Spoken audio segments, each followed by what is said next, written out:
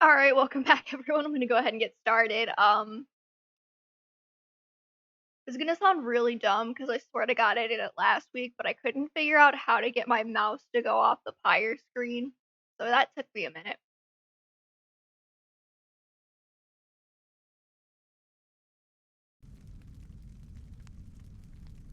Anyways, I already loaded into the game, so for those of you who weren't here who don't remember, we finished off last stream at the end of cycle 1. And oh my god, my voice was killing me after that, but it's good now.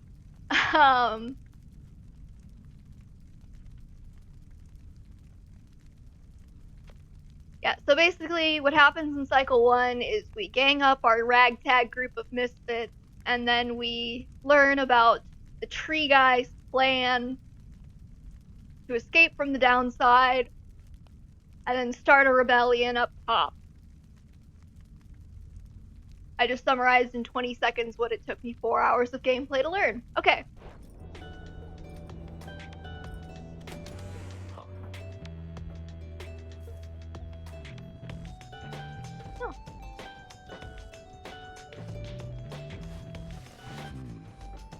Following Hedwyn's liberation, you find Wolfred smoking at his pipe, his eyes averted. He looks up and smiles as you approach. Hello, my girl. Excellent work back there. Thank you for your perseverance. So, I was just reflecting on how very fortunate I've been in all this. Not just me, but really all of us who had a chance to stand with Hedwyn here. Ours is admittedly a somewhat desperate plan. It was vital to me, should the Nightwings rise again, that it be under proper care and guidance. Oh yeah, if you want to run down a plan. Wolfred's ambitious plan spark a revolution in the Commonwealth as peacefully as possible. The plan's current probability of success, 26. I was just thinking how well Hedwyn served in that capacity. Whatever is to be the outcome of all this, no doubt his presence shall be missed. My agents and I, we were unsure of him at first, a common boy like that, completely unacquainted with the Rite. Okay, Wolfred, don't be classist. But in the end, I felt he was worth a shot. Someone like him, sincere, determined, with loyal friends, and desperate to get home. Those qualities spoke volumes. Then he falls silent for a time. I have every faith that he shall strive on our behalf, now in the Commonwealth. And it is my hope that he yet finds the one he sought. You and Wolfred speak little more of Hedwyn for now. You are left wondering what shall become of him in the Commonwealth.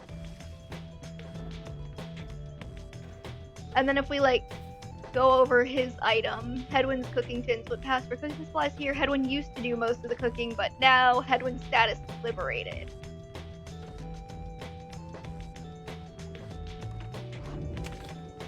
So I let Hedwyn go because we already know, kind of his whole deal. I'm hoping to get everyone else's deal before we have to let him go.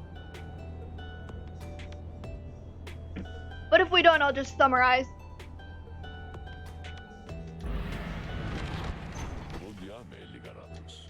Good morning, my girl. The place I noted earlier. Let me illuminate the way. A small landing on the dark side of the sacred mountain. Wolfred indicates you can await the next cycle of rites here.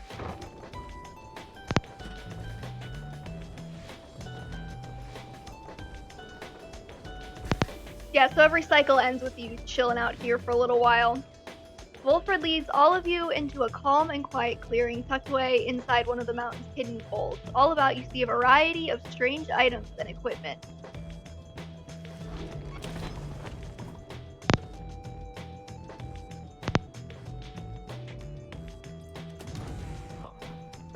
Oh my god, he wants to walk again.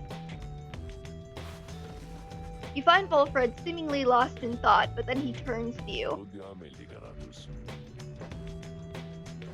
Greetings, reader. This wagon and I, we've many memories together, and I could not help reliving some of them just now. I suppose some aspects of my past may be of relevance to you, given your role. If there's something that you wish to know, you need but ask. Ooh. I'm gonna ask him what he did to earn his sentence. You asked Wolfred about his past in the Commonwealth and how it is he came to be in the downside. How rather forward of you, my girl. Most whom I have met during my travels here have been reluctant to approach the subject of one's history before one's exile.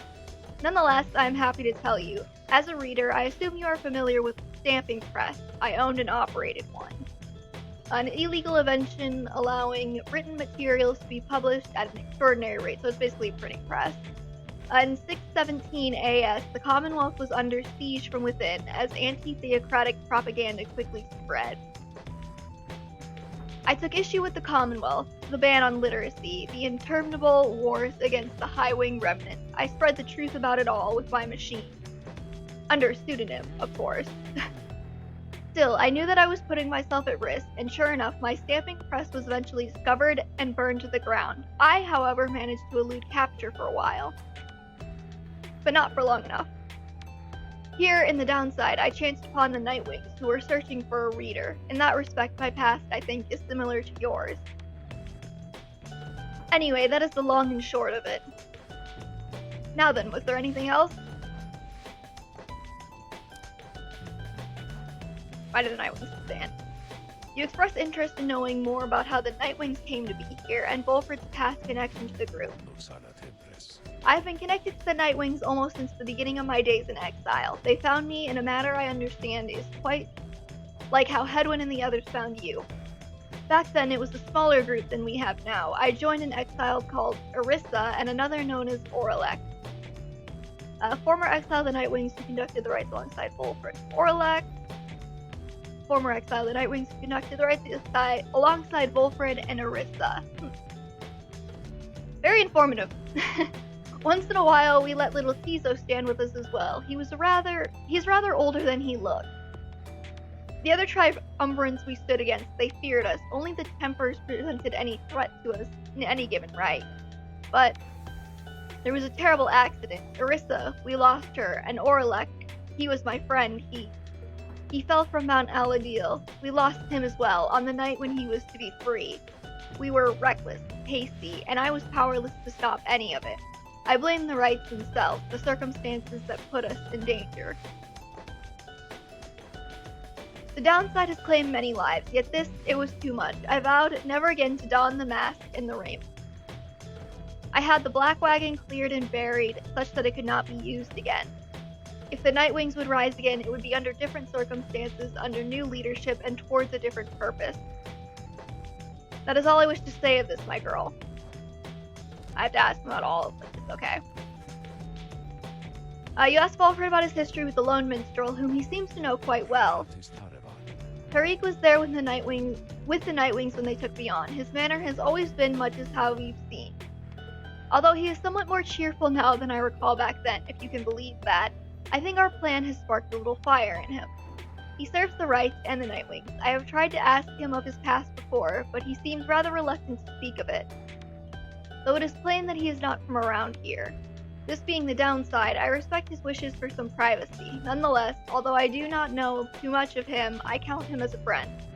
I lost track of him for some time, though it was he who first informed me that the Nightwings had returned. He and Tizo were instrumental in our meeting. It's been good to see him doing relatively well. Anyway, was there anything else you wish to talk about for now? Nope. You thank Volfred for his time and bid him a good rest of the afternoon. Likewise to you, reader. Be well.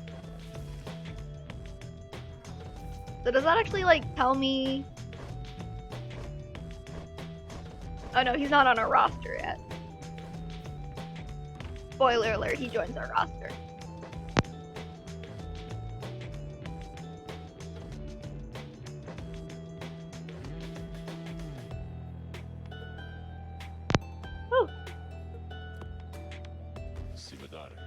Everyone, the amenities are modest here at Moonlight Alcove, but I suggest you get comfortable. We may be here for some time. As for myself, I have some business to attend to. Please leave the wagon in my care for now. It shall be ready by when you need it next. From the mountaintop, you can see all across the downside. It's impossible expanse staring back at you. The thought occurs to you that you may never see another land besides it. And so you and your companions wait upon the mountaintop in quiet solitude, anticipating when the cycle of the rites begins to turn again. Then you shall have another opportunity to free one of your own. You may earn back their freedom one by one. Many moons pass. Then, one evening... May I have a moment, reader? Hold on, I'll be right back. I need to run and grab something.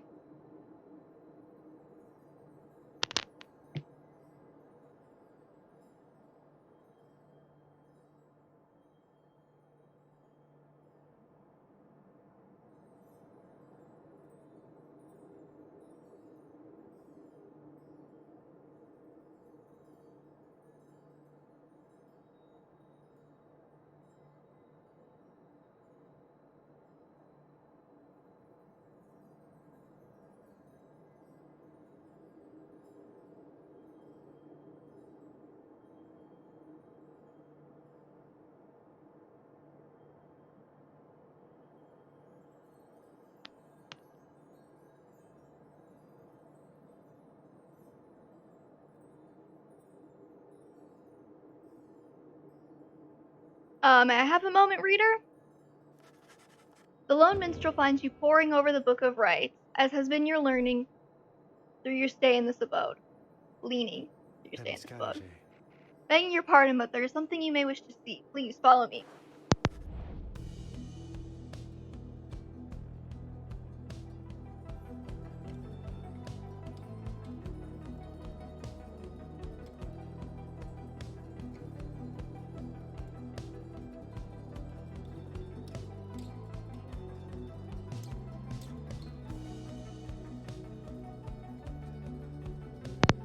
I really hope my chat is working.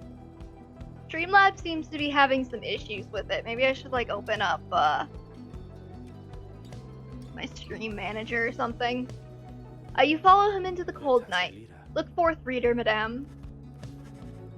The stars shine like you have never seen. Once more the path toward salvation is revealed, but now something is different.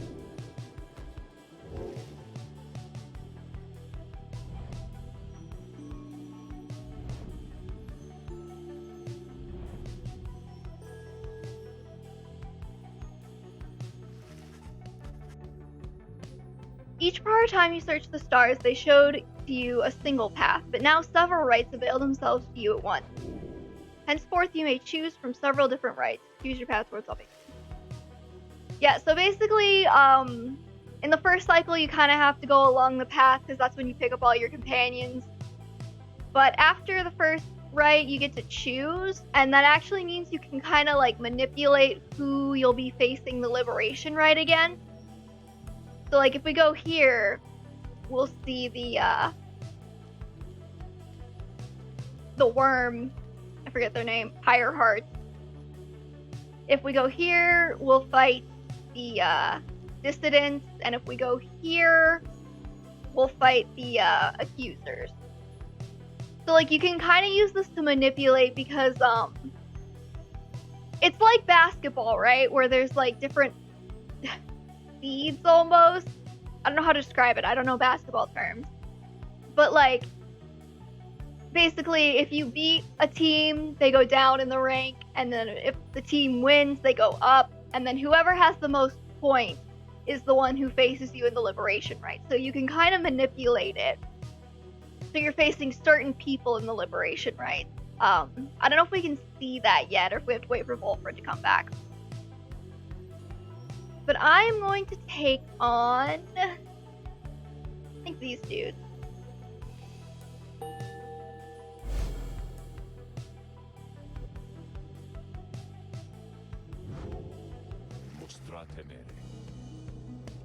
The stars urge that we go to the Spring of Yomer, a long way off.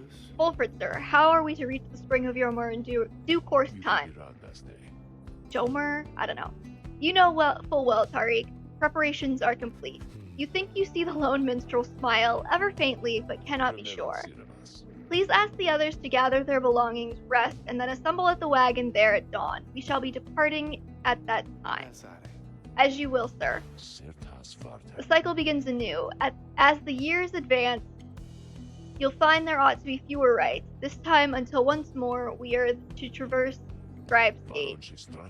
Exactly how many it is difficult to say, but our next chance at liberty ought to present itself much sooner than before, so let's be ready for it. Now then, see you in the morning, reader. Your companions have not traveled far from the Moonlight Alcove. Word of the news soon spreads throughout the group.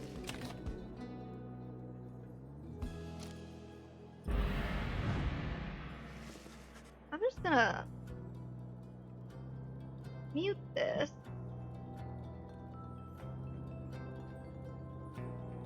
Open Twitch on my phone quick. Should have a stream manager on my phone. I do. Okay, I'm not seeing any missed chat, so my chat's probably working alright.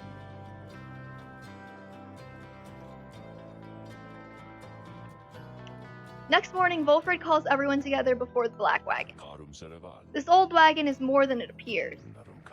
With Bertrude's aid, it escorted you across the sea to me. Now it shall escort us anywhere in the stars required. Come and see.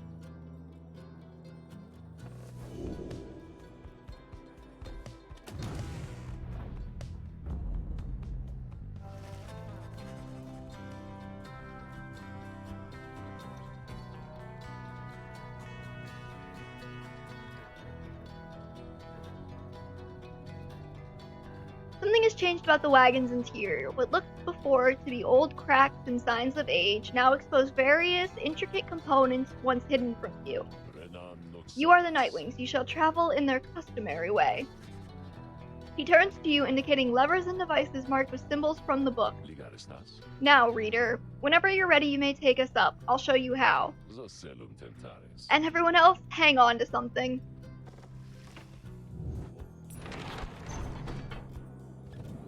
No, I gotta hold it. Yeah, so you fly now. After having soared into the sky, the Black Wagon remains aloft somehow.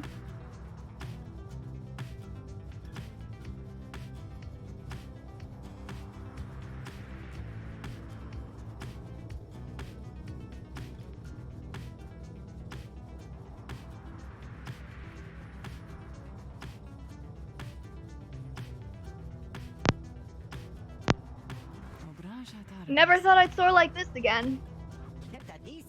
Hey, now we're talking.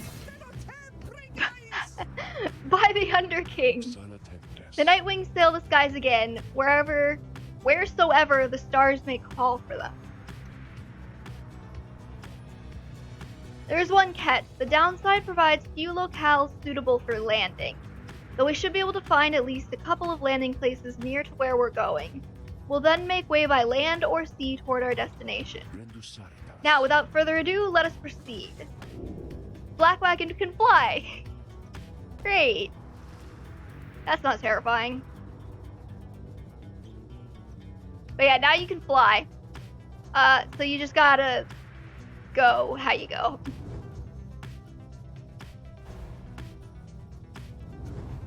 Oh, you can also hit other people. Oh, it wasn't the bloody blazes. Parker notices your wagon at his flank there and begins to laugh. Well, if it isn't the Nightwings, flaunting their fancy little flying wagon, You think you're better than us? You ain't better than dung I stepped in last night. Now get on out of here. I've got a mind to leap on over there and rip your gizzards out. Hey. Yeah, basically, you can hit other people's wagons because they can all fly. I don't know why we couldn't do this before, but other than flaw reasons. Wait, what's that? As you soar above the worm gulf, you notice Sir Gilman sidle up to you very slowly. We are very, very, very, very high above the waters, if this knight is not mistaken. This knight's brethren lurk beneath the surface there, in numbers untold. Fortunately. If we were to come crashing into the surface now, then this knight, why, he would receive a watery burial, as is the custom of his kind. And you also get like little extra dialogue like that when you're flying. Below, amid the desolation of flagging hands, you see Big Bertrude, from which you first embarked by sea. You wonder how its venerable proprietor is faring. I am certain that Big Bertrude must have left a strong impression on you all. She's not easy to forget. I've known her since before my exile, or hers. She's been here a long time. I sent my agents to repay her for assisting you and to send her our regards. The old wagon must have been in need of some repairs.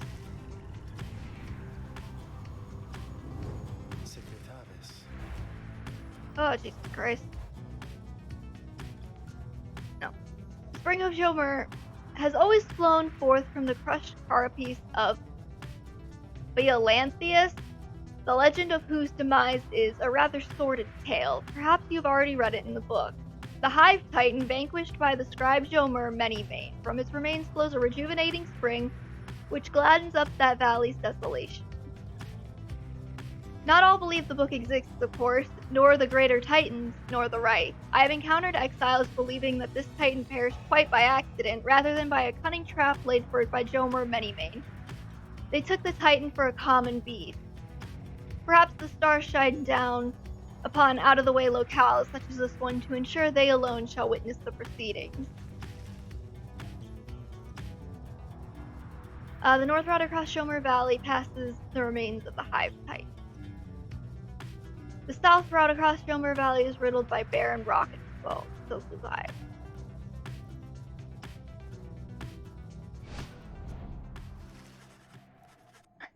You touch down in the heart of Jomer Valley, where you first faced the Fate and the Dissidents. You briefly wonder where they might be now and how they fare.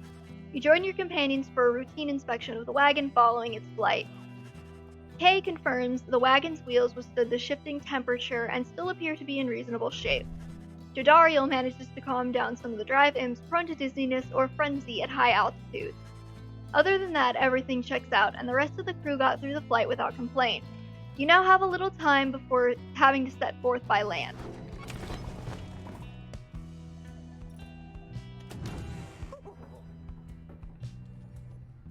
What's this? Waking Wood Wisp.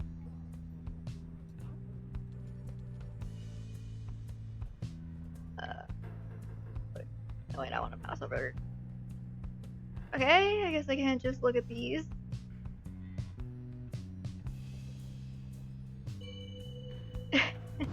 Okay.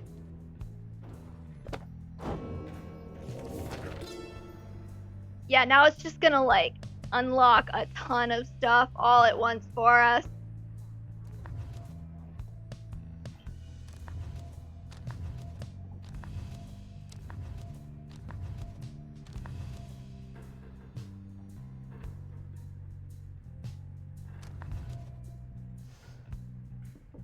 Okay.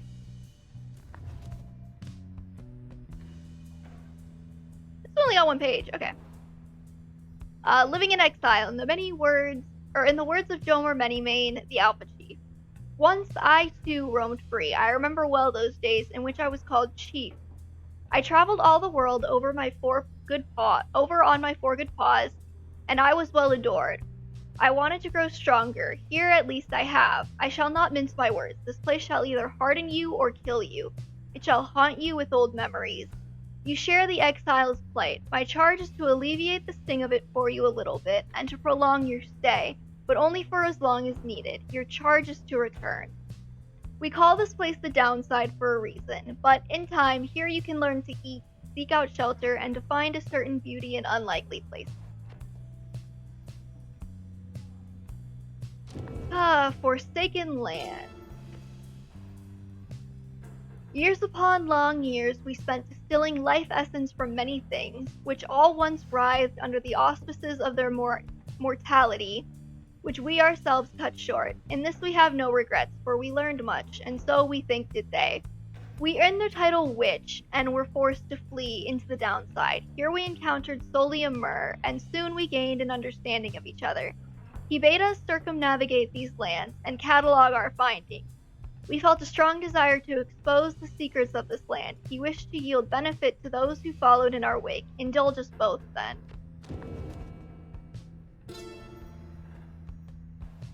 Jomer Valley. The downside prairie first appears serene. It is not. The soil there accommodates only the region's brutish native vines and overbrush. The most likely food sources prove poisonous. Thus we journeyed further north. The climate there grew fouler to my senses, though the Cur Jomer found it amenable. The sprawling valley, pocked with long evaporated lakes, gives evidence to the monstrosities which roam this land. We found the region's western edge to be more pleasant on the whole. Therein we found sources of fresh water, whereas over to the east we found the edge of the land's most hideous decay. Oh, are we gonna do all of these? Okay. Mount Aladil, and I guess this is written by Melith the Wild Witch. Gaining the summit of the sacred Mount Aladil involved no small amount of sacrifice and sorcery in varying proportions. The mountain's energies were palpable, the sensation that we felt indescribable. The lands we stood upon were closer to the stars than to the world we knew.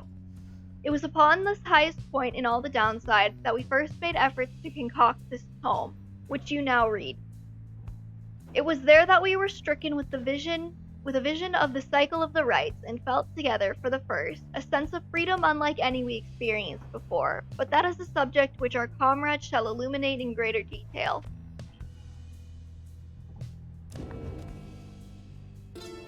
Celestial Landmark. In the words of Luce Florian, 100 Minds the Scholar, do you feel a kinship with the stars? You owe your everything to them, perhaps one day even your freedom. I chased the stars across the river of my genealogy until they led me here. I demanded they explain to me the paradox of knowledge, for how is it that something can be shared but still contained within ourselves in its entirety? The stars did not respond, but set me on a quest. I sought the 9 landmarks, which they revealed to me, so someday I would reveal their mysteries to you. These landmarks, emissaries of the stars, are 9 lenses through which we see the land and see ourselves in new light.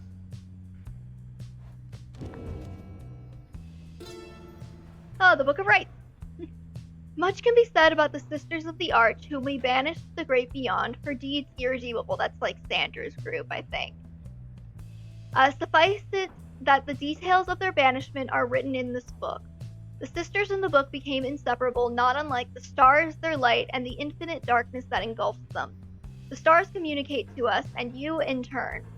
The words within this book are but an edifice, a simple surface. Look past the text to the hidden meaning, to the hidden power. The stars above, as they are not mere lights, these are not mere words. If you chance upon the Sisters of the Arch within their prison here, give them our thanks.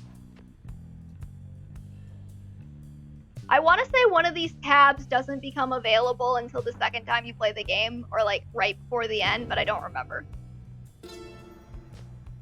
Oh, the Triumvirate. In the words of Haoub the Swallow, the Accursed.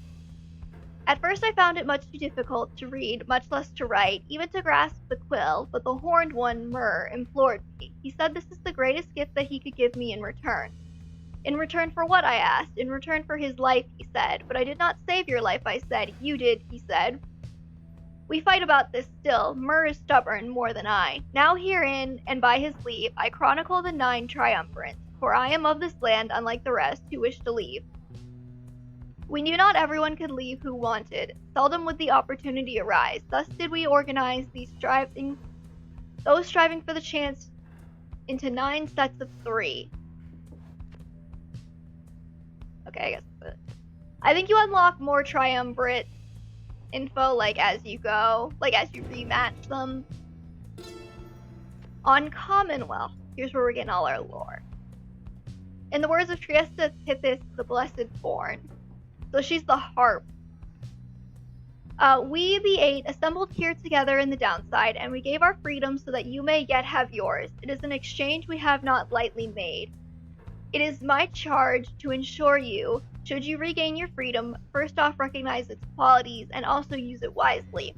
You do not need a pair of wings in order to be free. My own wings, I once thought that they would take me anywhere, and then they took me here where I am bound. It is your charge to be free, and not to make the same mistakes. Spring from here and learn from what we did, and build a new and great society, a free society with wings spread wide for everyone. Okay, that's all the stuff in the book. Now we gotta talk to Gilman. Sir Gilman is shivering there after the Black Wagon's maiden voyage through the skies. Master Reader, this knight is very, very slightly out of sorts is all. He merely appears terrified, but he assures you that his seeming cowardice is but an optical illusion in this case. Tamitha overhears and joins you. Flying's not for everyone, Sir Knight. hers, though how anyone at all can stand it he has yet to understand. Well, let's see, what's it like to swim in the waters of the Sea Dominion? Ah, those glorious murky waters, engulfed in hideous warfare to be sure, but otherwise a joy to cut across, to feel the coolness of the waves beneath one's gill slits and the like. Though this knight is now accustomed to his life above the surface. Flying's just the same, Sir Knight. It resists those of us not born to it. I, in turn, have wondered what your seas are like, but the thought of swimming fills me with disgust. Though I haven't had to swim, and you now have to fly. That is very brave of you, and you handled it better than some harp fledglings I've met in my day. You'll get used to it. Hello, Dante. She departs, but you sense Sir Gilman is feeling better after the exchange. Sir Gilman gained one hope for the next rite. Wish him well.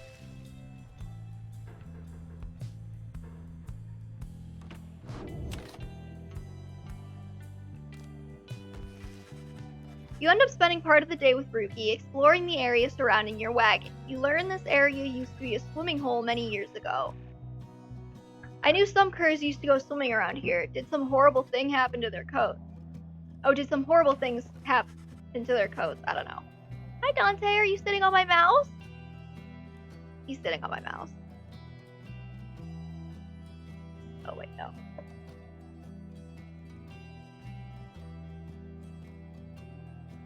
Your lasting memory of the place is standing by the shore, imagining the feel of the water. As you head back in silence, you consider which of your vocations to pursue. Dante, no! Stop that. Stop it.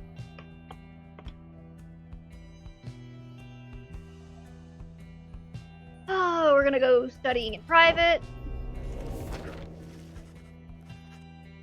This afternoon, you feel especially drawn to the Book of Rites and find a place to look upon its words. Through greater understanding comes the reader's influence. The texture of the pages of the book, the foreign bindings, despite the volume's age, it shows so little sign of wear. At times, the power emanating from it almost overwhelms you. Inspiration comes to you in a flash, blah blah blah.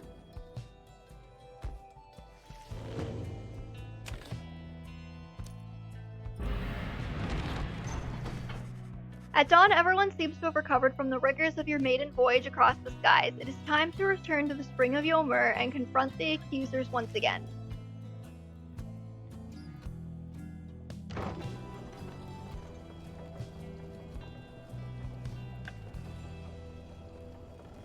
So yeah, now instead of picking paths, you pick like landing zones. And then that's how you decide who you're gonna like grow closer to. Oh, more pages.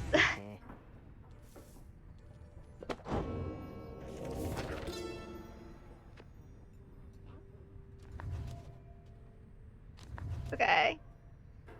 The 8 scribes. We found each of the others in due time by fate, not by coincidence. The wise loose Florian stood among the trees, gazing at the stars, expecting us. The wild witch Melith was so enthralled by my liege's utter transformation, she stayed her sorceries. Blessed-born Trieste to swoop down upon us, but to warn us of imminent attack. The many-maned Jomer thus intervened, and shared with us his humor and his hunts. Even the Under-King Ores himself sought out an audience with us, thus we became the 8, and journeyed on together.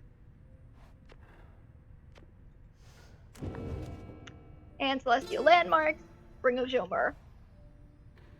I oftentimes think the carapaces of the hive titan Philantheus shall be an everlasting blemish on an almost splendid bit of land, but Jomer in his brashness felled the monster with a certain flare. Then the moon shone through the ridges of the massive carapace and shined upon the pooling ichor, turning it into the freshest nectar ever to be tasted. The spring shall flow eternally, and those who walk within it shall experience the resplendent glory of the land. The stars began to fall there in the spring with regularity, and we now know how soon again they shall do so, and we wish for you to see it for yourself. Some of these sentences are like really hard for me to read, and I have no idea why. Oh wait, what's this? Singing Sand.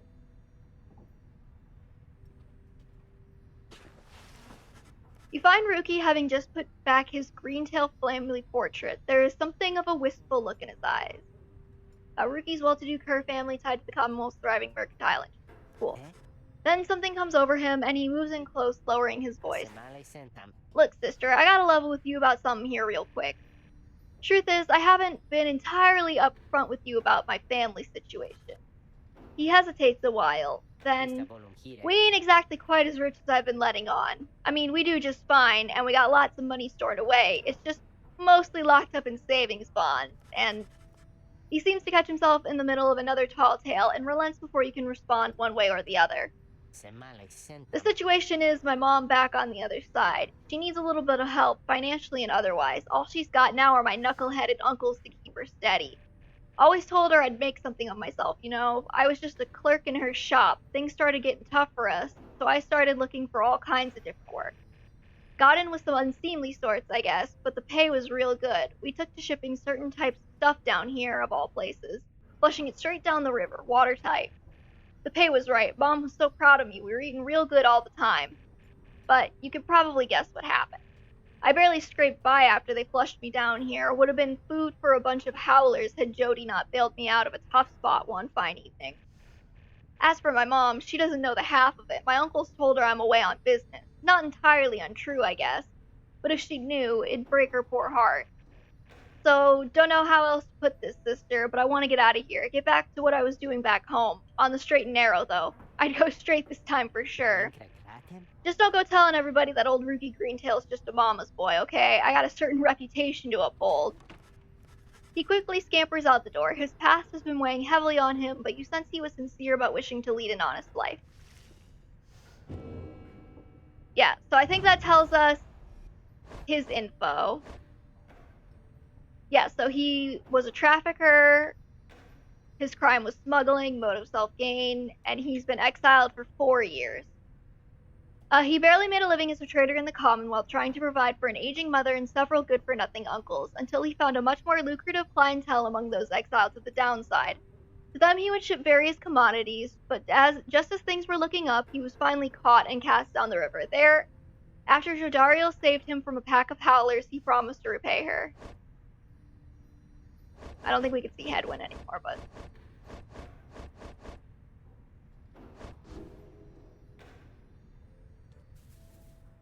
See, I'm trying to get everyone's bios before I send them back topside.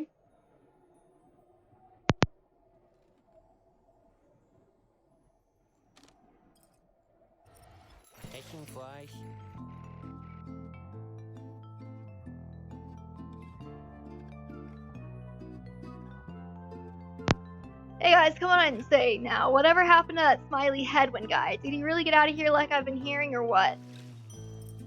He did indeed.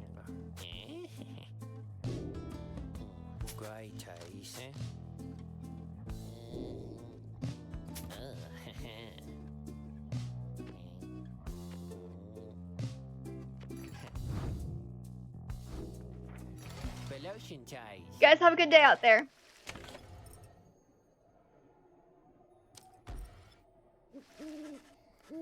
Here among the desolate sprawl of the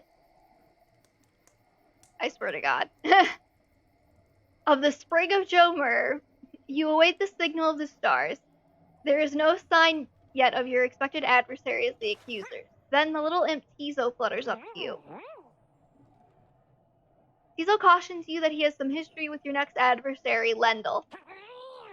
Tizo seems to be indicating that Lendel has a personal vendetta against him. Before he can explain anything further, the stars begin to call to you.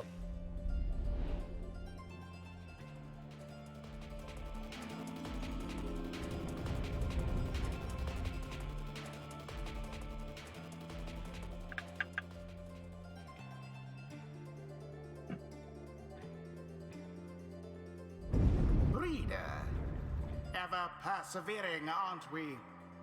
Well then, rejoice. Because the cycle of the rites begins anew. Perhaps you'll liberate another soon enough.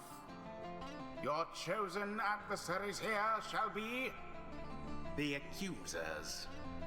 Reduce their flame to ash, just as you did when last you met. Now, who exactly shall oppose them? And we gotta bring Tizo because they have a history together, right?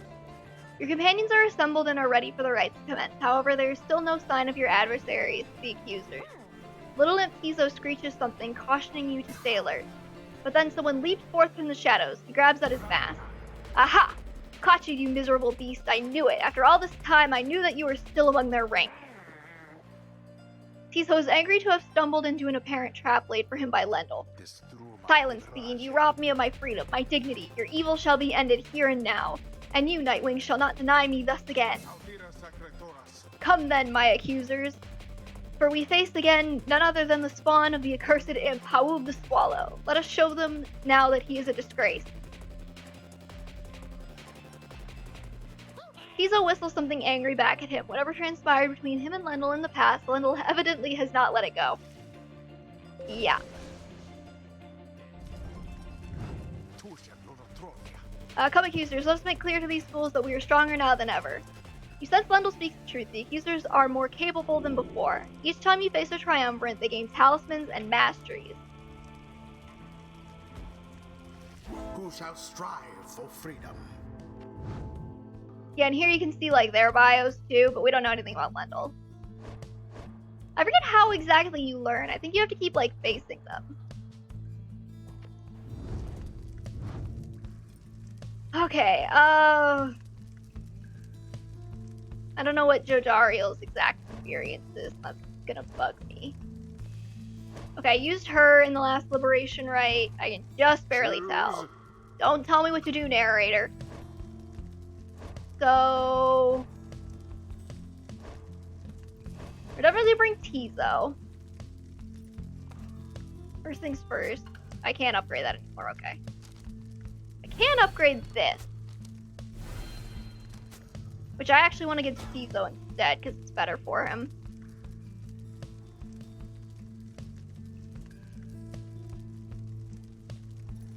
So I'll take Tizo.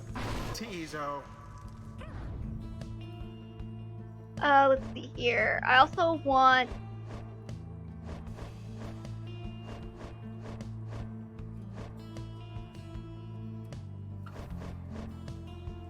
I'll take you. Okay. And then I want Pamitha, and I want to give her this.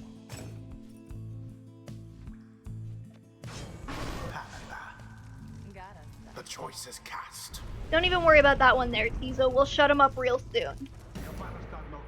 Nightwings, the wicked fiend you serve is an affront. He denied my rightful freedom in my moment of triumph. I shall never forgive him or any of you. I think Tizo explains what went down after this. Commence.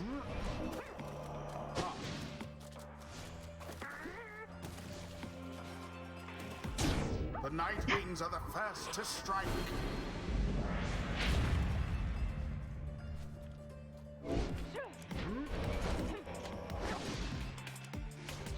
Hold on.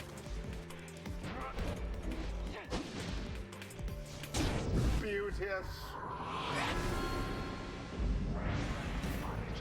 Hold still, you misbegotten little pox. We're not finished with you yet. Tizo utters at Lendel a slew of the absolute worst imp profanity. Your curses could not possibly affect me any further, you foul spawn. For yours, you have taken everything from me already. But if I am to be trapped in this forsaken hole with you for the remainder of my days, then I shall see to it that yours shall be as doleful as my own. Dang. That Lendel certainly enjoys a rousing speech, though talk means nothing in the right. Ah, dang it.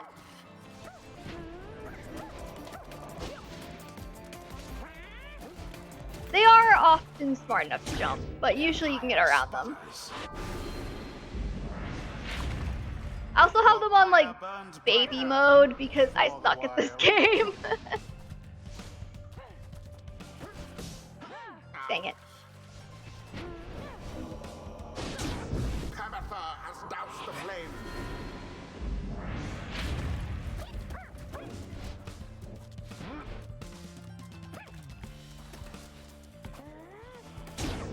Remember everything which you hold dear.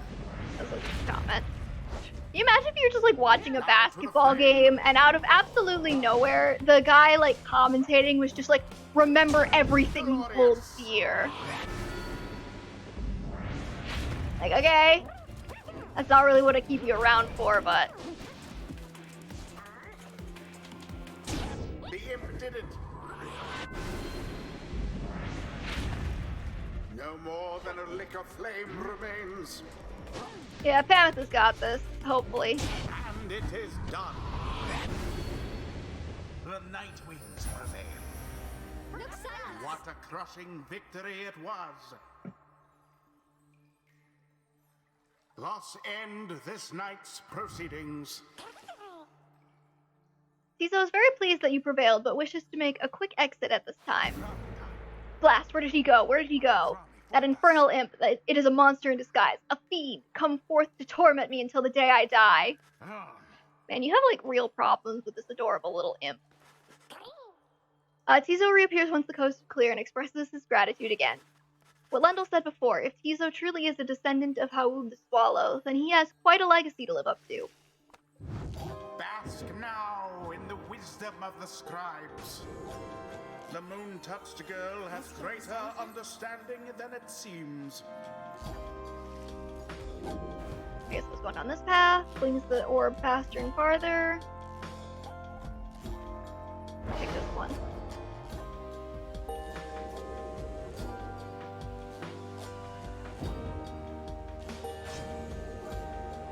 The exiled Pamitha perhaps can learn the errors of her kind. Oh boy, what do I want? Permanently gains 8 quickness. Permanently gains 4 to quickness, presence, and hope.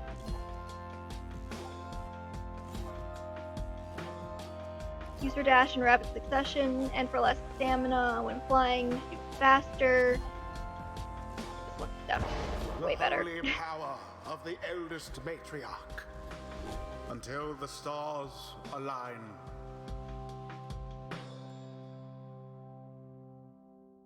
So right now we're sending Rukey back next, which I actually kind of don't want to do because Rukey is like way more helpful than Jodariel.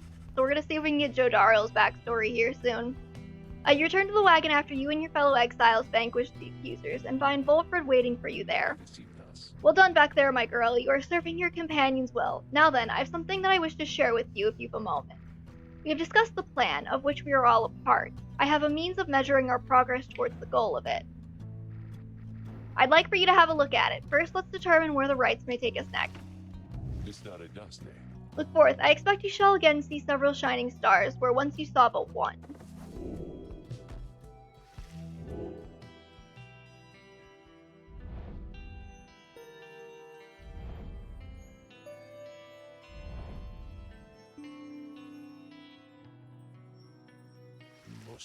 Several shining stars, a trick of the eye, or will of the scribes, who can say? I too once gained this newfound vision many years ago, following my first liberation rite, and I believe only we of the Nightwings have this gift. I realize that in choosing whom the Nightwings confront in each rite, we, in turn, influence which triumvirate we face when the time comes for someone to be set free. The object I invite you to use contains further detail. Henceforth, you may use Volfred's planner to see your current progress. Yeah, okay, so this is like kind of what shows you what's going on here. Using Volfred's planner, you may assess your progress towards your ultimate goal, as well as check the current standings of your adversaries. Volfred shall keep this information up to date for the remainder of your quest. You may look over it now, or any time in the Black Wagon, or while searching the stars. Yeah, so right now, we're going to be facing the Withdrawn in the Liberation, right? So, like, if we wanted to change this, if we have the Withdrawn as, like, an option, we could go fight the Withdrawn, and then we win, and then they get knocked down. So, like, we beat the Accusers, so they got knocked down a bit. I'm guessing the Tempers lost whatever fight. Oh, I think you start at the bottom if you lose a Liberation, right? So the chances of the Tempers facing us again in a Liberation right is pretty low. If at all possible, I want to get the Fate up there. So if we get the option to fight the Fate, what I might do is I might actually fight them and I might lose on purpose, and you'll see why.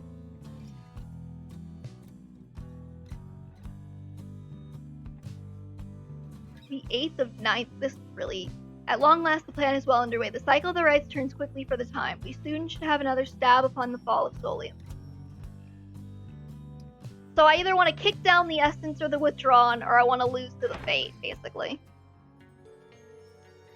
Okay, there's the Fate. There's the Essence.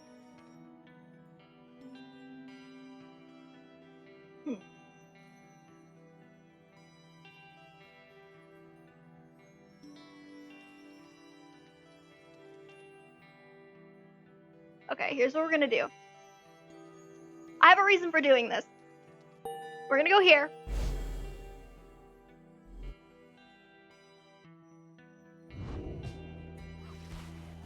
Your next adversaries are to be the Fate, headed by Dalbert, Oldheart, and his son. They show unyielding respect to a tradition which shows them no such love. He then shares with you what details he attained of your next adversary. Dalbert Oldheart, an adversary who showed you respect and even generosity. Despite his advanced age, he also made for a formidable opponent, he and his son. The so-called Almer the Helpless, ever present at his father's side. He was abandoned as an infant before Dalbert found him and raised him as his own.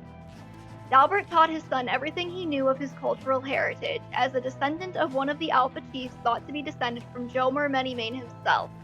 However, his more vocal attempts to preserve old Kerr traditions in the Commonwealth often fell on deaf ears, or even roused the anger of officials. One day, he insisted on celebrating Fang Song, which is an old Kerr holiday which a single pack of Kerrs vanquished an entire Imperial brigade. Against the wishes of his family. His family's caution was well founded in this case, and he was taken into custody. As for Almer, as his father was led away, he put up enough of a fight to where he wound up sharing his father's cell, and soon enough his sentence.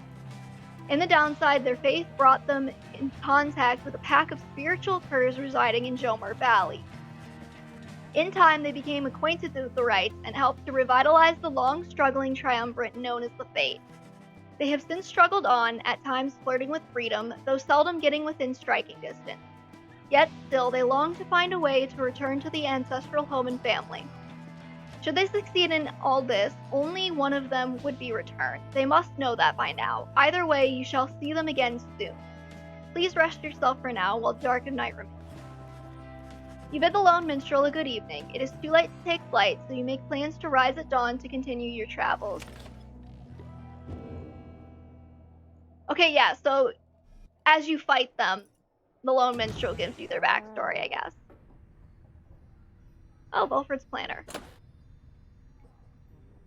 Yeah, so we should, in theory, be able to lose to the Fate, and they'll go up. Oh god, what page did I unlock?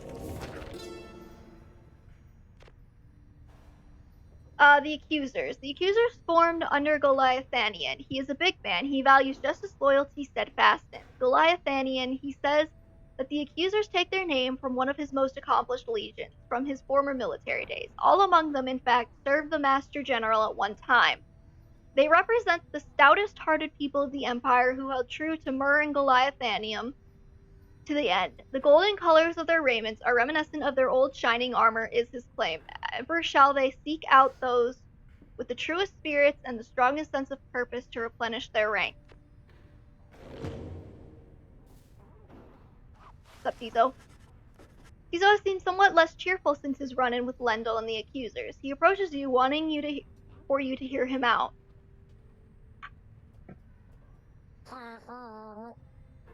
Tizo seems unhappy about something Lendel said to him.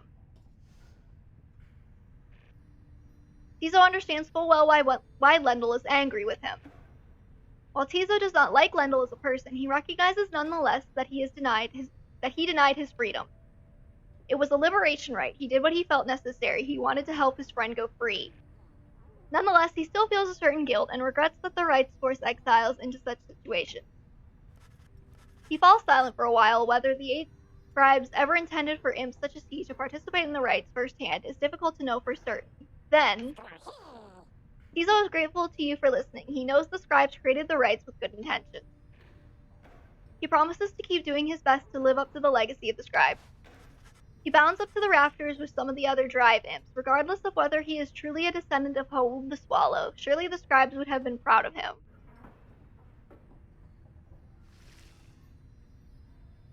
Hold on, I'm gonna check my screen manager again real quick.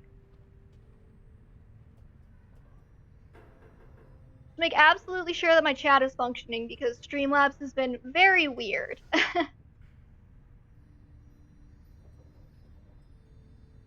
Okay. Looks like we're good.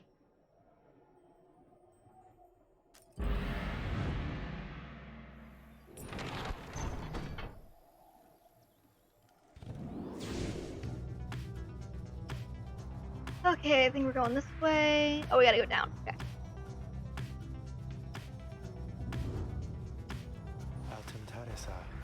Oh.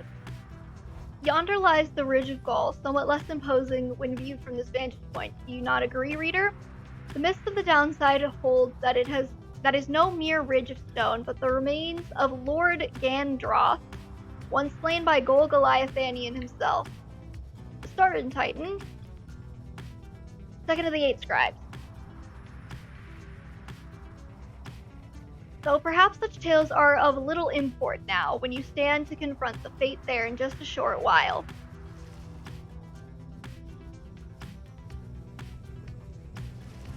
As you fly aloft over the area of Downside Prairie where first your path diverged, you see Rukey looking down at the lands below. You know, sister, I gotta say, I never did get over you taking us through Blooming Pool that first time way back when. To think that someone of your character would side with Jodi rather than myself.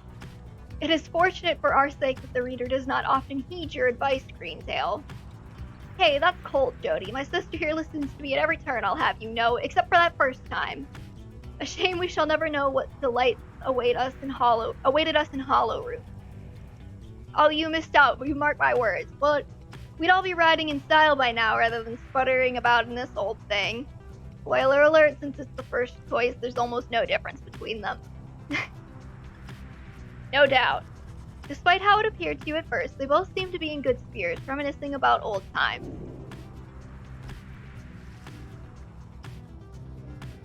Here we'll talk to the Lone Minstrel. Here we'll talk to Tizo. Locations. I'm gonna go Stardust. Oh wait, no, there was a fly spot sparkly thing. I don't know. You make a successful landing in Downside Prairie near the southern edge of the Downside. Memories of having first met Hedwyn, Jodariel, and Rukey come flooding back. You should now have some time in the vicinity before continuing onward toward the Ridge of Gold by land. Oh, the Beyonder Crystal Seek K.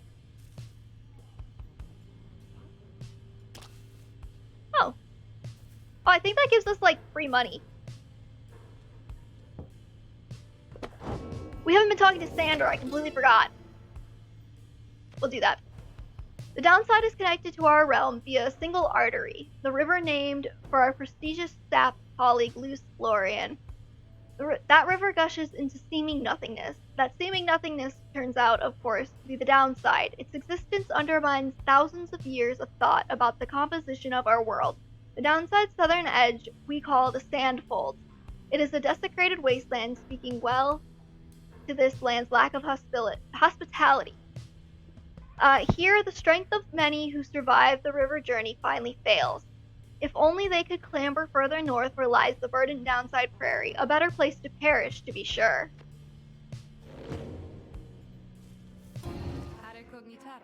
Why, hello, my lovely reader. What might I do for you? What's on your mind? Ah, my best friend in all the world, come to visit me again.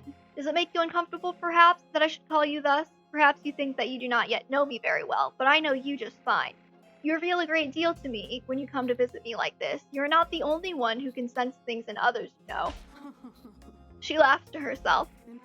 One learns to read a bit when forced to suddenly appear within a book for 837 years or so, especially if one is wont to pry a little, you understand, for it gets rather boring in here.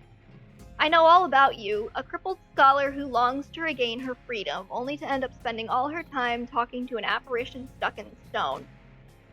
Oh, I know about your loves, or lack thereof, about your favorite pastimes, certain habits you may be somewhat loath to admit. Fear not, of course, I use the special knowledge only as a means to entertain myself, I think. And if you don't like it, why, just keep your distance, like so many of your predecessors. As for the other Beyonders, they are as wraiths to me, as I must seem to all those idiots with whom you consort. I cannot confide as easily in my own kind as I am able to confide in you. But I suppose that I have said too much. Thank you, as ever, for the visit. You have given me a lot to think about, more than you know. She laughs again softly. Request a Scribe to watch. Trial.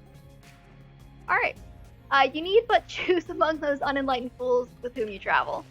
I think that, like, that COVID booster, like, melted my brain a little.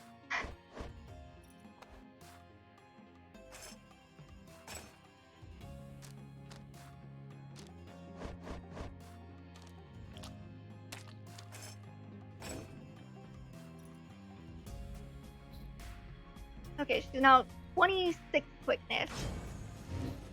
You asked Sandra to administer one of her special trials for K. I must admit, I do sense something from that one. I once had a wild heart myself, quite like her own.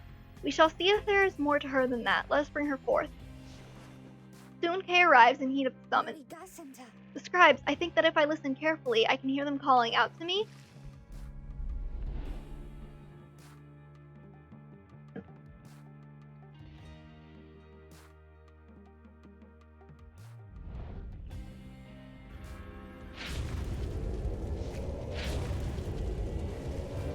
The apparition Sandra appears and unfastens her mask.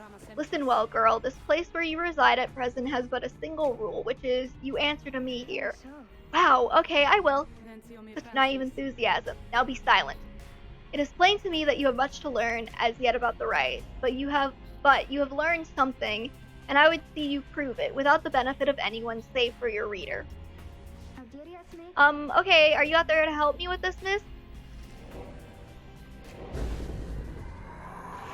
Of course they do a bunch of flyers. Okay. This might take me a few tries.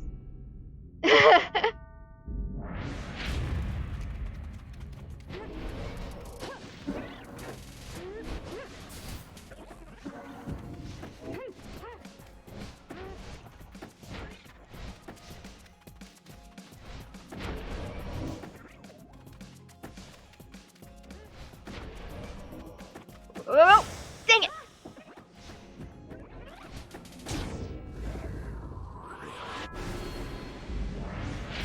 So we might just suck at this.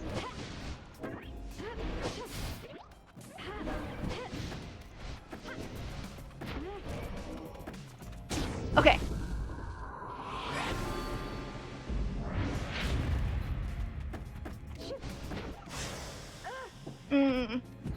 Yeah, it's gonna be ugly.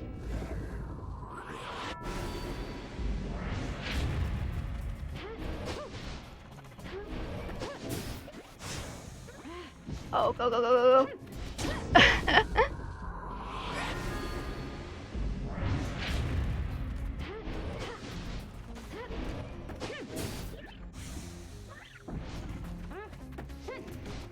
Okay.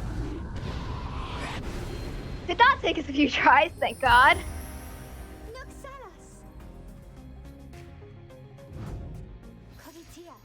Okay, how did I do? How did I do? I must admit that you did better than I had expected, girl. You have passed this trial of yours. Some congratulations are in order. To you and also to your lovely reader. Now farewell. I forget what her thing does. Talisman charm, whatever it's called.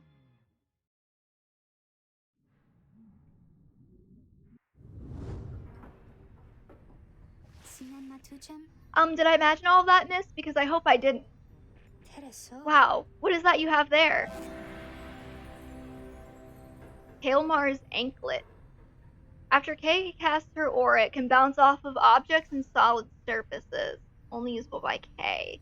The Royal Trader's hollow band ensured the Sisters of the Arch were to carry out their mission. Interesting.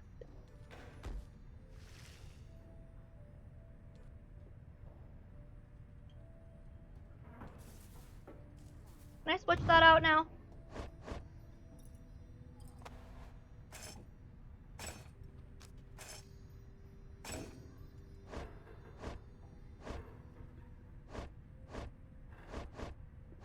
I'll probably be using you in the next liberation, right? So let's give him this and give him 35 quickness.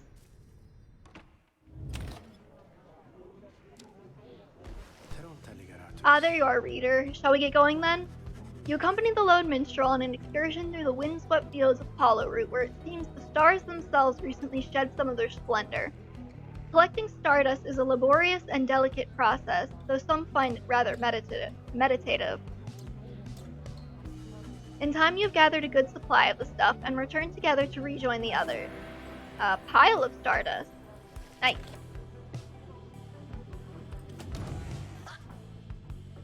Oh, hello.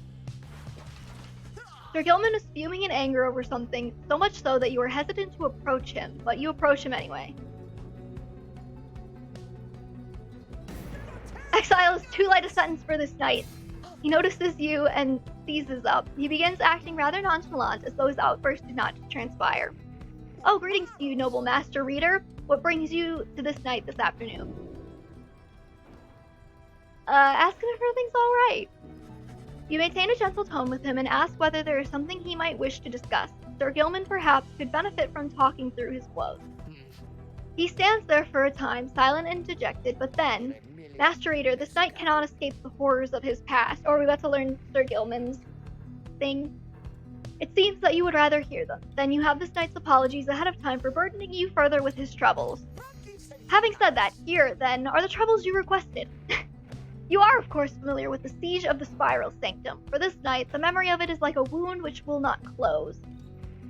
This knight stood there on the front lines whilst the high-wing remnants descended upon us. So furious was their assault that our chain of command was ruptured instantly. We of the Sea Dominion, we require orders to perform our duty, and without such orders, why, we surely made a very easy target there that eve. One by one, two by two, they picked us off, becoming bolder, some of them shrieking with laughter all the while. This knight, he saw his comrades cast aside like sea flies. How this knight survived he does not know for certain, even now.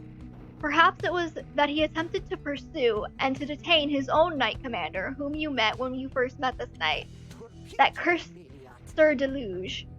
If not for this craven cowardice, the Spiral Sanctum, it might have held at least a while longer. But instead we were routed, rendered spineless both in form and deed. Sir Deluge was first to turn and flee as our chain of command crumbled. And as for this knight, he failed to catch his knight commander. He must have looked a coward too. Thus came the time for penance.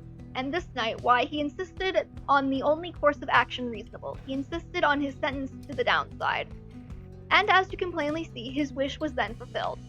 How absurd then that he should re-encounter his old knight commander here soon after. Thus did this knight become obliged once more to Sir Deluge. We took to the waters of the Sea of Solace, where soon we met the Pyrehearts, a triumvirate exclusive to our kind. It was plain to see they lacked wherewithal, and Sir Deluge, they thought he could provide it, the leadership they sought, and his was too much a coward to decline. As for this knight, being of the Sea Dominion, he had little choice but to comply, or so at first he thought. When he encountered you in the Nightwing, something awakened within him. With so little honor left to lose, and so much left to gain, it became eminently clear that this knight stood a better chance within your ranks than those of Sir Deluge. And there is little left to say. This knight cannot escape his past, and yet he chooses to believe that he was spared that day, not merely by coincidence. Perhaps Under King Orys yet has plans in store in which this knight may play a part. This knight, he clings, however vainly, to that hope. He slithers away, his head bowed low. It seems best to leave him for now. You sense he feels relieved at having shared all this.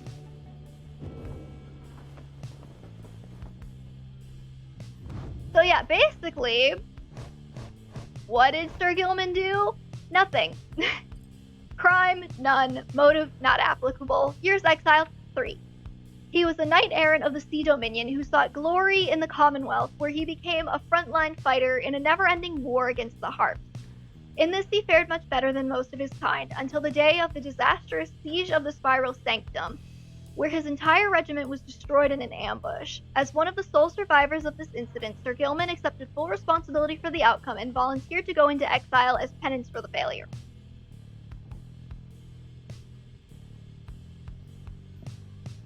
So yeah, this is all self-inflicted.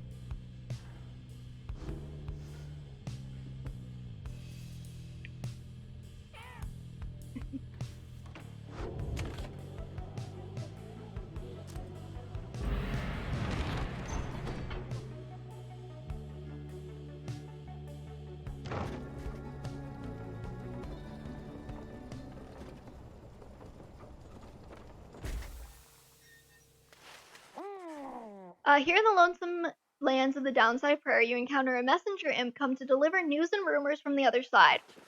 The news this time pertains to Hedwyn, whom you liberated at the fall of Solium. You learn Hedwyn returned safely to the Commonwealth, where he was clothed and welcomed, his past transgressions all forgiven.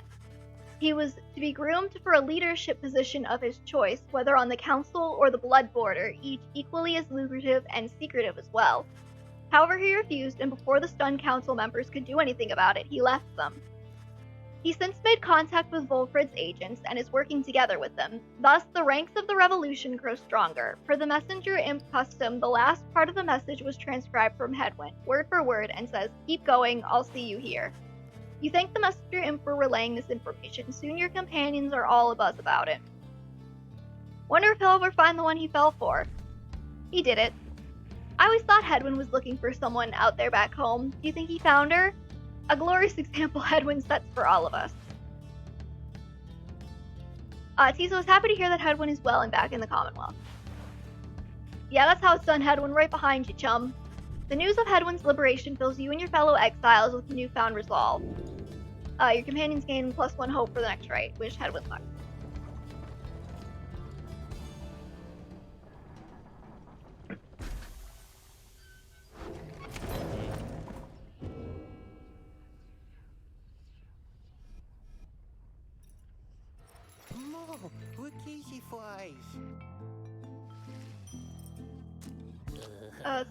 Sell this. That costs $49. Holy. Okay, that's completely useless now. What are you? Get rid of this. There we go.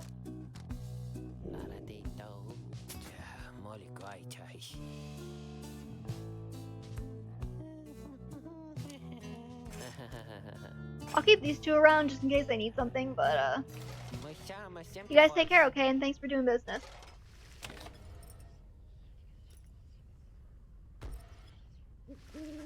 So normally I would try and win this, but I'm actually going to show off one of the features of this game here. You and the others are busying yourselves for the commencement of the rite this evening when you notice Kay behaving strangely more than usual. Maybe he is here. I mean, I think he has to be somewhere nearby. She notices you then. Oh, I'm sorry, miss. I think maybe my friend is here, and I was hoping to say hi to him before we have to do the ceremony with the star ball. Wait, that's him, my friend is here, he's here.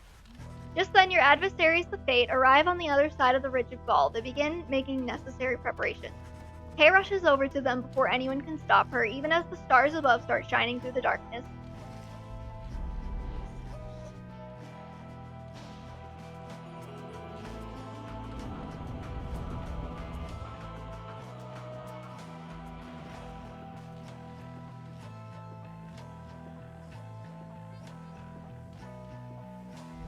Hear me, you exiles of the Nightwings. The 8 scribes summon you to the Ridge of Gaul. The adversaries you are to confront shall be the Fate. Snuff out their pyre's flame and show your worth. Now prepare yourselves.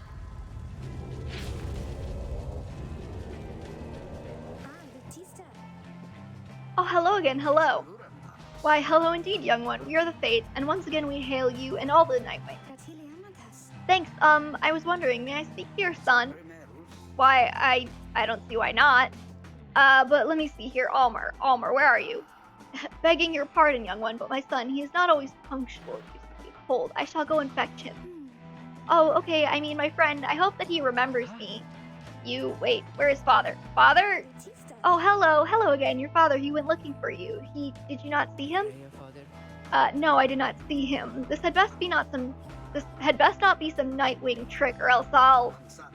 Ah, there you are, Almer. Our cordial adversary wishes to salute you, I believe.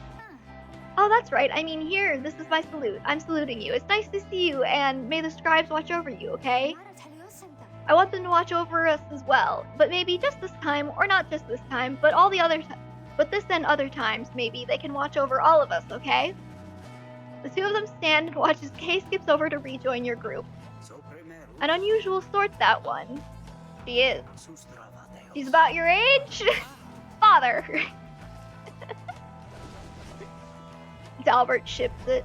Who shall conduct the rites? But yeah, now we can see what they did. Click on this button here. Yeah, crime, blasphemy, motive, insurrection, years exiled 5. He publicly celebrated a holiday whose traditions were deemed unacceptable in the Commonwealth. Undermined common decency. He took pride in his heritage as a descendant of the Alpha Chiefs thought to be descended from Jomer, many made himself, but his more vocal attempts to preserve old traditions in the Commonwealth often fell on deaf ears or even roused anger. One day he dared to publicly celebrate Fang's song, even against the wishes of his family. His family's caution was well founded in this case, and he and Almer both were taken and exiled. In the downside, tales of their deeds preceded them, and the Fates soon approached them and took them in. And Almer is abandoned as a child. He was found by Dalbert and raised as his son, and taught both the ways of the Commonwealth's native folk and of the Kerr tradition.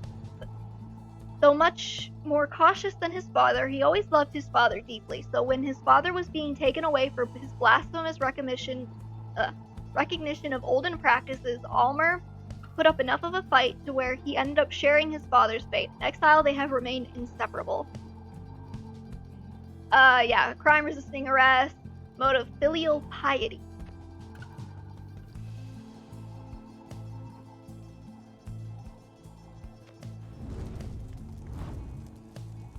Alright, who did I want to use?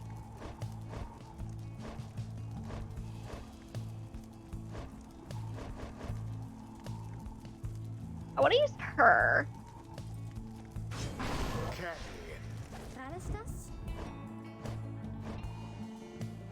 It kind of doesn't actually matter because I'm planning on throwing this fight anyways.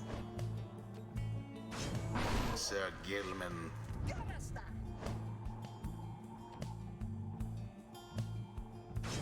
Rukey. It is done. Still yourself, Almer. Are you prepared to face our adversaries once again? Always, Father. Let us prevail here and now. Let's do so indeed, my son.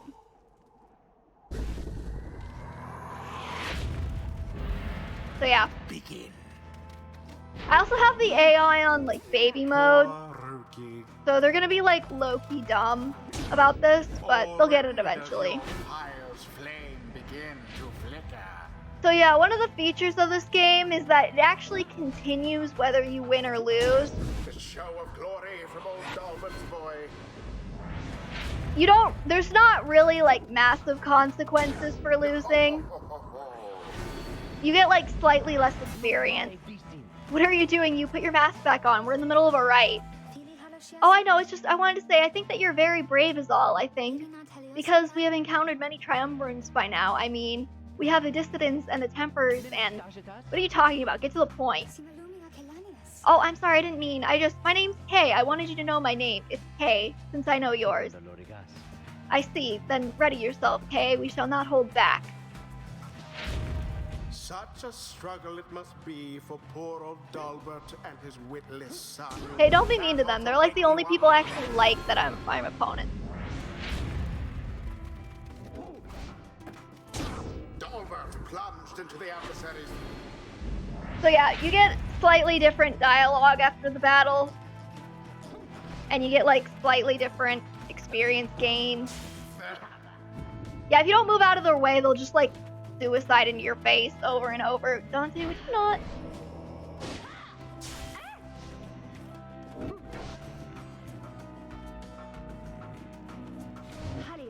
Whenever you're ready. It is done. The fate prevailed. Hello. They overwhelmed their adversaries utterly. Perhaps your fortune shall be better next time.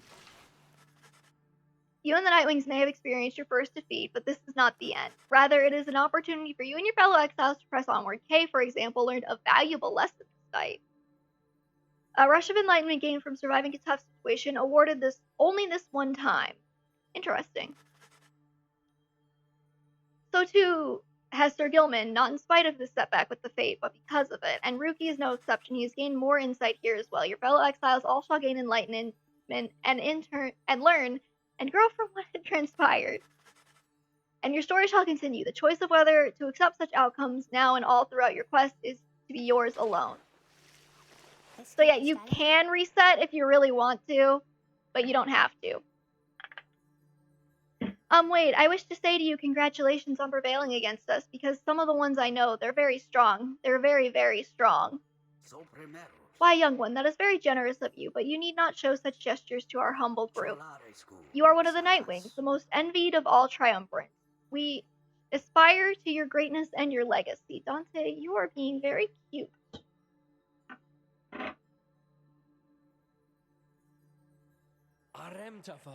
Father, please, no more of this. We prevailed. We need not grovel at their feet. Almer, is it Almer? I just had a question. Ask quickly and then go about your business. Oh,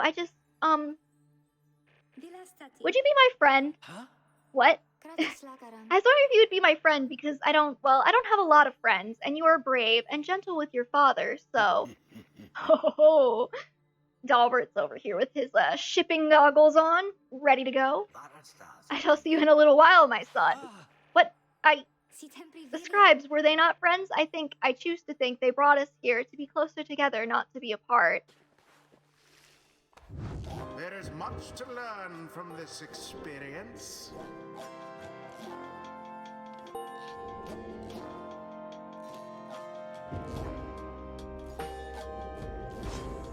Honor is elusive, O Sir Gilman, yet enlightenment is eternal.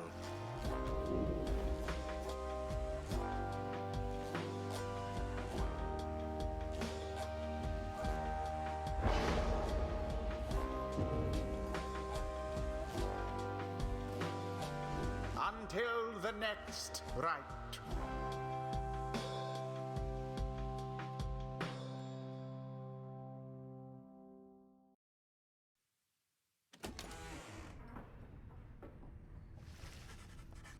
After the Nightwings failed the Rite against the Fate, rather embarrassingly, okay, no need for editorialization. You return to the wagon to recover and plan your next move. The time has come to search the stars again and determine where the Rite shall take you next. The stars yet shine for you, revealing various paths forward.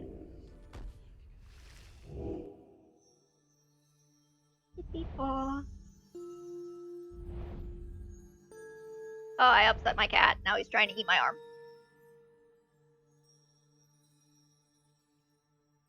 Why? Okay. Yeah, so the Fate moved up because we lost to them. And then I guess the Essence stayed the same, and the Withdrawn lost their match, so they moved down.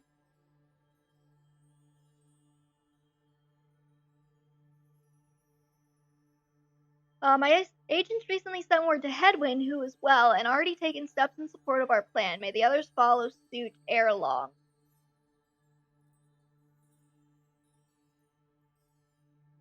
So, if we can, we want to fight the Essence and beat the Essence. That's the Withdrawn. That's the Essence. The Pyrehearts.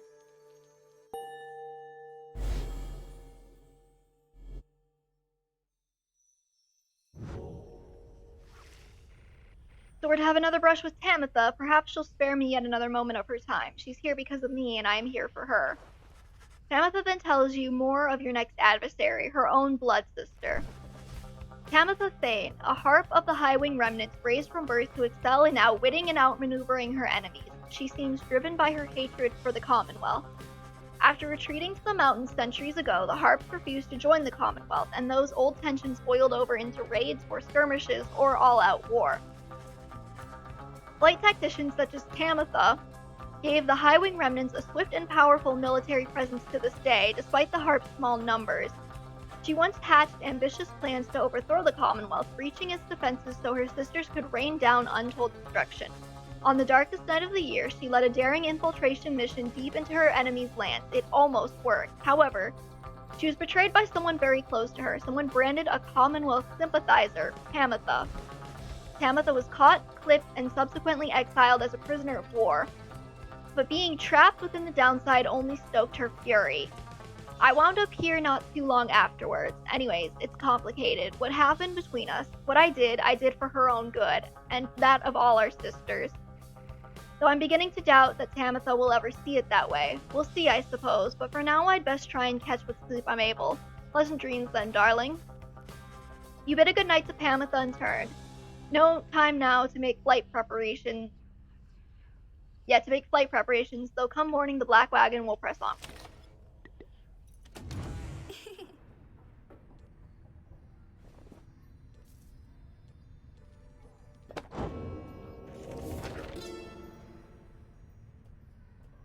Okay. The Scribe's deeds. I wish to be remembered not for boastfulness, thus I refrained from detailing our exploits across the land, save to say that they were numerous. Know that only through our combined strength of arms and wit did we withstand the savage land, such were the monstrous dangers that it posed. I came to see that all terrors which I heard at bedside in my youth were based entirely in fact. So great they were, they blotted out the sky. Such was the evil that we vanquished, that the remnants of it yet shine under the stars, and in the end, it was the stars which guided us toward our truest calling. And what are you? The Ridge of Gold. The serpentine Gandroth turned to brittle stone not long after his death, of that you may be certain. What remains is a flat, elevated basin that stands us closer to the heavens. Upon the fallen Gandroth's hide, the stars themselves alight, and you shall know that you stand on sacred ground. We set the metal sigils, lit the candle flames, and we emblazoned on the rock-like forms the sigil of our passage to and from this land, and then the stars themselves, they did reply to us. They sang, shining bright, their voices loud and clear. We understood their cadence, and we knew how often to return. Oh, I think I already got that one.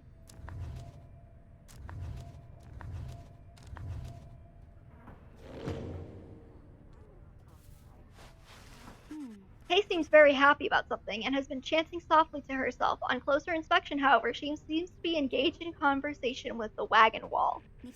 And so after the rite, I think he said to me, "Farewell. Can you believe it, little brother?" He said that, then he left to go find Mr. Dalbert, who went on ahead. And so I think maybe we're friends now.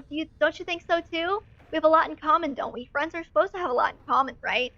For instance, we're both fighting for those we care about, for those who helped us when we needed it. Isn't that so? He is very lucky to have met Mr. Dalbert, isn't he? She falls silent for a time, then. It cannot be that the 8 scribes intended that all of us just have to fight each other all the time.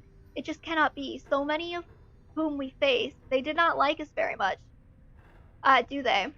Because if we prevail against them, it must mean they cannot go home, even if they really want to, so that's why they don't like us. Back home, when they told me to stop being me, I didn't like them either. You want to know what I think, little brother? I think the scribes put us together in all this so we can learn from one another and grow closer together as friends. That is what I think, little brother, and I told them so, and maybe the next time I see Almer and Mr. Dalbert again, they will be happier to see me then.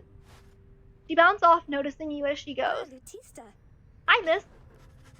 You sense some burden has been lifted from her, and her knowledge of the right, however informal as it may be, has crystallized into a deeper meaning, or understanding. Okay, gain 1 hope permanently. Nice. You really want to help stream today, don't you, Dante?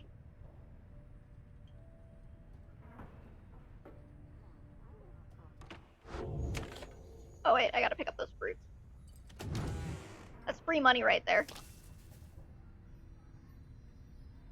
I think you get something else that produces money for you.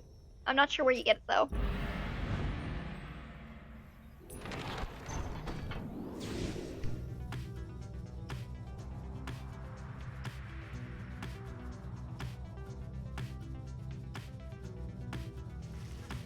You soar near the border of the Sandfolds, where your companions first found you in the downside long ago. There is nothing for you there, and you wish to never see it again. Cool. Oh, I'm gonna hit them. Ah, what was that? You overhear Sir Delusion a full-on panic as his fellow worm knights attempt to calm him down. But what do you mean it was the Nightwing? We are not to face them in our coming ride again, are we? At some point he realizes your wagon is aloft beside his own. You, Nightwing, this knight shall not forgive you for this transgression. Once we prevail against whatever adversaries are doomed to face us next, then we shall come for you. Gah. Why must this knight be forced to fly so far above the land and sea?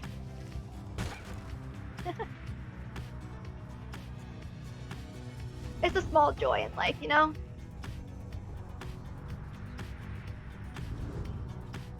Wait, I want to hit these guys too. Wow, my beautiful wagon, what has happened? Oh, but it is you, my wonderful Nightwings, come to play a little trick on your good friend Manly, Oh, how very, very clever of you, and the damage you have caused my beautiful wagon. Doubtless, it was very, very minimal. Fear not, I can afford repairs. It is no inconvenience at all, although I do have one request of you to make amends, that is. When we next face each other in a rite, I trust you know what I shall ask of you, but would you be kind enough to stand aside and let the chastity prevail? Then we shall call it even, and when I return into the Commonwealth, I shall see to it that you or your loved ones are suitably rewarded. Now, ta-ta!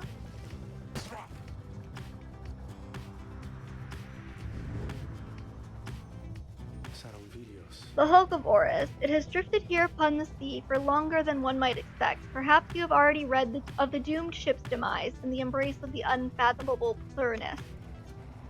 Some say it was the sea itself which preserves the ship's remains, hidden properties within the water, sea creatures binding together ruined planks of wood. Those such as yourselves in the essence know another truth, I gather. The stars would not align over the wreckage if it did not have greater significance than first appears. May you have good fortune there during the coming rite. Okay, we could talk to Kay, we could talk to Rukey, or we could talk to Sir Gilman. I'm gonna talk to Kay. Because we still don't know what her deal is. You touched down at the Sea of Solace. Solace? Where you first encountered Sir Gilman and the Pyrehearts. You shall soon carry on by sea, though for now you have some time to spare. Oh, the Beyonder Crystal seeks Sir Gilman.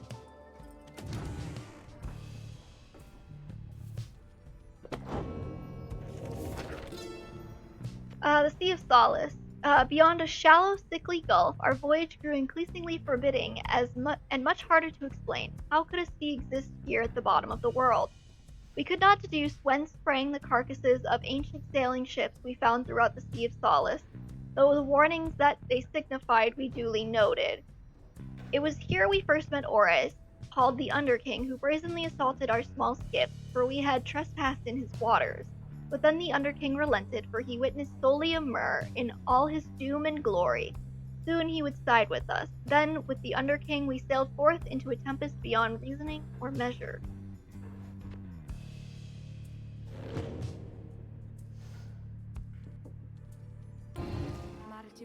I was beginning to wonder when you would return. You know, my lovely reader, I must admit that I did not expect your little followers to be quite so receptive to instruction as thus far they have proved. I know not whether they owe it all to you, or have somewhat more to them than I was first inclined to think. In any case, however, I am pleased that they are not entirely disgraceful. I like to keep my expectations well in check, seeing as I have been thus expelled until the end of time. So it is pleasant when those expectations are exceeded every now and then, although I cannot quite recall when last that was. But the best part of all of this are those brief times in which you visit me in my domain. I know you cannot for long. This damned crystal in which I am enthralled shall see to that. Though as you have perhaps surmised, whenever it decides that one of your little friends is worthwhile enough, why, I can offer them a trial, and likewise, I can offer you a chat. Sometimes I think, as you achieve those trials of mine, perhaps it does something to trim the length of my eternal banishment. Eternity being what it is, however, perhaps not. Still, if the trophies those blasted scribes are worth something to you, then all you need is but to brave my trials and they can be yours, and perhaps there's good in it for me as well. Then something changes in her and she changes the subject. I've likely said too much. I am not to influence you in your use of the Beyonder Crystal. It is not there to be tampered with by anyone, including me. Forget what I said. Okay, Scribe trial. I shall gladly oblige, my reader. Who is to be the lucky one this time? You asked Sandra to administer one of her special trials for Sir Gilman. You think that dimwit of a worm has any chance? Perhaps you are correct, though I put little stock in him myself. So let us bring him forth. Soon Sir Gilman appears in heat of the summit. Master Reader, is this knight perchance in trouble for something? Oh, Sir Gilman. Such a sweet, dumb man.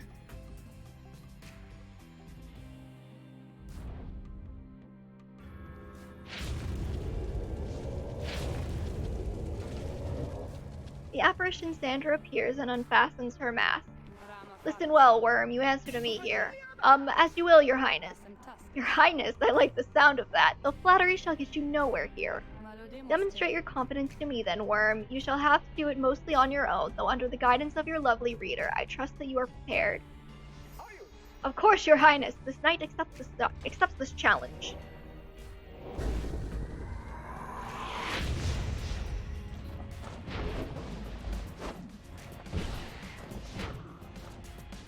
Yeah, so usually these trials give you the hardest thing to deal with.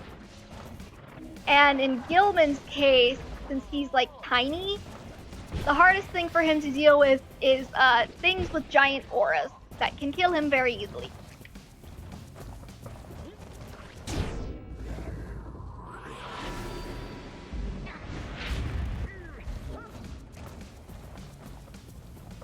So you kind of just gotta like bait him out a bit.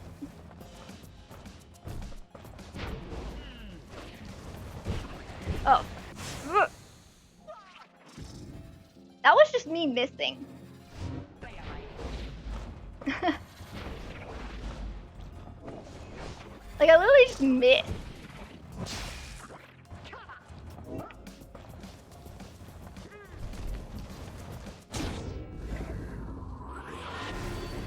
Okay, 2 more hits. It's okay, Dante.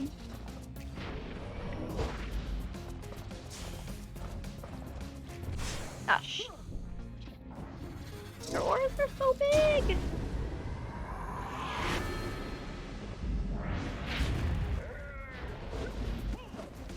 So like I said before, sometimes in these trials it can be advantageous to let them shoot.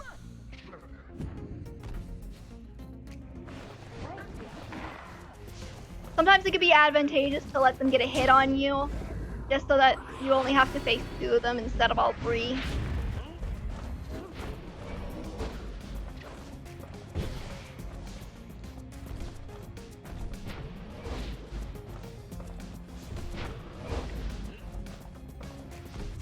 Oh, shit. They're so big.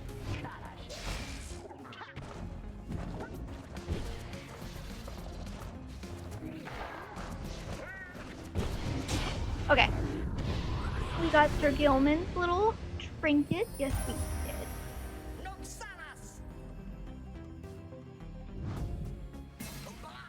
Huzzah! This knight prevailed. I have no choice but to concur with that assessment, worm. Your performance was sufficient and you passed my test. Thus, congratulations are in order to you and to your lovely reader. Now farewell.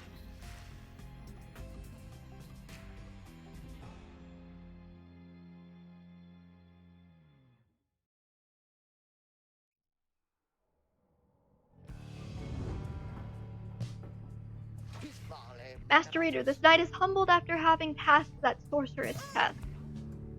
By the scales of the Underking Oris. What is that you have? You received Oris' skill for completing Mr. Yeoman's trial. He jumps farther than usual, okay.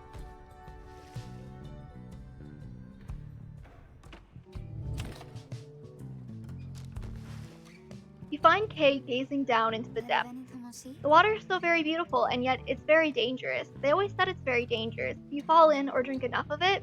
But the Scribes, they have protected us, and they are watching. I just know. Even out here in the waters of Under King Oris, they urge us on, I feel it, I just know. There's no denying that the north current sends you quickly on your way. Perhaps it is thought of reaching land again, but you can sense the spring in everyone's step. You gain +2 quickness.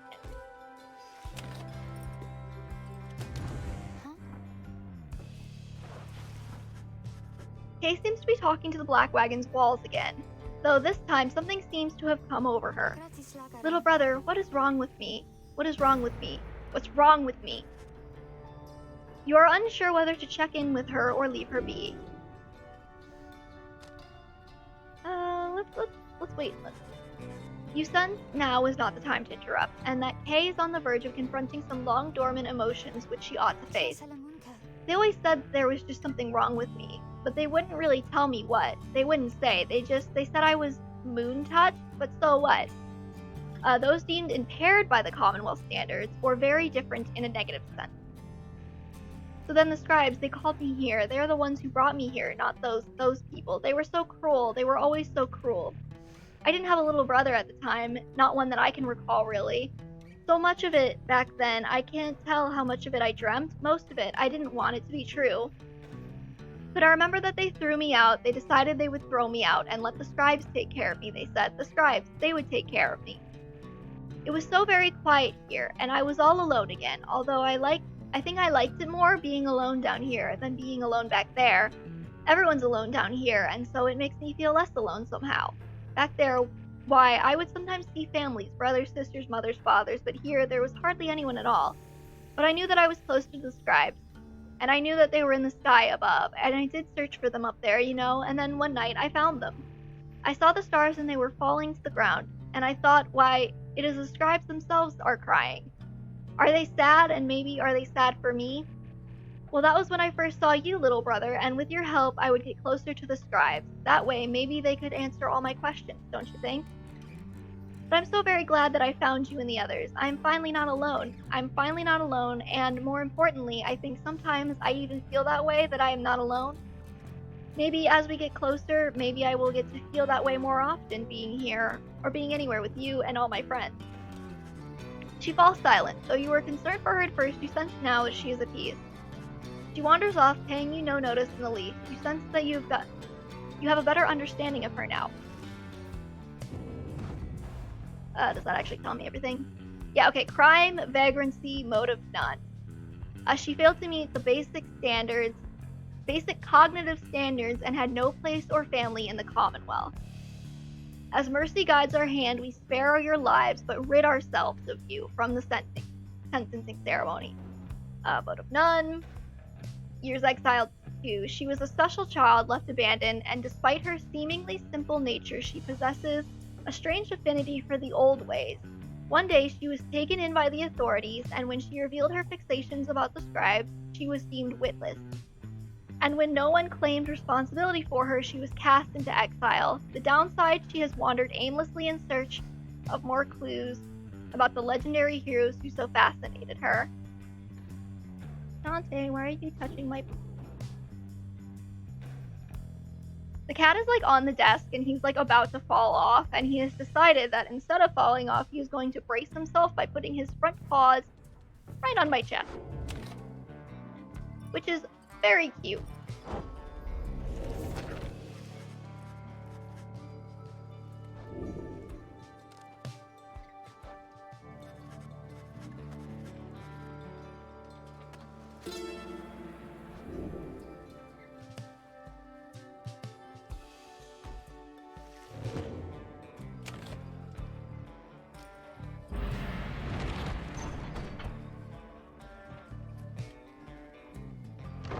So yeah, pro tip, if you want people's backstories, you have to like select them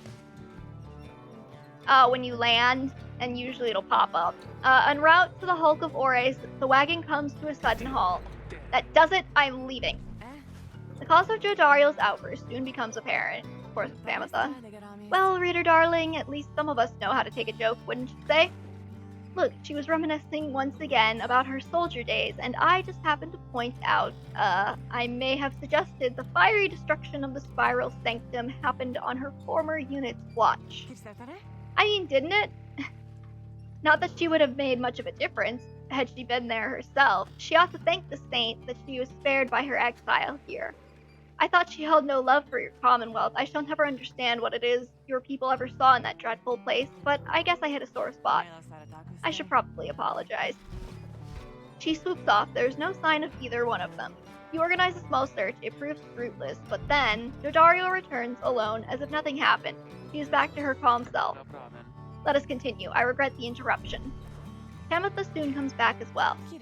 Oh, don't you worry, darling. I have definitely patched things up between us. Honest. At least, I think perhaps I didn't make things worse. She returns to her business in the wagon. You make ready to resume your travels, but make note to follow up with them. What are you doing, Dante? No. You're gonna have to go on the floor if you keep trying to bat at my microphone. And my hands. Jesus Christ, my hands. Okay. Cat.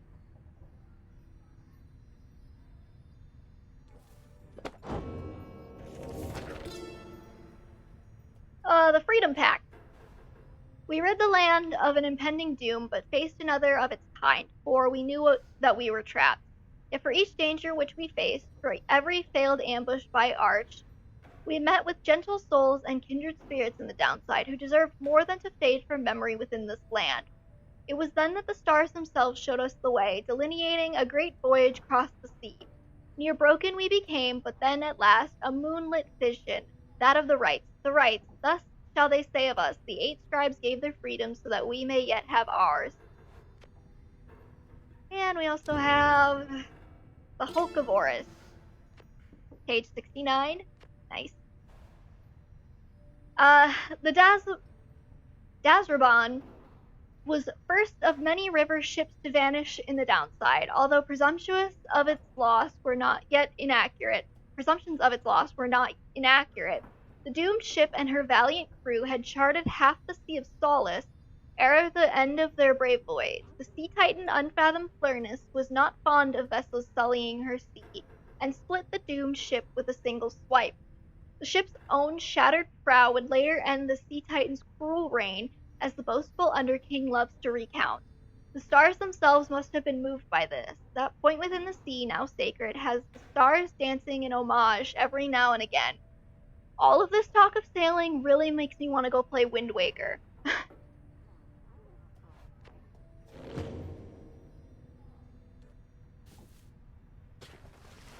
You find Pamitha in the midst of a heated conversation. All I'm saying is we're limiting not only our own chances individually, but all your friends' chances as well. Jodariel seems to be considering whatever it is that Pamitha proposed. Reader, the harp here is suggesting that perhaps it would be best if I were to form an alliance with the ones whom I fought for the better part of my life. Just with me, Jodariel, I cannot vouch for anyone else. How utterly absurd. If we were in the Commonwealth, I would not have stayed my hand against her. That I can say for certain. However, as Hedwyn would say, what happened back there, perhaps none of that matters anymore, and what matters more is what we do from here. That is to say, I'm willing to give it a shot. I kind of want them to kiss. You mean you would be willing to conduct the rites with me? Yes. Excellent. I knew you would come around. Though thought she'd never come around, but I ought to give her the benefit of the doubt here. I'm grateful for your open-mindedness. No need to let old enmities? I've never had to pronounce that word out loud, wow. Between our ancestors ruin things between us, or the others in our little party for that matter, after all. Do not push it with me, Harp. We shall see if the reader here is thus inclined to Paris in the coming rites. I am willing to defer to her. Anyway, you see, I think I managed to make amends here. Doubtless we'll get on swimmingly in no time. Tamitha and Jodariel are now willing to conduct the rites together. Dope.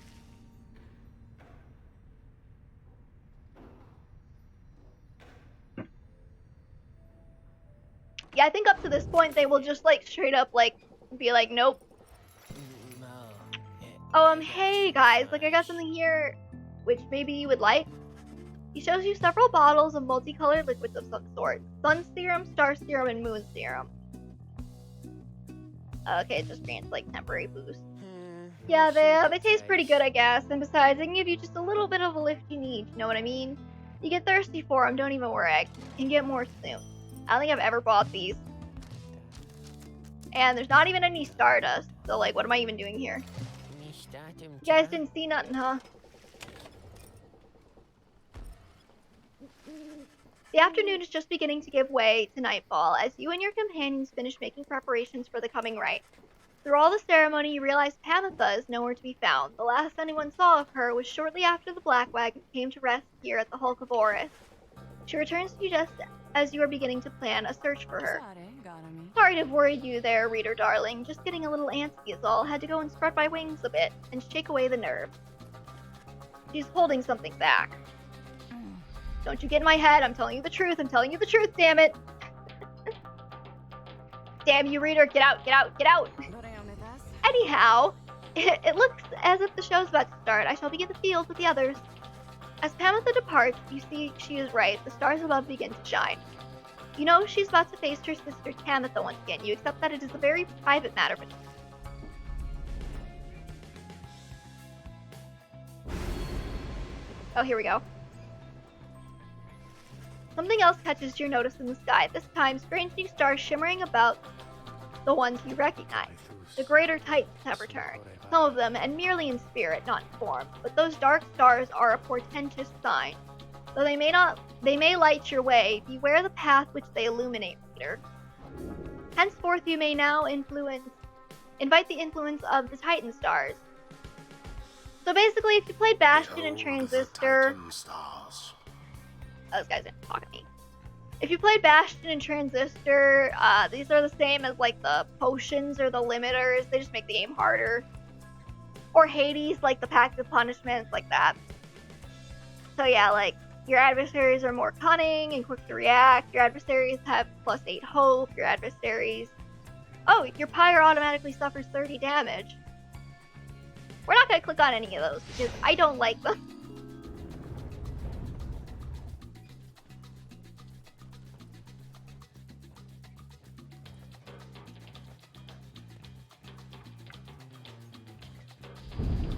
You do get more experience.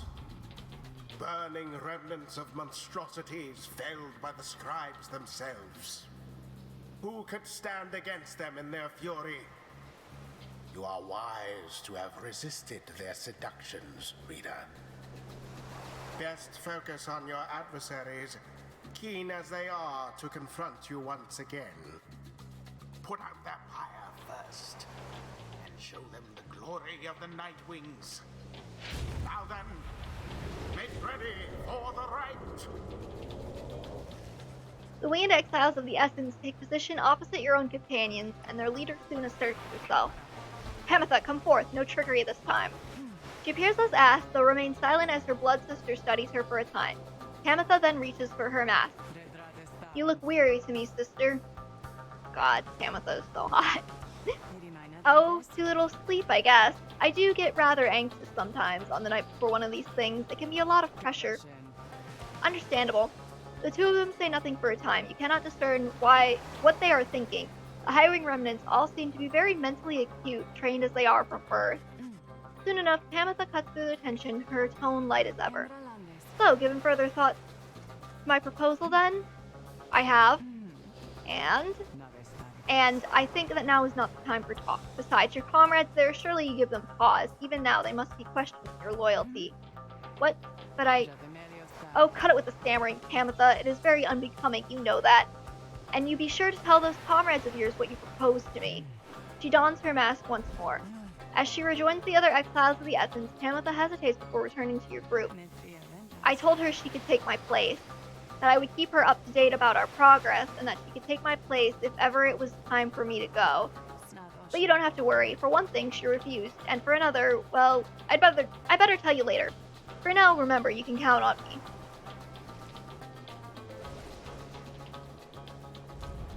Who shall stand together here this night? Do we get to see this? We do. Crime, terrorism, motive, hatred. Years exiled. 7.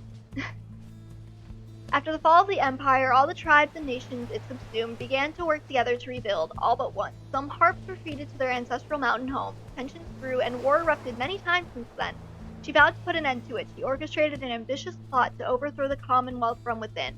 But at a key point in the mission, she was betrayed by a Commonwealth sympathizer, her own sister.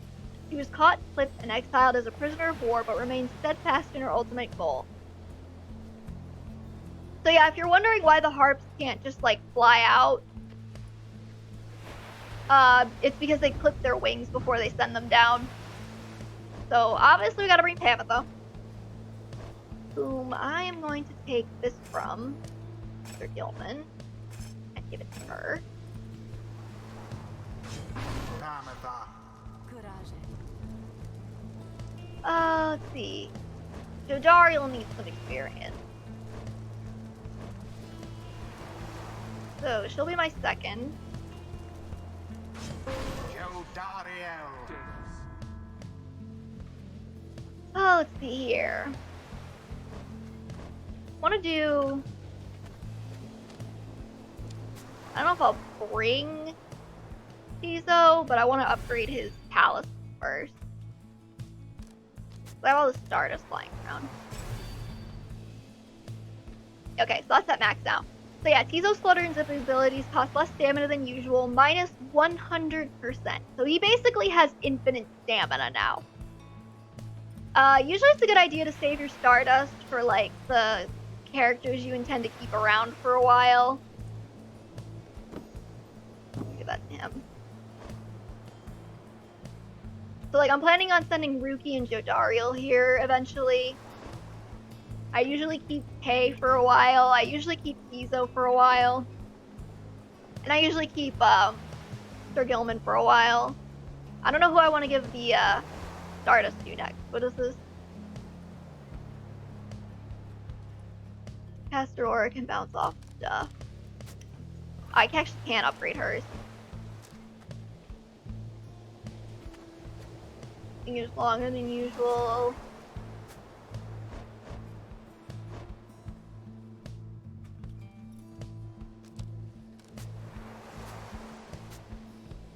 I'll just give this to him.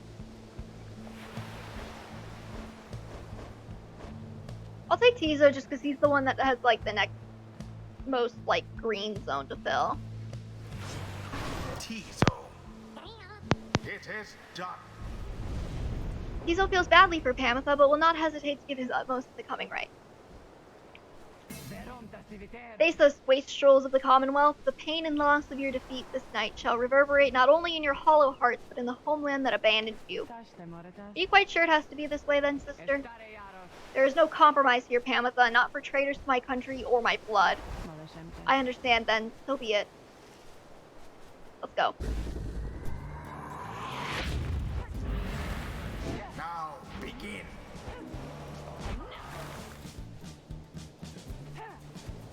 Okay, that didn't go as how I thought it would.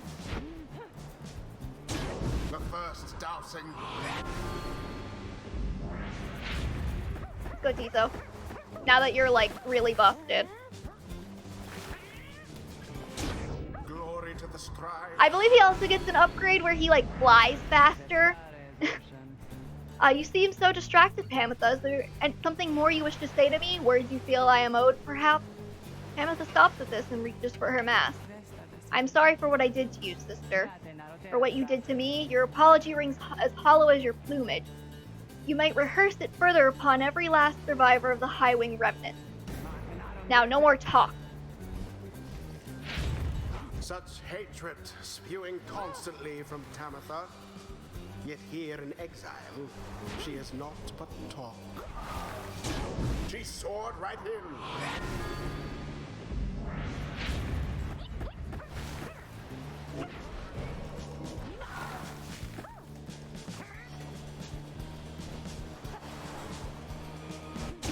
Tizo takes the plunge. Like I said, his thing makes him a little busted. Good. Unfortunate that you can't give it to Pamitha, Brilliantly done. because I can only imagine how busted Tamitha would be if she had infinite stamina to fly with.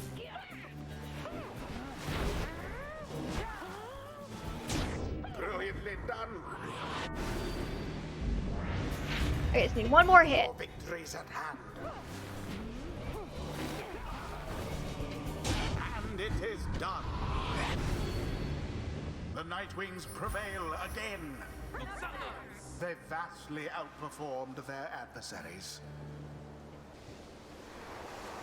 Oh, The it's a little Rite Tizo. is complete. They used to sell Tizo plushes at their store, and I kind of wish I'd gotten one, but they're also kind of pricey. You win, Blood Sister. You win. I don't suppose that means you'll reconsider. You know that I cannot. You were always obstinate, but in that regard, and all others which count for anything, you are inferior to me. Remember that. What you offered is meaningless to me. I shall free myself without your help, or that of anyone. Now then, farewell. Wait, what of your comrades, the Essence? You must need them at least. Mincing my words as ever, Pamitha. Know that I do love you, in a way. Is that what you wish to hear? But my purpose is plain, and you stand in its way. You are a fool to think my freedom is my goal. My freedom is a means toward an end the likes of which you never would abide. Do you think that you could sway me from my purpose, Tamitha? Tamitha remained silent for some time. No, I think that you will struggle to destroy the Commonwealth no matter what it takes. No matter if, in doing so, you are destroyed instead. Just so. So then, you understand me after all. Tamitha does not turn to watch her blood sister depart. The Rites do tend to teach something of trust. Utter nonsense all this, that we have come this far. Fortune alone cannot be the cause. What did I want here? Plus for present.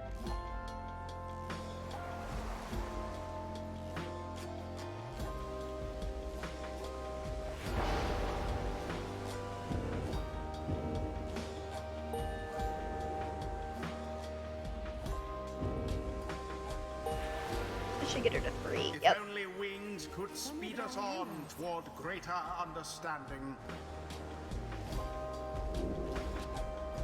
Dash building rapid succession for less stamina.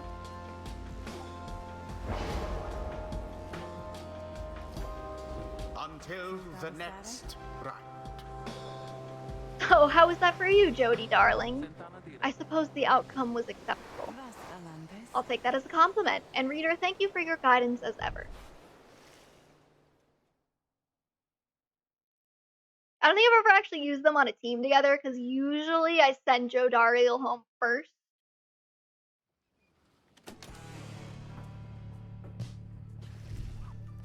Back at the wagon after vanquishing the Essence almost effortlessly, you are about to join the others discussing the outcome when Volfred finds you. Good work back there, my girl, though I'm afraid I must pull you away from any revelry, for there is something you should see. Please, join me outside. Are we already at the Liberation Rite? Look forth. The golden star reveals itself to us once more. Yes, we're at the Liberation Rite again. Indeed, somewhere deep in the infinite dark, a single star shines brighter than the rest. Firm your destination.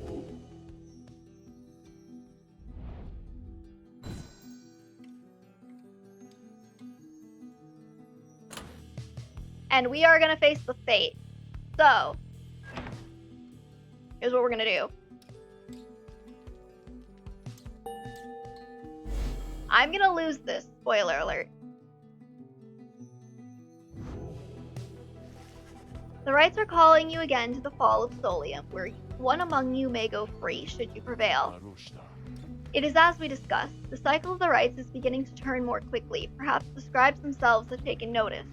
Fortunately, having more frequent opportunities to free ourselves is not unwelcome to our plan. I suppose it is good for everyone, including the Fate, who will oppose us next.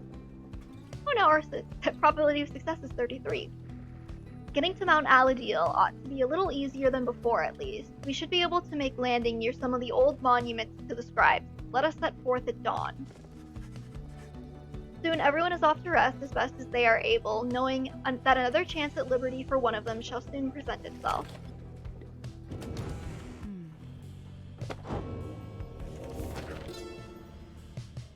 The Essence. The winged members of the Essence, each chosen by the matriarch Triesta Tithys, are living exemplars of liberty and piety. Would that my wings could be thus. Once you, of course, must know we all had wings. It is said that the people of the Empire relinquished theirs, drawn in by earthly matters as they were, but the harps, such as Triesta, held tight to the liberty their plumage could afford. These divergent paths did cause a share of differences between the winged and the wingless over time, but here in this land our purpose are shared, our goals united. That, then, is the essence. That is who they are and what and why.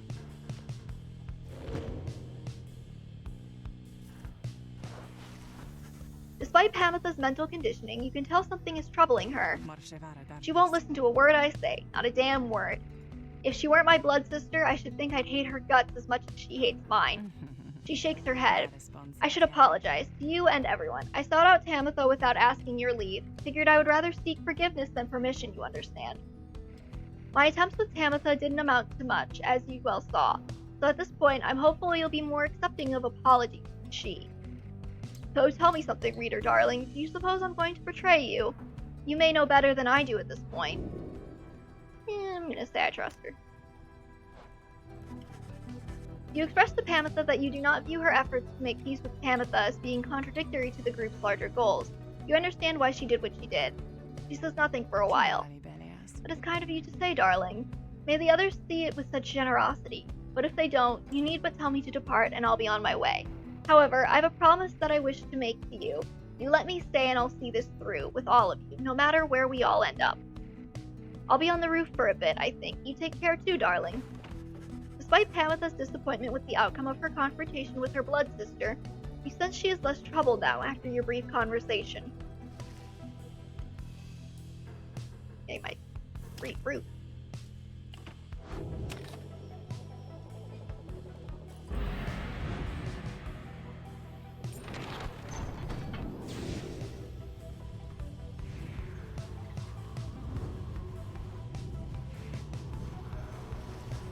Something about the strange island you see below draws your attention.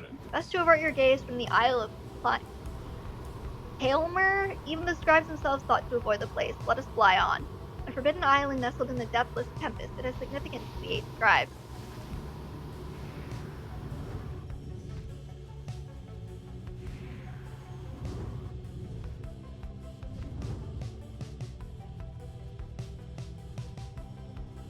Yeah, I think you have to land at one of these two. Ezo. Probably use him as the next right. I am planning on losing this one though. You make landing on the sacred Mount Alodil, upon whose summit the next liberation rite shall soon take place. You wonder who among you may regain his or her freedom this time. Wolford finds you after the post-flight inspection. We shall have to take the rest of the trip to the Fall of Solium by land. May we soon liberate another of our own there. That should raise the chances that our plan shall ultimately succeed. Oh, the Beyonder Crystal speaks Tamitha. You have returned. How can I help you, if at all? It's on your mind, girl. Leave me alone, reader. I am in no mood to talk to you at this time. She is concerned about something, but you cannot sense what, and she refuses to say. I see little need to keep on blathering about to you, as I once did. I should not have let you in. Be gone. My services are yours, but this place is my own. Don't be like that. Then who exactly do you have in mind? And I already gave her the quickness thing, so we're good. You asked Sandra to administer one of her special trials for Pamitha. Oh, you mean that feisty harp. She may yet be taught some manners, I should think. I shall attempt to bring her down to size. Let us bring her forth. Soon Pamitha arrives in heat of the summon. You called for me, reader darling? Ah, it's that crystal. Then let's hash it out. I'm ready.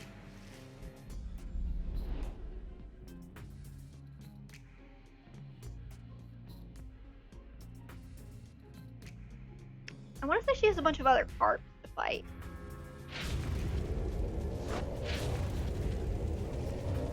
The apparition Sandra appears and unfastens her mask. Listen well, harp, you answer to me here. Ooh, a bossy one. Sure then, let's go on and tell me more. Such a delightful student for a change. Come then, let us see what you can do left to your own devices, save for your reader's vigilance, of course. Let's show her what she wants to see then, reader darling. Oh no, he has a couple of humans and a harp. I was right about the harp! We're just gonna fly over here.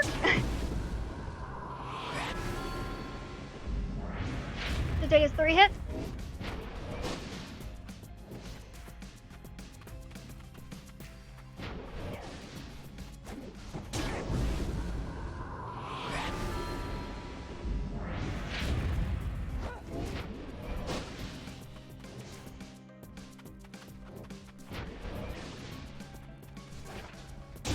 There we go.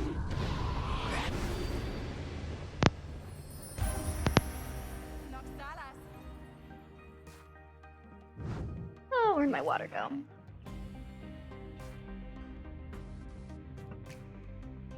There now, is everybody happy? Oh, happy as can be, my doubtless pretty harp.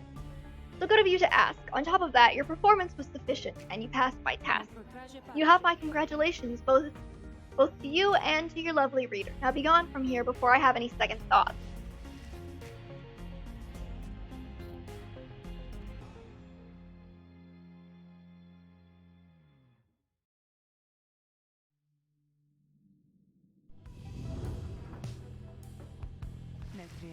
My, that Sandra sure could use a massage or something. So angry, isn't she? Say, what's that you have there, darling? Trista's plume. While flying after dousing the adversary's pyre, Pamitha may instantly return and deals +3 damage. Nice.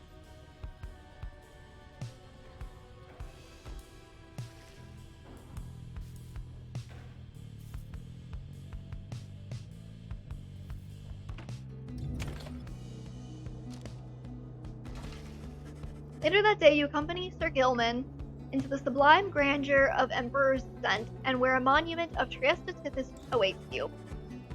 Perhaps due to the nature of this place, you begin to sense Sir Gilman's inner thoughts, as clear as if you were speaking aloud. Have this night's glory days gone by, he often wonders? Perhaps you know the answer to that. Please, do not spoil it for him. Soon you and he are finished paying your respects. You return to the wagon in silence, feeling as though Trieste has shown you favor. At dawn you shall begin your ascent, for now the solitude here is fit for pursuing your vocation. Oh god, he gains +2 quickness.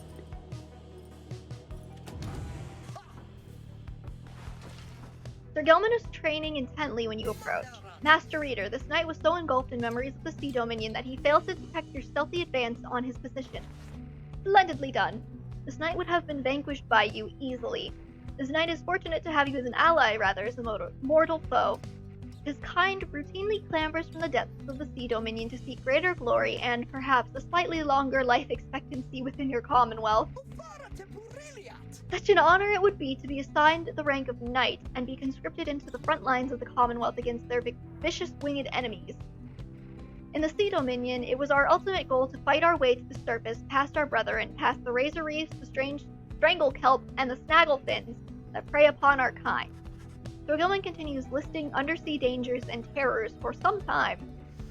Past the blood stiffers, the electric scallops, the robe worms, the frigid current, paralyzing nets of the farfishers, and even past the scalding waters of the glowing trench. Finally, he trails off.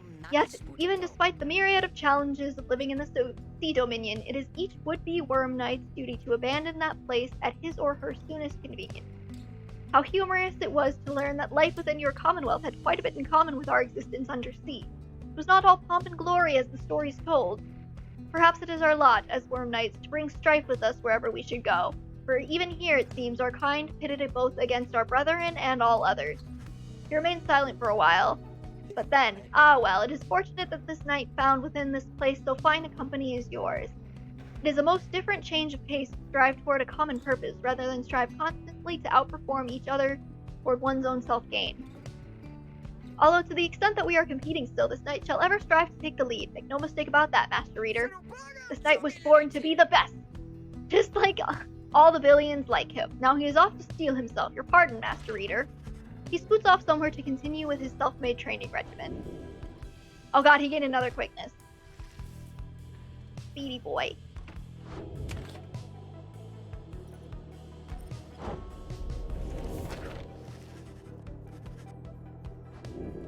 And this should be the last time we need to study the book.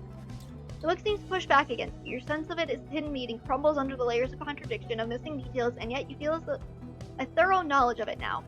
It is more artifact than book. Its power almost solely rests with the reader, who makes time to form a certain meaning from the many passages unwritten. Yet the glimpse of knowledge you approached just then called back to you at you to stop and to go no further, not to press too forcefully against the outer limits of your understanding.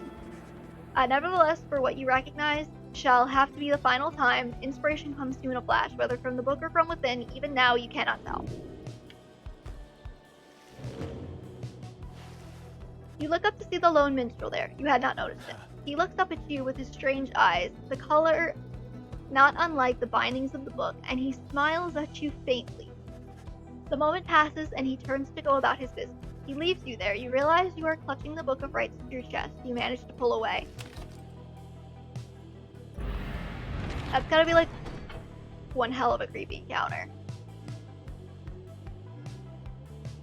Let's go to Jodariel. I don't know if she'll reveal her past up here. I think, from what I remember, they only reveal their past outside of this area. On the way to the summit, you pass a monument to Luce Florian, and Jodariel happens to take note. You scribes, I do not believe that you can hear me. Perhaps all this is but a joke to you. If so, then do not tamper with the feelings of my comrades. I shall not forgive you if you do. She says little after paying her respects. However, as you prepare to continue your ascent, you sense that Luce Florian has shown you favor. Jodariel gains 2 presents.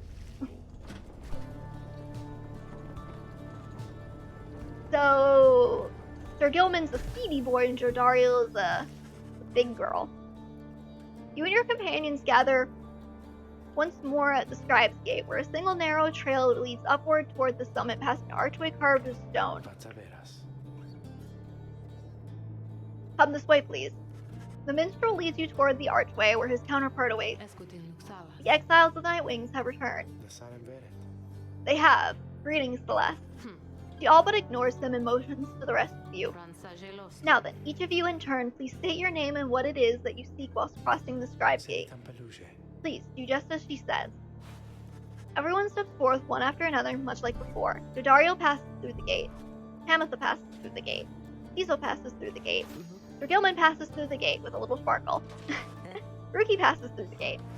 Kay passes through the gate. Fulford passes through the gate. No one is left to go but you. You step forth and declare yourself as you did before. The guardian of the Scribesgate regards you with a still expression. Then she addresses all of you in her formal manner. The 8 scribes bid the Nightwings welcome. Go forth with glory. The lone minstrel glances up at the gate guardian. You have our gratitude, Celeste. But she pays him no heed. Dang. Bad breakup, I guess.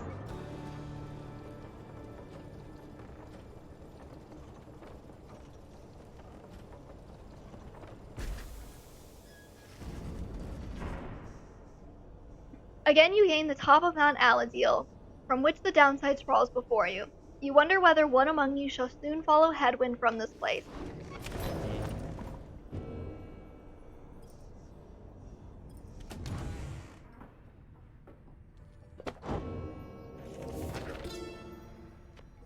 Fall of Solium. From the top of Mount Aladil, the downside may be seen in its entirety, or at least felt, since so much of the land is shrouded. But that is hardly all. Through a wondrous miracle, there lies upon this highest mountain an inverted fall, whose waters crash not toward the sea, but rest toward the heavens.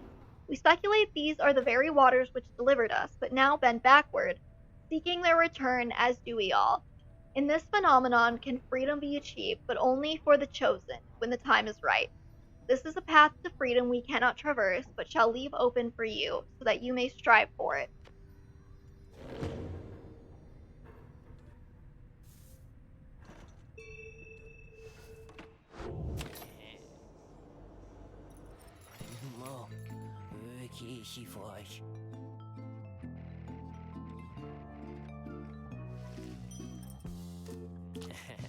selfie. Great eyes. Great eyes. Oh.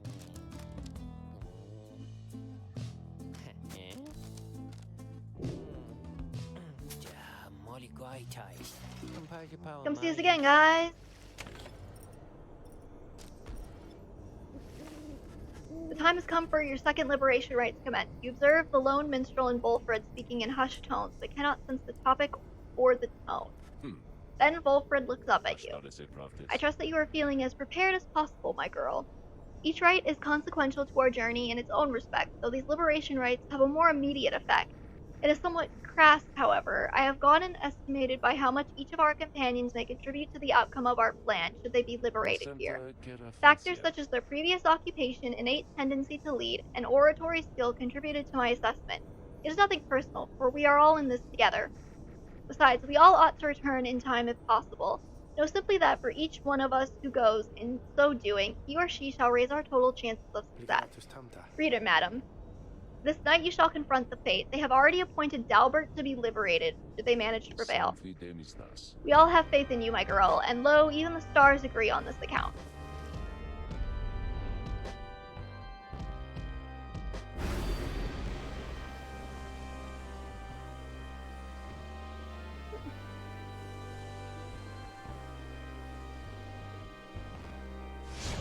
I'm still not bothering with the Titan stars.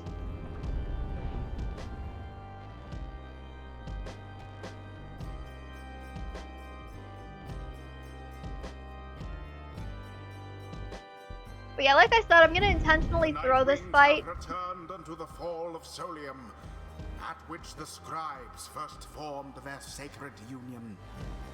At stake this night is freedom and prosperity. But only for one exile who prevails in this liberation rite. Your many adversaries all did strive to earn this opportunity.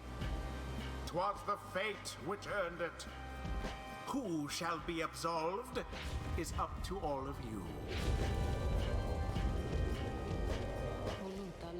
The pyres burn in each of the triumvirates is present and prepared. I concur. The pyres burn in each of the triumvirates is present and prepared. Then, anointed one of the fate, come forth now and declare yourself, and pay any respects you have unto your adversaries, the Nightwing.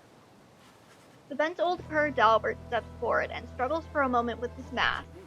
Greetings, good heralds. I am called Dalbert Oldheart. It is the greatest honor of my years to stand upon this sacred site upon which the 8 scribes first anointed these glorious proceedings. Nightwings, we are honored to be in your presence once more. Father, they're our adversaries, not our hosts. We need not be so gentle with them. They shall do their utmost to keep you from your freedom. Dalbert, your son speaks out of turn. Control him. My sincerest apologies for his unnecessary outburst. Almer, please. We have worked for this opportunity, and we must make the most of it. He puts his mask back on. My son and I stand ready to begin. Oh, they got an imp. Now then, have the Nightwings reached a decision on whose behalf they shall conduct the liberation rite? Reader, I am bound to tell you once more, the first companion whom you choose shall go free this night, if you prevail. Only the enlightened may be thus anointed. Not all among you may yet be ready. The other 2 chosen for the triumvirate shall lend their aid. Nightwing, make your decision. Who would you set free? Okay, I'm gonna feel real bad about this, because we're gonna lose. So I'm gonna anoint Rukey.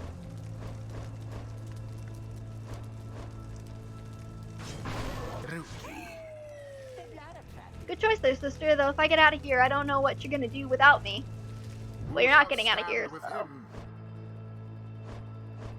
I'll also bring Sir Gilman. Sir Gilman. By this night's honor, he shall fight with all his might. And I will bring Kay. Okay. Very well. We give thanks to have this opportunity to face you, O Nightwings. Now let us strive to our fullest capability, with honor and with grace. Save your strength for the right, Father, and for the voyage home. Let this be our final battle against them.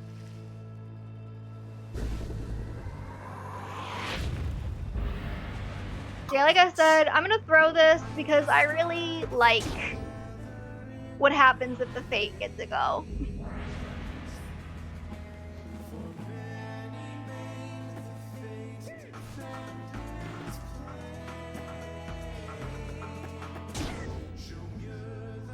Oh god, I didn't realize they made that face. You can do this, Almer. I believe in you, and so do the Scribe. Wait, what? What is this? What are you talking about? This is a liberation rite. What are you doing? Kay pulls at her mask. I think you're my friend, Almer, and so I'm hoping for the best for you and for your father. He believes in you, and so do I. But we have to do our very best as well. And I know we cannot all prevail, only the Fate or the Nightwing, but not both. Not both. Almer looks on in stunned silence. The outburst seems to have disarmed everyone. We all have to do our very best, and then the Scribes, they're going to watch over us and make everything okay. You'll see, Almer, you'll see. She puts her mask back on as the liberation rite continues. Whether her words flustered your adversaries or emboldened them, you cannot tell. They're not a fluster them. I got things to do.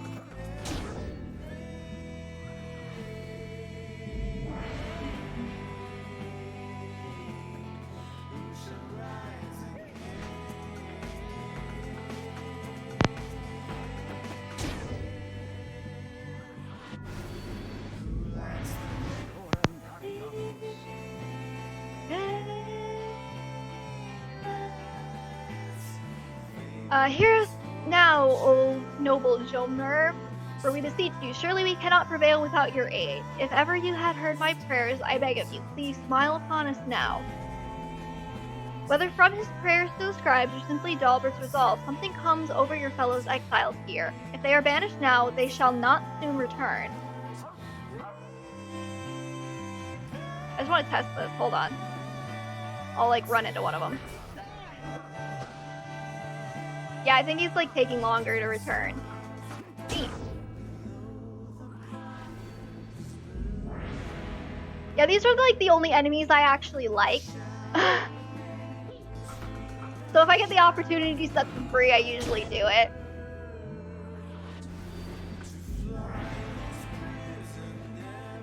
Besides, I think I mentioned, you get different endings depending on who's on which side. And I like their endings better if they're on the outside. As for the Nightwings, they most certainly did not.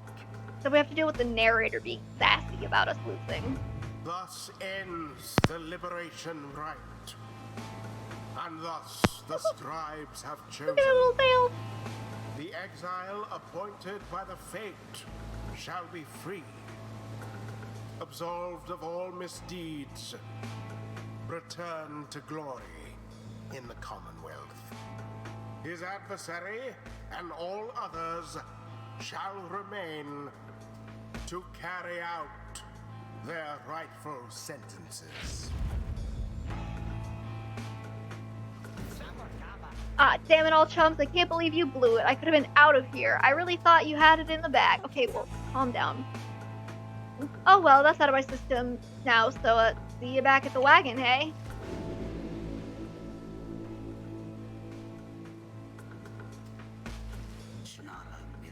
So, it is then that the Scribes have smiled on us at last. Come, Almer, my son, let us be together as a family in this world one last time. Oh, father, at long last. They embrace, father and son. Then Dalbert utters something and touches Almer on his forehead, the prayer of anointment. Before Almer can respond, his father heaves him into the shimmer pool. No, father, what have you done? You were anointed first. This victory was yours. Wait, father, it was your time. This was not my time. It was not my time. But the shimmer pool is sealed. Farewell, my son, and farewell, Nightwings. Dalbert bows to everyone slowly, then he walks away. Almer earned back his freedom. Except this bird is done. Godspeed, Almer Oldheart. The 8 Scribes are ever merciful. By their grace, the cycle of the rites may soon commence again. Oh, it always makes me tear up a little bit.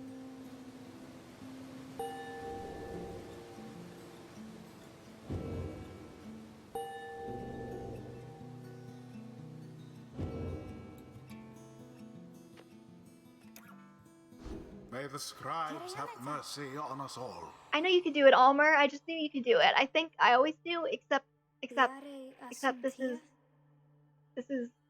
is not what anybody wanted. Except the scribes. They must have wanted it this way. They must have wanted it this way, because if not, why else would it have happened? Why else? Why else? Why else?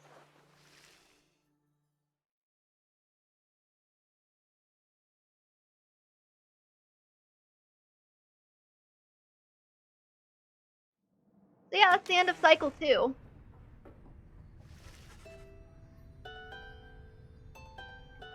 Back at the Black Wagon, after the outcome of the liberation rite against the Fate, a dishonorable outcome. Our faith is being tested here, I think. Although you did not succeed in liberating Rukey, there is some consolation. The rite shall continue, and before long you shall have another chance. We did what we could. With each liberation rite, we strive to achieve our plan. Oh, our rate of success is only 34. A brighter future awaits at the end of our path. For now, we must persevere. Speaking of which, reader, I take it you have seen the stars, or should I say the lack thereof. You have, or did. Once more the sky is all abyssal darkness, following the liberation rite. No stars illuminate themselves to guide you further on your path. Then let us go once more to Moonlight Alcove. I have an errand I must run. Besides, once we arrive, best we recover now and make our way southward at first light.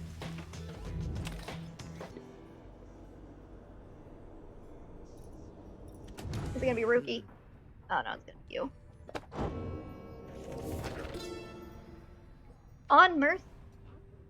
Mercy is the beating heart of a truly free society. Mercy even for the perpetrators of the darkest deeds. As our liege Solium Mur drifted in an ocean of regret, he found there mercy, or rather, it found him, and it saved his life. Mercy, freedom, they are intertwined.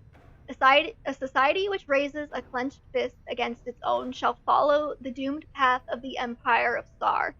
Ours shall be a merciful society. May the perpetrators of the darkest deeds be sent to join us here, where they may learn as we have. Mercy shall engender union among all our different kind. We shall stand shoulder to shoulder, equals in the same society.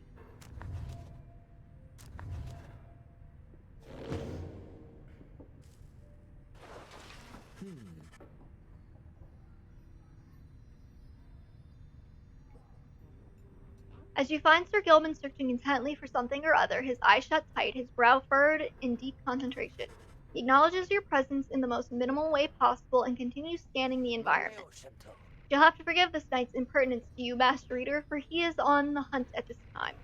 Using his acute sense of hearing, which is much more acute whilst underwater, but shall have to suffice in this case, he shall track down a most elusive character. A character who has eluded this knight time and time again, and from whom this knight seeks to learn still superior evasive strategies, applicable when next he may conduct the rite. Hold, is that... You have no idea to whom he is referring when...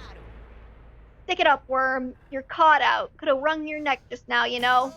Ah, this knight has failed again. Alas, Master Rukey, once more you have outwitted this poor knight and outmaneuvered him. Please, you must reveal the secret to your speed and cunning.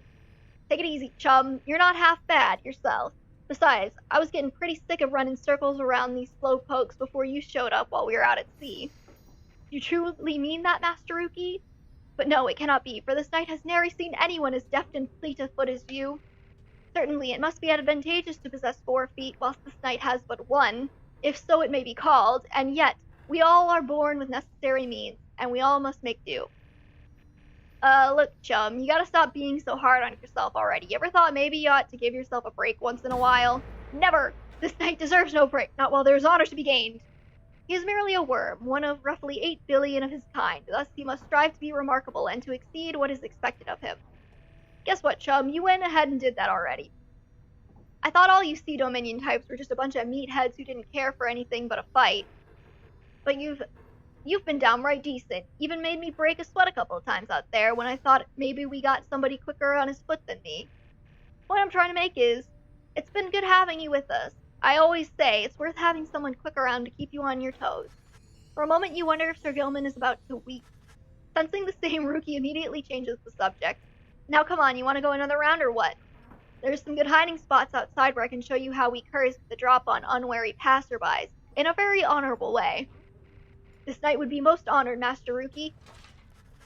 The two of them head off to the further train together. You catch notice of the Book of Rites there in the wagon, the rites which so stress trust and reliance on one's fellow exiles. The 8 scribes likely did not envision Sir Gilman and Rukey, in particular, as conductors of their sacred tradition, and yet perhaps theirs is the sort of kinship which they had in mind. Yeah, so now that you have, like, the story basically, like, laid out, most of what happens between now and the end of the game is, like, interactions between whatever exiles you have left in your party. Why, hello, my lovely reader. What might I do for you? Talk to me. This place, where you currently reside, it must be Mount Aladil, is it not? This is where those blasted scribes decided what to do with me. I had already failed in my mission to eliminate the demon Solium Myrrh. I did not anticipate his retinue, you see. They took me and some of my Beyonders alive, although do not expect them to see account of that in their good book. Whether it was for mercy or for spite, I never became certain. They probably presumed that my expulsion for eternity would eventually have taught me some respect for them, but no, not yet. Not yet. Well, I do not mean that, really. The scribes did spare my life, and were it not for that, I would never have been thusly trapped. To then enjoy your company, O lovely reader. Now, having met my quota of blaspheming for the time, I think it's best that we resume the normal sort of business between us, if there is any to speak of, and good hunting on the precipice. May you soon rid the downside of some useless idiot.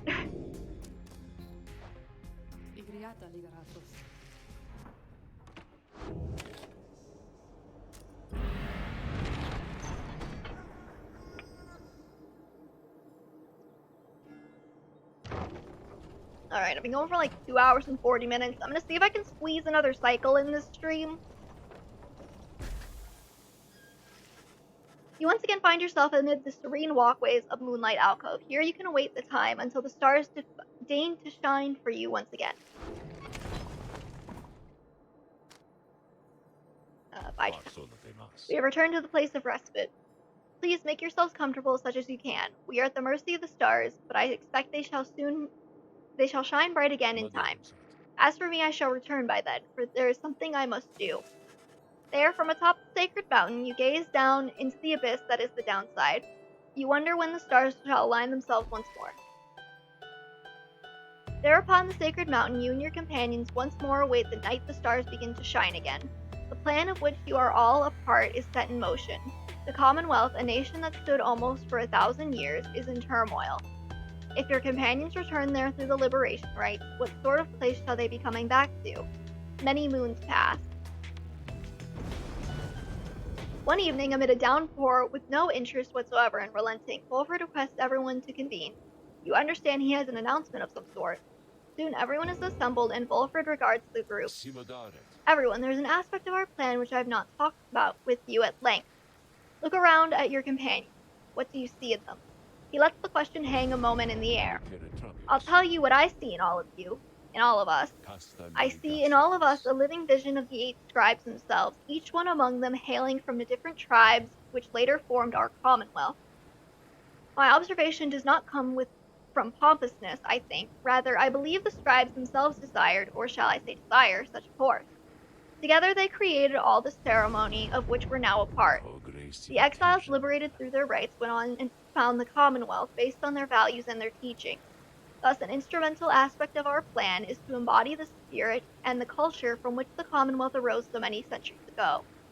That way, when we all united on the other side in solidarity, the people all shall see that we reflect the values they yet cherish in their hearts, not merely in our own.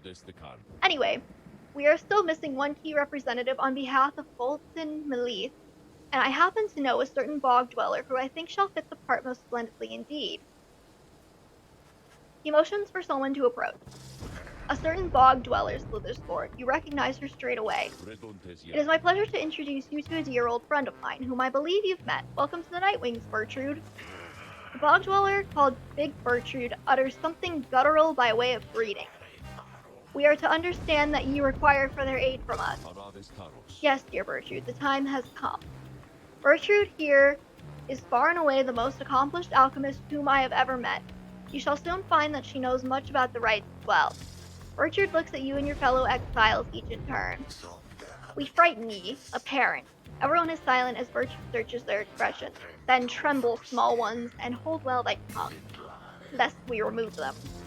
She takes her leave without another word. Please excuse Bertrude's blunt manner. I guarantee she shall more than make up for it. Everyone disperses. It seems now that the ranks of the Nightwings are complete. Bertrude joins the group. You sense her powerful presence. Welcome her aboard. Now then, my girl, perhaps you notice the stars are bright once more up there behind these stubborn rains, meaning it is time we got back to business. Indeed, once more the several stars shine bright within the cold and storming sky. Not sure how you're seeing the stars up through the clouds, but I'll take it.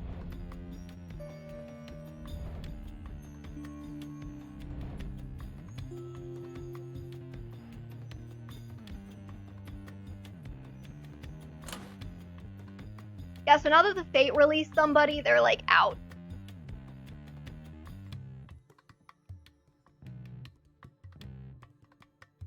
Oh, let's see here. Withdrawn, Dissidents, Chastity, Essence, Pyrehearts, Temper. Who haven't I faced yet? I haven't faced the Withdrawn, Chastity, Dissidents, or Pyrehearts. Or Tempers, I guess. Dissidents, Accusers, where's the other one? Tempers. I'll do the Dissidents. Hello, Dante! Saying hi to everyone! We get some backstory with Rukey here. We're gonna be butting heads against old Barker again, are we, sister? Guess it helps to know ahead of time so I can brush up on my groveling. He then shares with you what he knows of your next opponent. Barker Ashpaws. A volatile cur whose pack, the Dissidents, conduct the rites more so for thrill than freedom. Back on the other side, Barker never quite took the culture of the Commonwealth, and often ran afoul of the law for various acts of boorishness or vandalism. He always promised to go straight, and in time he found a certain niche, for he was an accomplished hunter, and the people of the Commonwealth did have an appetite. Barker relished the hunt more than anything and spent his earnings on a variety of questionable things. One particular raucous evening, Barker was caught relieving himself on the foot of the statue of the Archjustice Androbles the Fourth. And that was the end of his citizenship. Okay, so basically he took a piss on a statue. In the downside, it seems he caught the notice of the Dissidents, who in turn must have observed speed, ferocity, and fearlessness. He is now the best of them. Barker's reputation grew among the exiled curs of Jomer region, where he is feared and unafraid of taking what he wants. Not long after they flushed me down, I was just trying to make ends meet. I made a deal with him. In hindsight, let's just say it was a bad idea. He could make my life go real sour if he wants. Anyway, I better go pass out. We've got a long few days ahead. You wish Rukey a restful evening. In turn, it's too late to take flight, though tomorrow you can press on.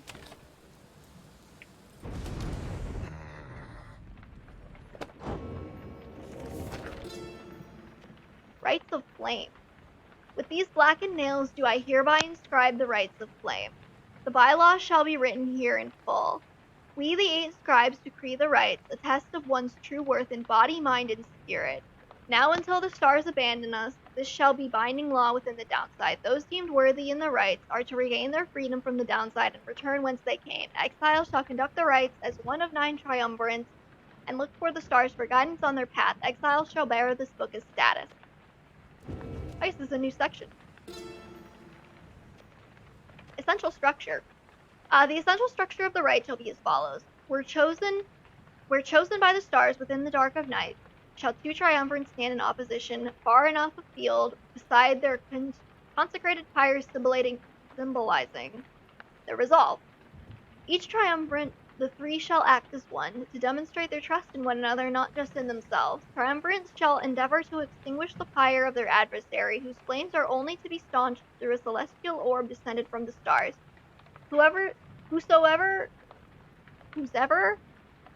pyre remains burning shall prevail. The triumvirates are to disperse.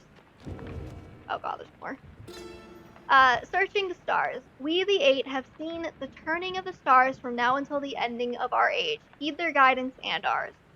The stars take many cyclical turns. The rites commenced at their behest upon celestial landmarks where the downside's greater titans fell before the heavens.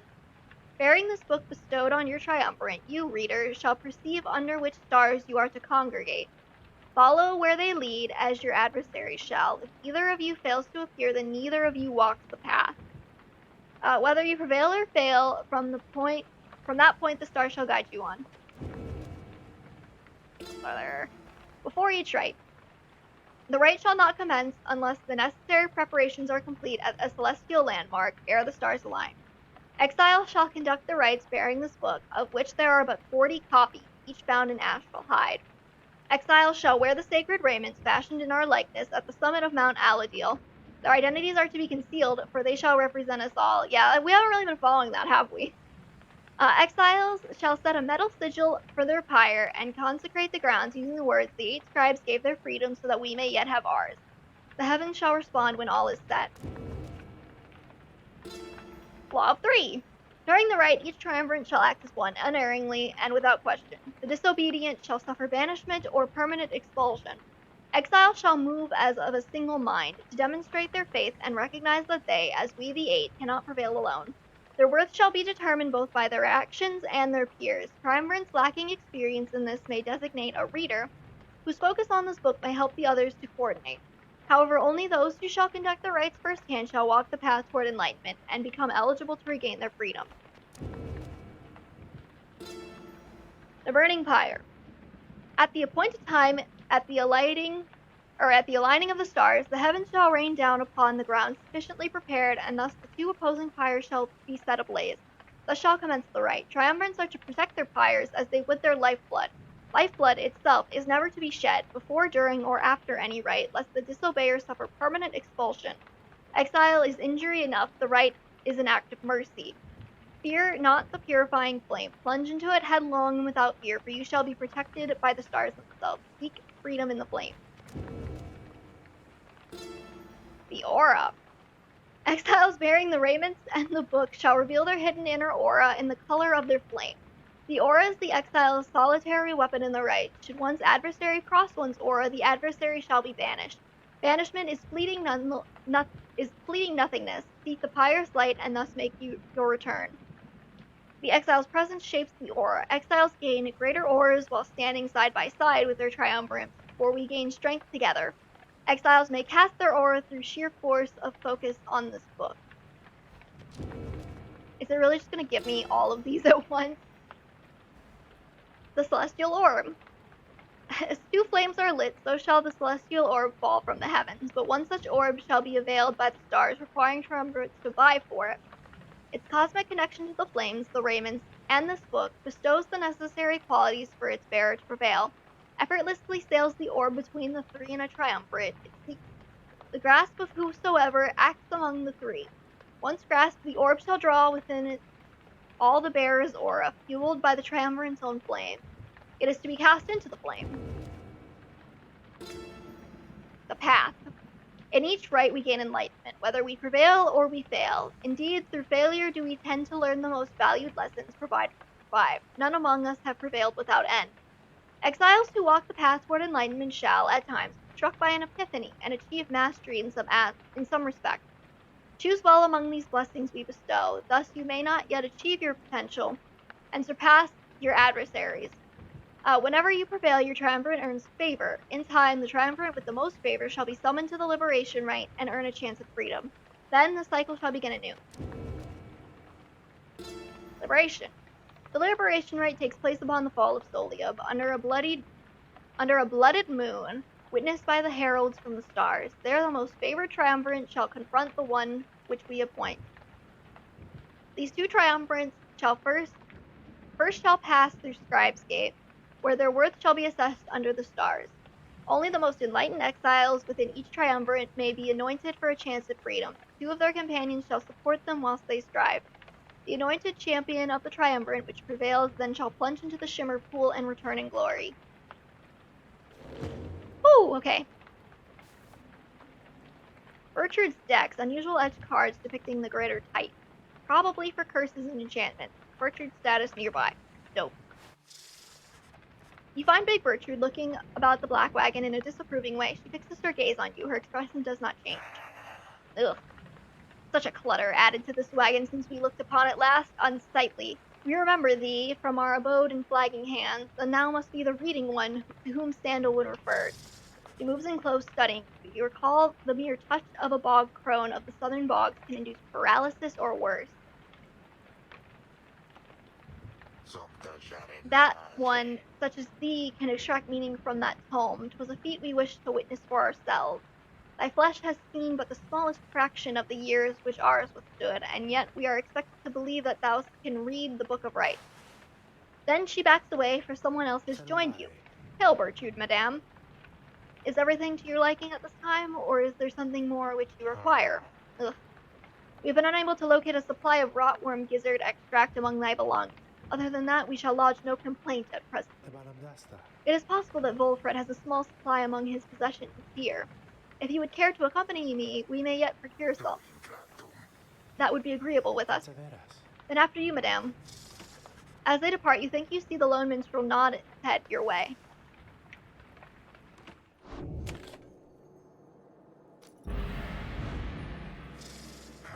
You rise early that morning, though Bertrude is already awake. She scowls at you.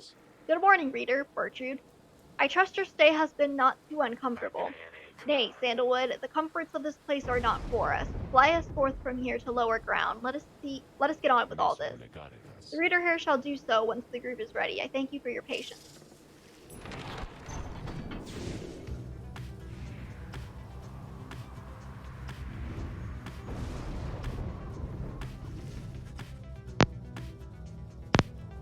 Soaring far above Florian shore, you notice Tamitha gazing down at the frozen cliffs below. That damned place down there. I like it least of all, I think, among everywhere we've been. I'm thankful that there's been no reason to return. Reminds me of my home is all, the Highwing remnants. We all grew accustomed to the thinner air amid the cliffs that breaches the clouds above your commonwealth. But it was not the nicest place. Little wonder that my sisters settled for a rather warmer base of operations in this land, there by the nest of Trieste. Anyway, I'm pleased to spend as little time as possible near here. Let's fly on by and go about our business.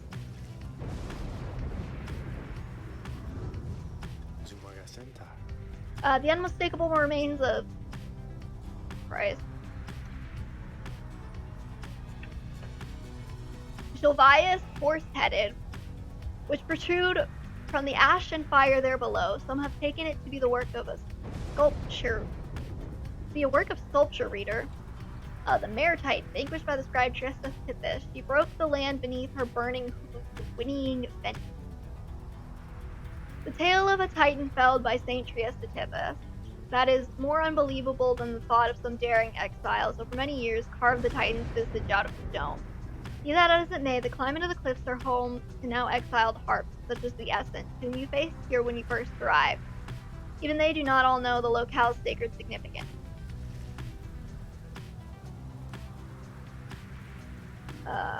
Can I only land on Blackshore? Guess so.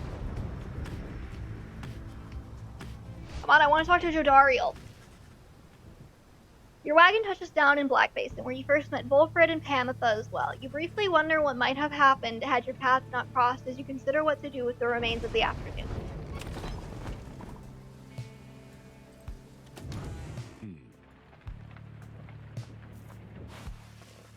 Volfred is poring over a copy of the Book of Rites as you approach. He looks up at you and smiles. The Road to Freedom, written in a book that hardly anyone believes exists, and fewer still can read and comprehend. Sometimes I marvel at how absurd all of this is, my girl. Tell me something, though. I've spent so much time considering the book, but known so few with whom I could discuss it in much detail. You've had some time to turn through it by now, so what do you think? Worth all the fuss? Fascinating. You tell Volfred the book has fascinated you, and that you have never seen anything quite like it. He nods slowly as you describe your experience with it. I share the sentiment. To have in our possession a genuine artifact from a forgotten time, how much of it is exactly true, and how much of it is the scribe's retelling of events. I find it endlessly fascinating to consider, I must admit. He puts away his copy of the book with care. It is amazing that these volumes have survived for all this time, I think. Whatever they are made of has withstood ravaging effects of time quite well, and the ideas they're contained, they remain rather provocative as well. To think that the Commonwealth disavows the existence of this book despite official recognition of the 8 scribes, although the reasons why are in there written plain, how fascinating that its secrets have been kept for all this time. Anyway, you'll have to excuse me for my extracurricular interest in its teachings. I used to teach a version of its history. To have access to the real thing has brought me some small pleasure.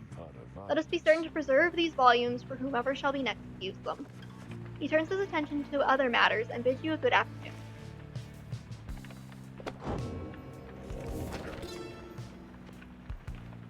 Black Basin. The continent we call Black Basin shall one day tear itself apart, arriving upon blackened molten crags, tolerable only by the harp Trieste. We pressed onward toward a suffocating wood.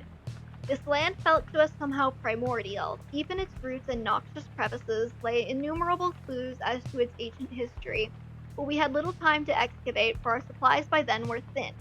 Further, we were lost. Our best attempts at circumnavigation all had failed. It was Luce Florian who reached out last unto the stars, and they revealed the way. Then we at last could see the sacred Mount Aladiel there in the distance.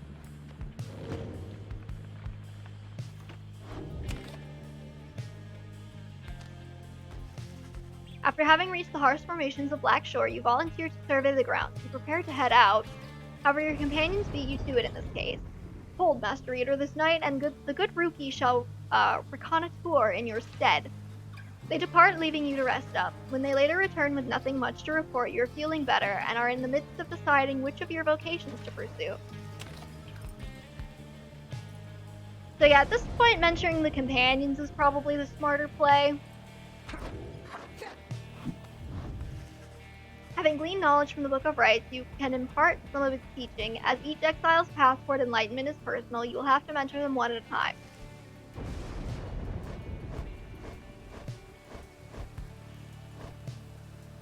Let's see here. I think I'm gonna...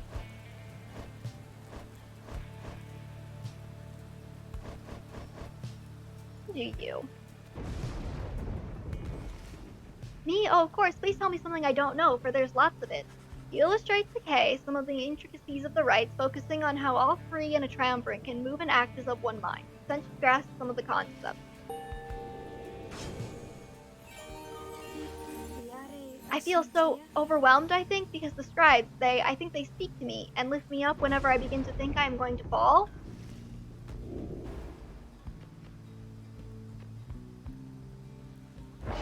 That one up.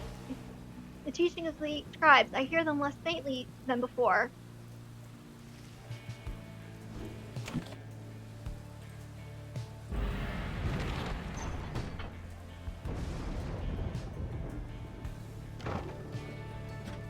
I would very much like to get a conversation with Jodariel, so I can get her path.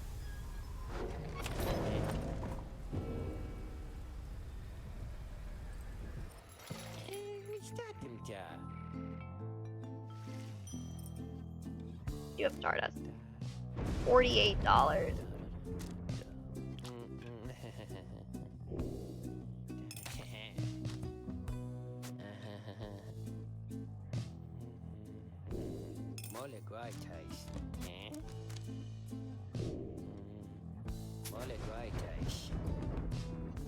Oh, let's see here.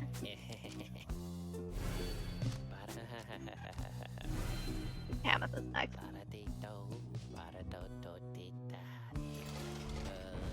Thanks for stopping by, guys.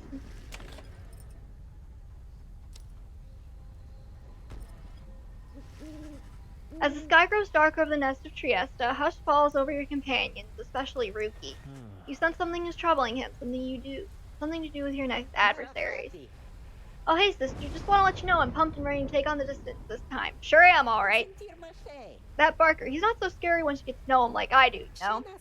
So don't you worry, because I sure won't be going easy on him after last time. As Rukey marches off toward the clearing, you notice his grin fade away.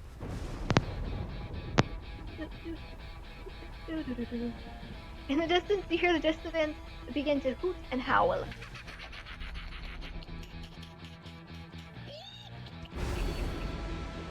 Oh, we got another one.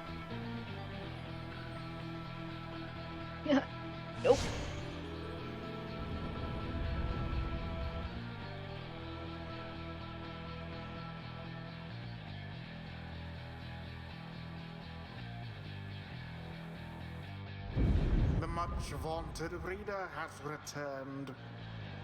And it would appear her ranks grow stronger. Consorting with the bog-crone Bertrude, are we? How very strange that you befriended her. At any rate, your adversaries in this rite shall be the Dissidents. Put out their flame and walk the path to liberty. And I'm gonna bring Rukey along.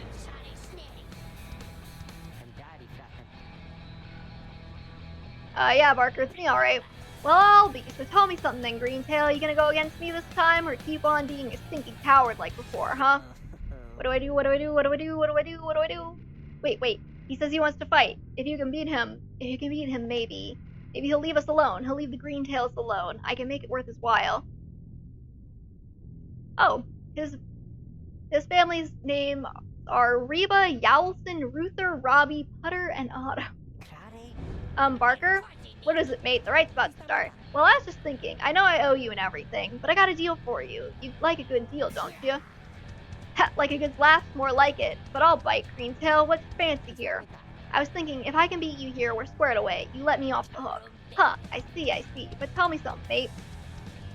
Now, why in this stinking world would I want to do a thing like that? What's in it for me when I beat you instead? Then I'll pay you double what I owe, I promise. But you have to promise too, Curzo. Oi, really now? Double or nothing then, is it? You drive a hard bargain there, mate, but alright, it's a deal. You beat me in my pack right here, right now, and you're debt-free as far as I'm concerned. Of course, if you don't, I'll be fleecing you for all you're worth. You and your stupid uncles and that dear old mum of yours. See you shortly then. Rukey then turns to you.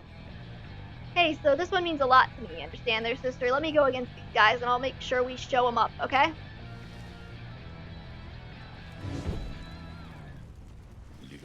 Hold a moment, reader. The crone Bertrude slithers forth, wearing the raiments of the Rite. Now that Bertrude is among our ranks, it would be best if you become familiar with her repertoire. You've no obligation to make use of her abilities, of course. Good Bertrude, please show the reader something of your aptitude. We expect thou shalt soon be inclined to bring our sorceries to bear. Long have we studied these rites and fine. Let us show thee what we know of them thus far. The bog-crone Bertrude shows herself in full. Though I have to wonder what became of her accomplices. Of one accomplice in particular. You watch yourself around her, reader. None are sentenced into exile without sufficient cause. Oh god. There we go.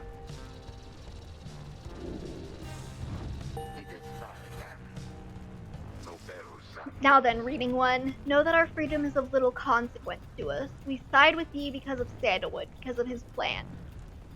We shall aid ye in the rites, and we shall aid ye in that plan. Thus we are at thy disposal, and await thy bidding. Who shall conduct the rites?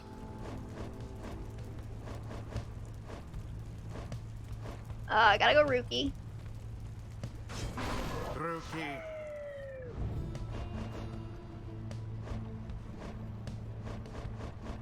Then I wanted to bring Bertrude, because she's really behind.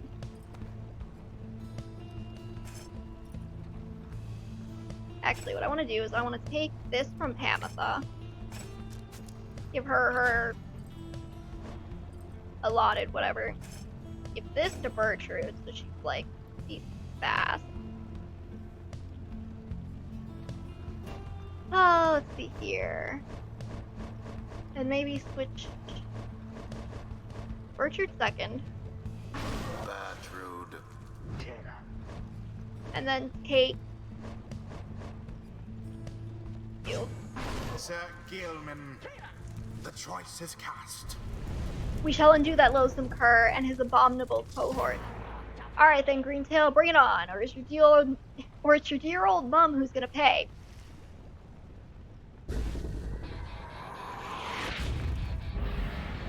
Commence.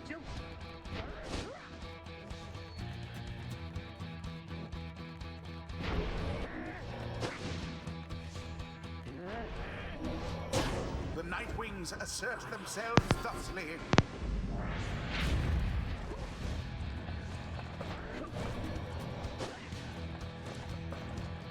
Alright, come away. A blow against the adversary's What's the matter, Greentail? Methinks you seem a little nervous on your paws out there. Just shut up already, Barker. Let's get on with it. What's that you say, huh? You think you can talk back to me like that, Greentail? You heard me, Barker. Stay out of my damn way. Or what, mate? Or I'll sink these little nervous teeth into your neck, old chum. That Damn. foolish Barker was a menace to the Commonwealth and is a blight upon the rights. I meant to, like, check his, whatever. His profile. Okay. Do I, like, is it like a 1v1v, bro?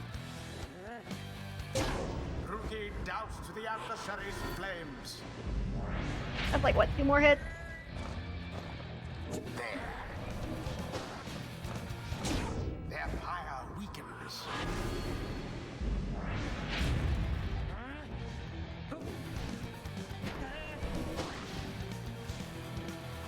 And it is done. The Nightwings prevail. Alas, that their adversaries failed to stop them. Nobody asked you, sassy narrator. The ceremony is complete. Woohoo! We did it. We got him. Eep. Greentail, you got us fair and square, mate. As fair and square as stuff gets, anyways. Right? My bad. Whatever. So my family, you'll leave them alone? You said you'd leave them alone. Ease off there, Greentail. A deal's a deal. Now then, me and my pack had better step it up for when we see you and your mates again. I'll be looking forward.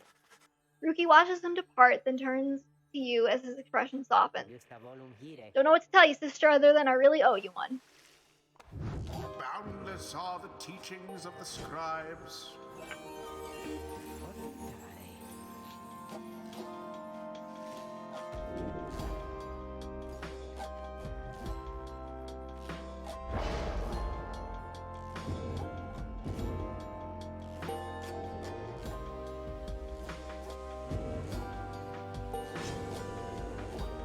The ancient crone called Bertrude opened up her eyes.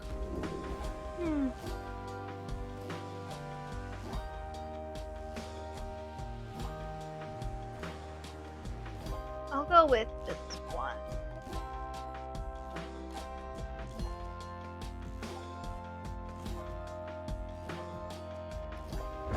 The secrets of the Wild Witch revealed. Until the stars align.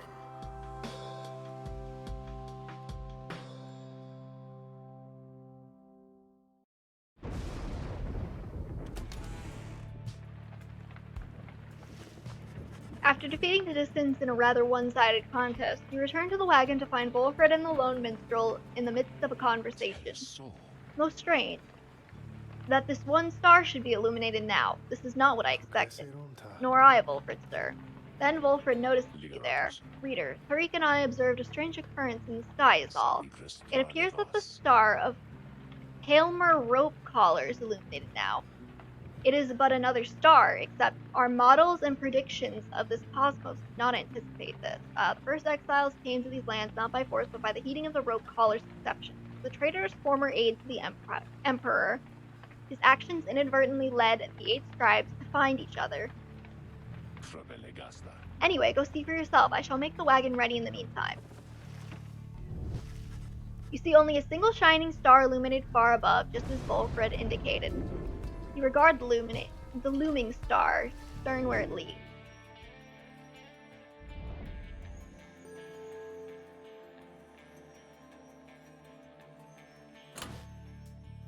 Alright, so far we're still facing the Withdrawn. The rogue star burns bright over an isolated little island in the Sea of Solace. Sir Deluge is already on his way.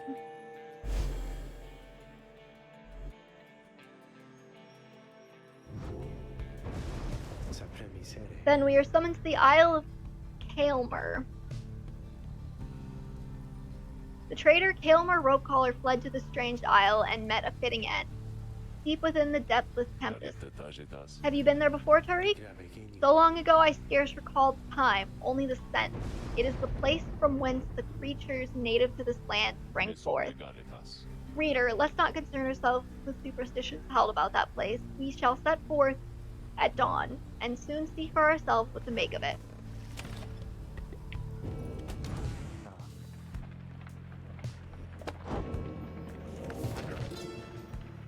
The Nest of Trieste. The ashen effigy of the nightmare titan Zilvius Horse-Headed looms as dark as ever on the precipice of Black Basin, where her chaotic influence thundered the land itself until it wept with fire.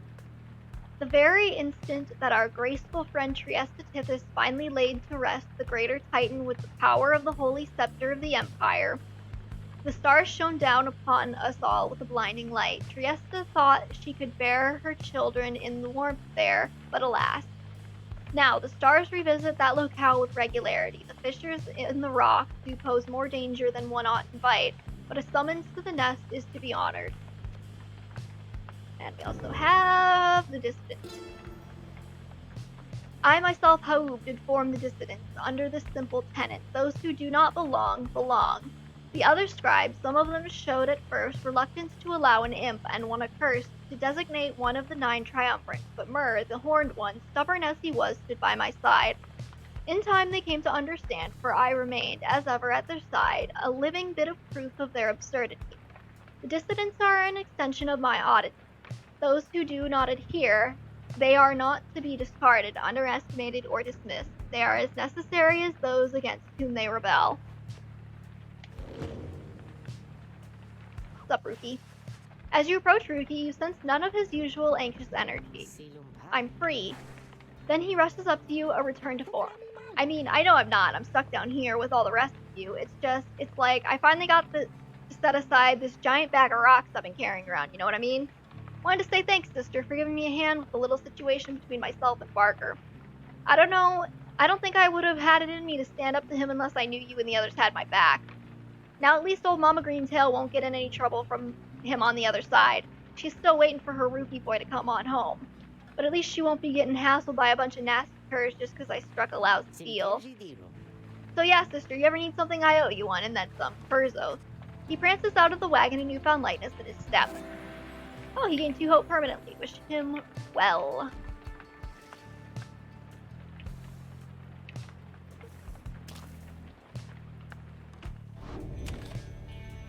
Wait, gotta talk to Sandra. Once more, you return to me. What is it, reader? Oh, I can't ask her what's on her mind. Never mind. Hello.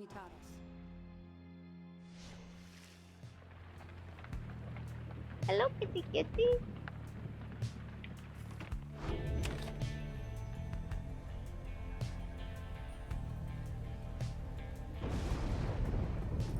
Continue on your journey.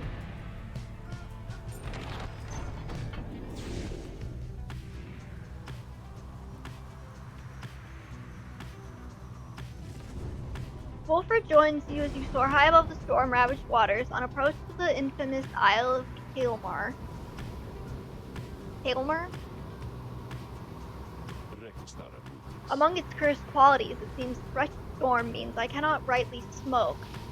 One of the downside's small misfortunes, I suppose. The wagon's drive imps seem not to mind, at least. In fact, they seem more animated now than usual, sir. Perhaps they feel some sort of connection to this place. Tariq, do you suppose the Pyrehearts were able to make it here intact? They ought to have seen it in the stars, though we soon shall know for certain. That we shall. Take us in, please, reader. Okay, minstrel.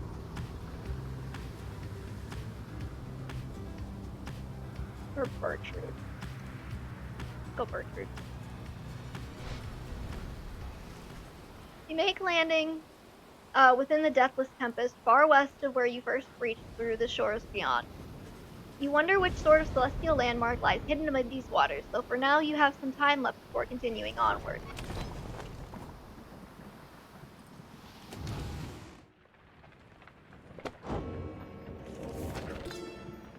Ah, the Deathless Tempest. We waited for the deathless tempest to subside. We waited, but the Underking, he merely laughed and laughed, for the deathless tempest does not subside.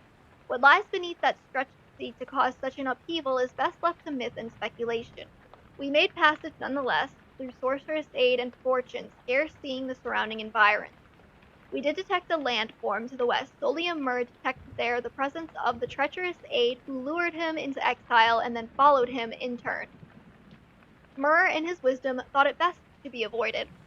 At last did we arrive on the distant lands, though seeing them provided little comfort.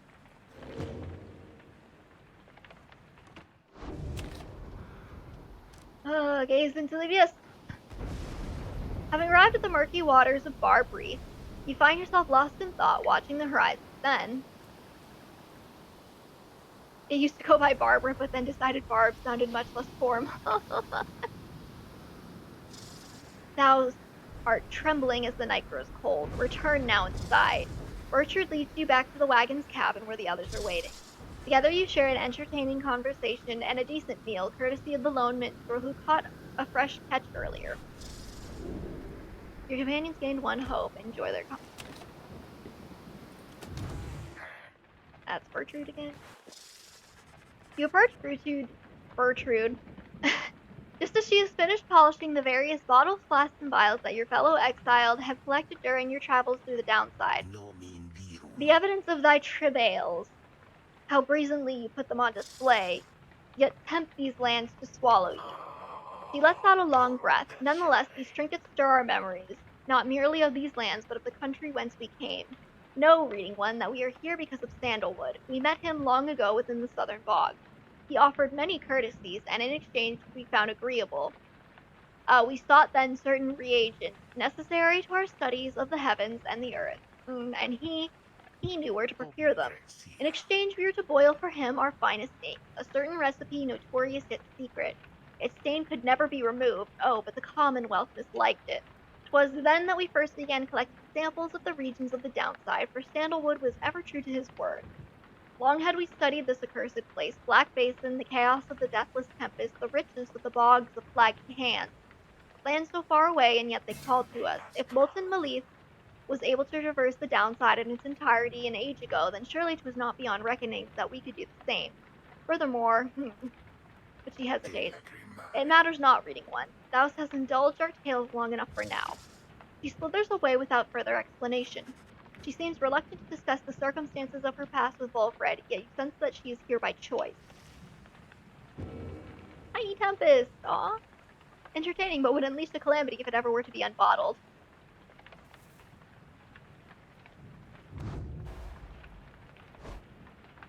Yeah, okay, so we see Bertrude stuff. Crime, conspiracy, mode of insurrection, years exiled, 21. If you needed someone cursed or guarantees of fortune on a big day, or to consort with elder patrons such as Opham Unburied or Marsus Needle-Eyes, you would go see Big Bertrude. She was one of the most infamous alchemists of her day, and piled her trade right under the Commonwealth's nose without regard. Ironically, it was a modest-sounding request for printing inks that ultimately got her into trouble, resulting in her exile. In the downside, her reputation preceded her, and she resumed her practice. So yeah, basically, Volfred wanted to just, Volfred mentioned that he had his, stamping press that he was using to distribute, books, and she's the one that made the ink for it. And I don't know if they covered this yet, but the idea was that the ink was, unburnable. So, they couldn't just burn the books to get rid of them. They had to destroy them through some other means.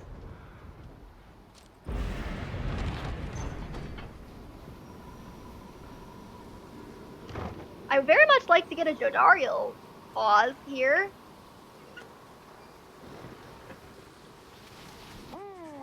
A messenger imp bearing news and rumors from the other side finds you somewhere in eerie stillness of the deathless tempest. This time around, the news pertains to Dalbert of the Triumvirate known as the Fate. In the Liberation Rite, he finally earned back his freedom after many failed attempts. However, that freedom he awarded to his son Almer so that he could go home instead, much to Almer's disbelief. There seemed no way for the two to go together. Back in the Commonwealth, Almer grew reclusive in spite of his newfound status and the hospitality afforded to him, and in spite of Dalbert's wishes for his well-being. And as for Dalbert, when separated from his son, his advanced age at last caught up with him, he shall not conduct another rite. All of this shook the remaining members of the Fate. If they ever regroup, it shall not be soon, and you shall not encounter them again. Afterwards, you find Kay on her own, speaking softly to herself. Watch over him, O Scribes, watch over him, O Scribes, oh please, watch over him. The news brings you no joy, although you thank the messenger for delivering it, and cling to the hope that the legacy of the Old Heart clan is not yet complete.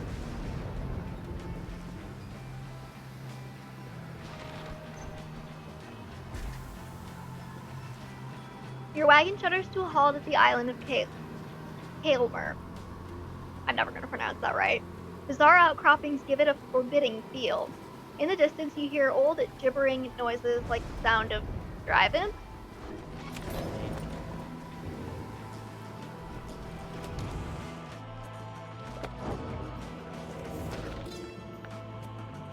The Isle of Almer. The traitor Almer Ropecaller, whereas he brought about our empire's fall, whereas he nearly claimed the life of our dear Solium, we forgive him. We have forgiven him, and we give a certain thanks to him, for he has played a vital part in the Star's plan. If not for him, then we, the Eight, would never have aligned. We never found the Ropecaller. He fled into the sea toward an isle, which we all knew well to avoid. Was there, we think, that Almer's tattered mantle finally did him in among the wild imps. Should the stars ever converge above that isle, it shall be to signify that their long dance across the skies is drawing to a close.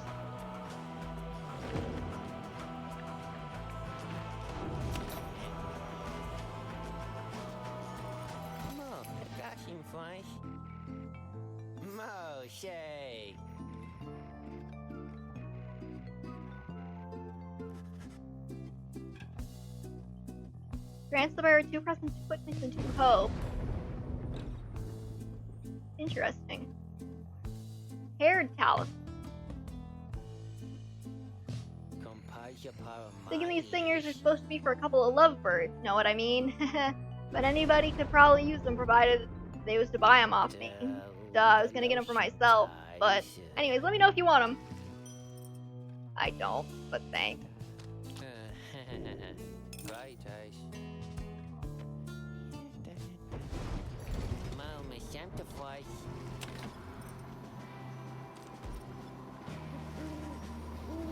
Everything is set for the rite to commence. All is quiet amid the tumultuous waters of the island of Almer. All there is left to do is wait for nightfall to set it. You observe Sir Gilman sliding back and forth, back and forth. You sense something is weighing on his mind. This knight is not a knight at all. This knight betrayed his former commander, abandoned his brethren of the Sea Dominion. But what is knighthood even? What is knighthood if it means having to follow such a craven as Sir Deluge? Cease this nonsense, Gilman. Focus on the right. Focus on the right. Focus on the right. He notices you finally. Oh, Master Reader, this knight did not see you there just now. Such was his preoccupation with the task at hand. Know that this knight stands prepared. He has no misgivings whatsoever when it comes to battling his ex-triumvirate. Please consider letting this knight participate, for he has honor to restore. Then a glimmering within the sky draws your and his attention.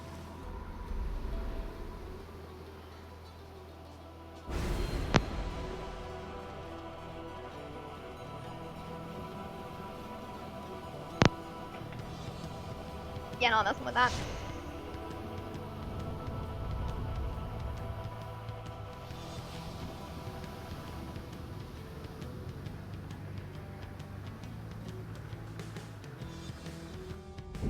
A glorious eve to you as ever, O you exiles of the Nightwings. The 8 scribes dragged you all the way into the blasphemous Isle of Almer. Here you are to be surrounded by even more gibbering nitwits than usual. Ugh. Your adversaries in the coming rite shall be the Pyrehearts. Extinguish now their pyre, and glory shall be yours. It's accursed because it's like way too explicit about the fact that it's a basketball field. Gilman, still not abandon your new friends like all your other duties and responsibilities. Sir Deluge wrestles with his mask for a time. This knight is most surprised to see you have the courage to even show yourself. You speak of courage, Sir Deluge, but this knight has little else to say to the likes of you.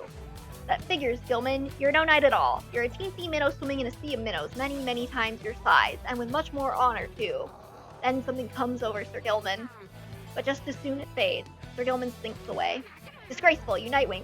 You are stupid to have taken that one, and you are no good at the rights. And another thing, we do not fear you. Okay, buddy. Who shall stand together here this night? Does it actually tell me what he did? No.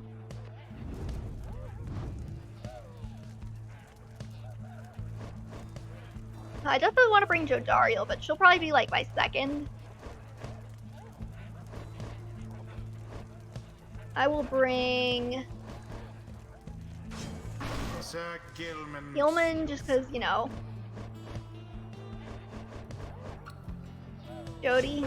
Jodariel. And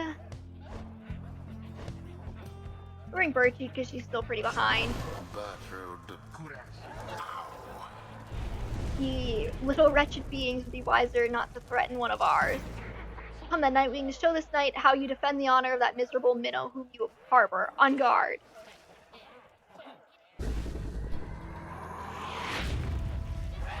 As the rite commences, the imps throughout the cavernous area roar with excitement.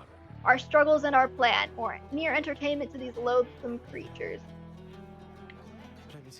Begging your pardon, sir, the imps of the Isle are quite passionate about the rites. Just now, they offered a bounty in Soul if our triumvirate proved worthy. They would pay us in exchange for what exactly? And where do they get Soul for that matter?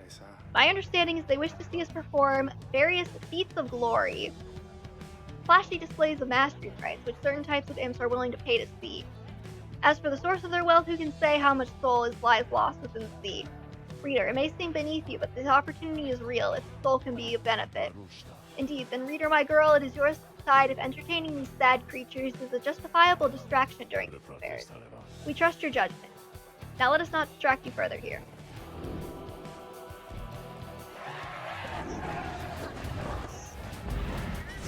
Begin. Oh, god damn it. All for naught. I was trying to read it.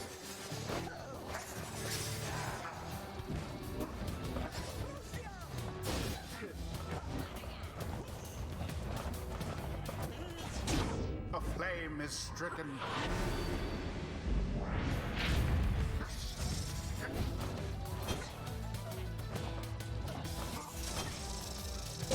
The bog crone dove into the flame.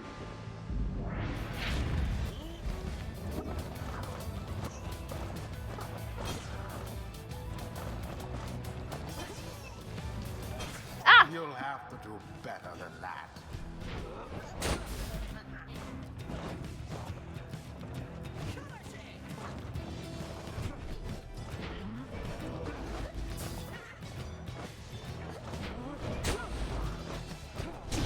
You left Oh. yourselves wide open. I tried. The orb.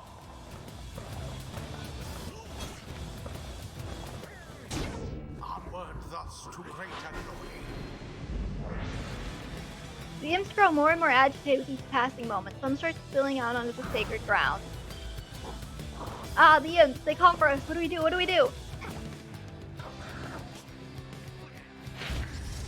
What are those blasted creatures doing? This is a sacred tradition, not some boorish spectacle. Oh my word. The rite is nearly They're wearing little referee shirts. hapless worm.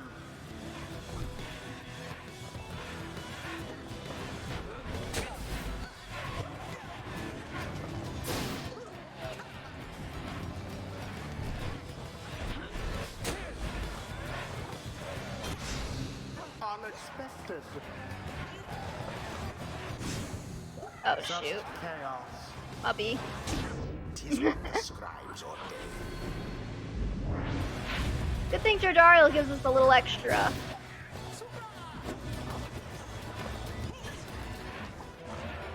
And it is done. The Nightwings prevail again. May their next adversaries fare a little better. I don't appreciate you, sassy Right narrator. is ended. Curse you, Gilman! You were a fool to abandon us, and now you only twist the dagger in our backs.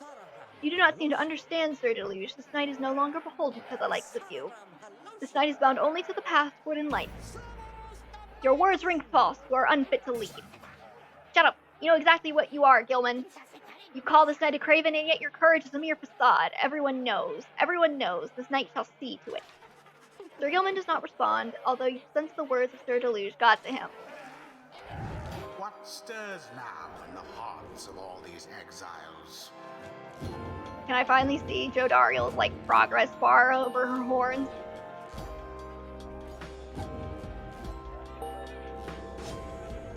Bertrude's lust for knowledge becomes manifest.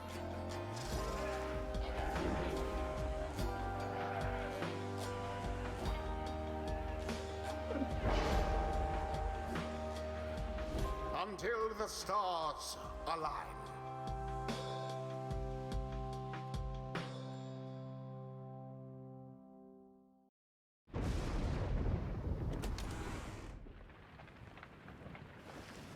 After you and your fellow exiles bested the Pyrehearts, you find the lone minstrel tending to one of your own. Sir Gilman seems to be unwell, although you cannot yet sense why. How are you feeling, sir? This knight can hardly move, as though he has been transmorgified into a walking stick or some such sorcery. I see, then please do not exert yourself or try. The lone minstrel motions for you to come closer. Reader, Sir Gilman appeared rather disoriented and more fatigued than usual, reported feeling not entirely present, symptoms of banishment sickness, an ailment suffered by those who frequently conduct the rites, debilitating but fleeting. Yeah, so this is the game's way of saying, you can't just use the same characters over and over and over and over. He should soon be able to take part in light activities, I think, but under no circumstances shall he be able to conduct the coming rite. Now then, I ought to not keep you from the stars above. Please go and have a look at them, for all of us, I think, are anxious to depart this place. The stars yet shine for you, revealing various paths forward.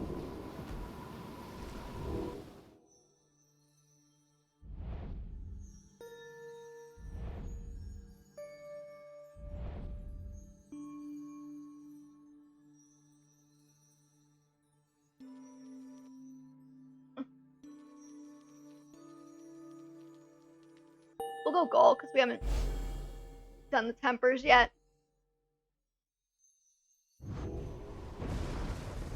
Again, we are to face the demon Ignarius and his brutes, the tempers. He is living proof of how the rites favor raw strength of will and body. Wolfer then offers you such details as he knows of your next adversary. Ignarius, a long-time resident of the downside, as evidenced by his appearance. The strongest of the tempers, he has waited years to return to his freedom. Born to a middling Commonwealth family, he got into trouble early and often, but found his calling in the Commonwealth's not so entirely legal red light district. There he took many jobs, most involving his sheer size. Most notably, he was a bouncer at Starry 8, where he came to symbolize his reputation. An infamous tavern, widely believed that the Commonwealth officials sometimes showed up incognito here to blow off steam. One day, a particularly belligerent guest got under his skin, so he gave him a tremendous thrashing. The club clientele all gave a cheer. However, the guest turned out to be a wealthy chamberlain, who then exploited his connections to have Ignarius arrested and then exiled. This was 14 years ago. In the downside, Ignarius dropped his given name, as is sometimes custom, and survived alone through his tenacity and strength. In time, he drew the notice of the Tempers, who revealed to him the rites, recruited him into their ranks, and let him work his way up. Now at last it is his turn. Ignarius struggles to return to a place that wants nothing to do with somebody like him. He should never have been exiled. Anyway, my girl, I'm off to rest. You wish a good night to Volfred. Your travel shall continue at first light. Yeah, Ignarius is probably one of two enemy characters where I'm okay, I'd set you free if I got the chance. But not for the first rite, because I actually want to play the game. The Pyrehearts. The Pyrehearts all follow in the path forged by the Under-King Oris, whose many mighty deeds exceed the smallish nature that somehow contained him. He is the most spirited triumvirate, their courage unfaltering, their hearts full. They live always with vigor, and perhaps they die with it as well. They are the Under-King's own kind, as at home above the sea as in it, never ceasing, never longing as they do for something more. The Underking chose wisely for those qualities and teaches that a life devoid of passion is a life devoid of life itself. That burning passion is the fuel that drives the Pyrehearts and, in turn, us all. Sir Gilman is in a contemplative mood. He has been rather quiet, at least more than usual, ever since his confrontation with Sir Deluge. He notices you there and slides forth in a solemn manner. This night, he knows what he shall do now, when all of this is over, Master Reader. We Worm Knights, we are all born and raised to prove ourselves superior to all the other billions of our kind, to lead our lives, however short, with glory. From the moment we shove past our wormling brethren in their egg sacs to the very end, we are conditioned to excel, to prevail at all costs. This relentless pursuit of glory, of fame, of self-worth, leads to most of this knight's kind only to an early doom, or in the case of Sir Deluge, it leads to a life of falsehood. A life of low deceit, abusing one's fellow worm knight, shirking one's responsibilities, and living in constant fear. This knight cannot abide his former commander, yet pities him. There must be more to honor than to lead a life engulfed in endless conflict. Then he looks at you intently. This knight shall ever seek that honor out, when all this is ended, Master Reader. Thus he vows to you he is ever grateful that your guidance led him to this new awakening. But until such time, this knight is duty-bound unto the knight. Thus, the fulfillment of our plan, and our pursuit of freedom is to be his final quest. Oh, we're at 38 now. For what awaits him afterward is no mere quest. The honor that this knight has sought, it cannot be fully achieved through knighthood, can it? It requires something more. I trust you understand. He slithers off, his head held high, though not merely in pride. Something has changed in him. Plus 2 presence.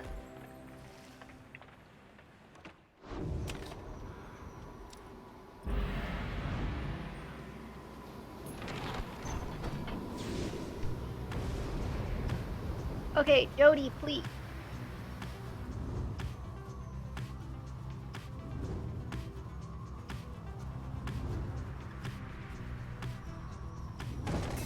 Oh. That was a bit of a close call there. Nightwings, are you perhaps intent on humiliating us even more after last time? Now then, we have a most pressing engagement soon, so I'm afraid we'll have little time for chat. Much as I do cherish our exchanges, we must beg your leave until some other time. Oh, he didn't say ta-ta. Alright, let's go. Tamitha or Rukey?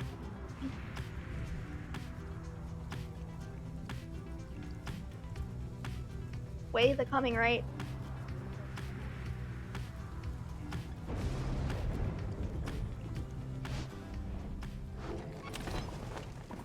And still fear in the tempers. Interesting. Ooh, the Beyonder Crystal seeks Bertrude. I was beginning to wonder when you would return. So, I thought I told you to be gone. She is pushing you away as she did before. Perhaps I ought to cease my service to you if you insist on disrespecting my wishes thus. Would that sound good to you, O reader? Imagine not having access to the loathsome trinkets which I grant you. Imagine those idiots of yours having to get by without my tutelage. I can imagine it just fine myself. I was once a weapon used to kill an emperor. Attempt to kill him anyway. Now I am once again a tool being exploited, soon to be discarded. Go on then, leave me be. Go about your business and let us pretend we do not know full well how this shall end between us. You need but ask, my reader, and you need but indicate who is to be my student. He's already got the quickness thing. You asked Sandra to administer one of her special trials for Bertrude. The old bog crone then, she does have some potential, I should think, more so than most of those with whom you share that little residence. Then let us bring her forth. Soon Bertrude appears in heat of the summons. We sense that thou hast need of us.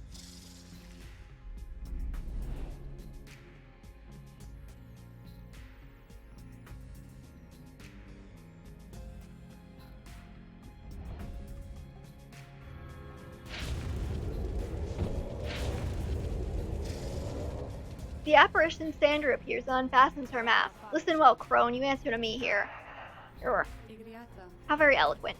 May your vast experience exceed your knack for pleasant conversation. I trust that you shall have a little trouble here without the benefit of your more communicative friends. Now, come.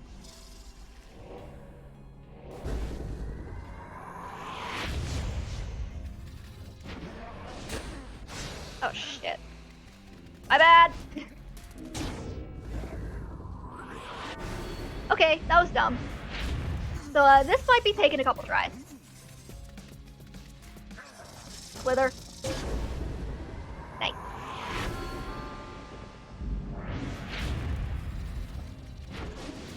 Slither. Slither away. Oh, come on.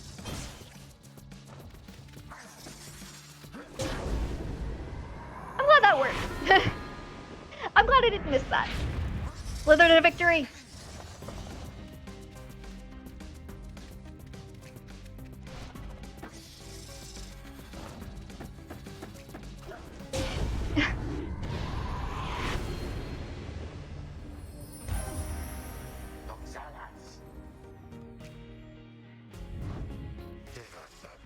A simple test, undeserving to be called a challenge. It's a failure just for gloating, crone. But those are not my rules, and your performance was sufficient. Thus, you have passed my test. Congratulations are in order, to you and to your lovely reader. Now farewell.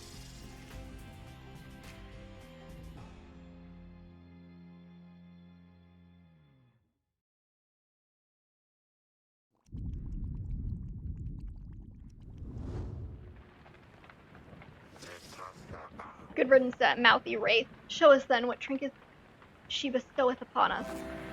Melith's tail.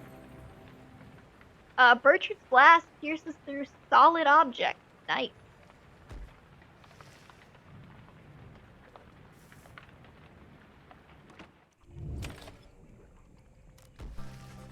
You do your best to keep up with Tamitha as she delves into the sweeping plains of Swimming Pool. She indicates that some of her winged sisters may be nearby to lend her aid. This is as far as you can follow, reader darling. Please excuse me for a little while. She swoops off, leaving you on your own. Some time passes during which you almost feel the downside encroaching all around you. And then, well, that was certainly interesting. I suggest we get out of here. It would appear the Tempers soon will have a little accident that should dampen their spirits. Okay. -3 hope. Shady. Very shady. You notice Bertrude studying the Beyonder Crystal. She sets it down as you approach. The mouthy wraith rebuketh our attempt to summon her. She insisteth that we are too young to understand. Or she must be referring to Sandra. It seems Bertrude may be able to invoke her. Stubborn, that one, possessing of an ancient understanding, olden ways, the olden times, many centuries of history, knowledge the 8 scribes themselves held captive there, within that green-tinged stone, within that wraith's own memory. Would that we could extract them in some way. Perhaps thou couldst induce the wraith's obedience, greeting one, for she heedeth not. She claimeth obligations only unto thee, although She stops and thinks very carefully. The Beyonder Crystal is not to be tampered with. Your fellow exiles know that its use is at your sole discretion. She backs away from you, still thinking to herself. Ignores our inquiries about this greeting one. Our reasoning has taken us elsewhere. Her refusal to cooperate is like to be an ancient warning of some sort. Ugh. It is possible that others in the southern bogs know something of her, but we shall not be tampering further with such sorceries ourselves. That the wraith refuses to cooperate, suggested her predicament is suitably deserved. She heads off in a huff, but just as the air grows still and quiet, you sense something from beyond her crystal. Mouthy wraith, she says. Can you believe it, reader? To be so young and foolish again. Sandra the Unseeing laughs to herself. Your proximity to the Beyonder Crystal must have been sufficient to invoke her in this case. That crone of yours is far too curious, I think, but it appears that even she has learned her lesson in this case. Thank the stars I am beholden to no one more than one among you Nightwings at a time. And thank the stars that happens to be you rather than her. And if that crone attempts to lay her fingers on my Beyonder Crystal again, I shall have to torment her dreams till she's my age. Do feel free to mention that if it comes up. Now farewell, you know where to find me, lovely reader. She vanishes. It seems that Sandra proved resistant to Bertrude's tampering. If so much history is trapped within the Beyonder Crystal, there it shall remain for the foreseeable future.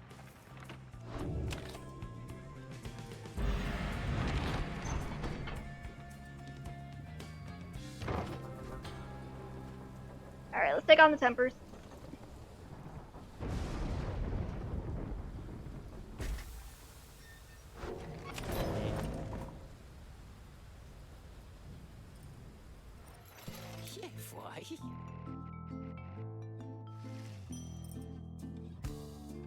How much is that? 65? Yeah, I'm not gonna have enough for that. Even if I sell them in stress.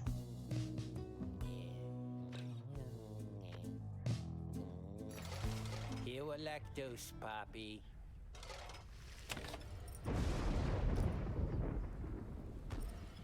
Alright, let's go.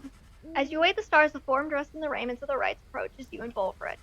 You at first presume for one of your next adversaries, the Tempers, but he cannot be one of them. Beside you, Volfred starts, something you have never seen him do. You observe the colors that he wears, an inverse of the Nightwing. Volfred Sandalwood. It has been a while. No, this cannot be. The demon unfastens his mask. It can't. Oh my god, he's hot. You perished. I watched you fall. You did. I grieved for years, yet now you live. I do. Although these horns, they grew long ere I could walk again. Unbelievable, then why are you here now, Oralek? He's a formal exile of the Nightwing, betrayed and abandoned in his moment of glory. You know full well, Volfred, to reclaim what is mine by right. The demon Oralek leaves without another word, just as the stars above burst to light and seem to set the sky aflame.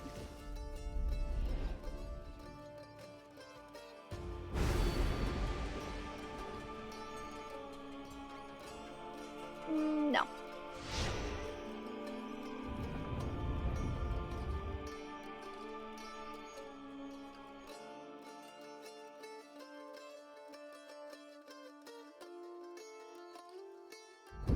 Reader, what lunacy is this? What the fuck am I supposed to know? The Nightwings are to stand against themselves this time around. This is a mutiny in violation of the sacred law. You're gonna be like I had anything to do with this. The exile whom you face, Oralek. Long ago he had his chance, and he relinquished it. He cannot simply claim it now. What do you want me to do about it? Cannot preside over this nonsense. Why is this my fault? What happened to the Tempers? The stars showed we were to face them. They must have suffered a misfortune of some sort. Tampering with the stars' design is not permitted, Oralek. Cheating the worthy of their rightful liberty is not permitted either, Volfred. You must know I took no part in that betrayal. Search your heart. Oralek says nothing for a time. Then, where are your raiments, Volfred? I have refused to wear them since, in a show of solidarity to you, and to elude the voice, I would suppose. Yes, that too. I see. You were never very good at this anyway. Damn. We shall see if that new lot of yours is any better. You cannot be serious. What sense is there in us standing against one another?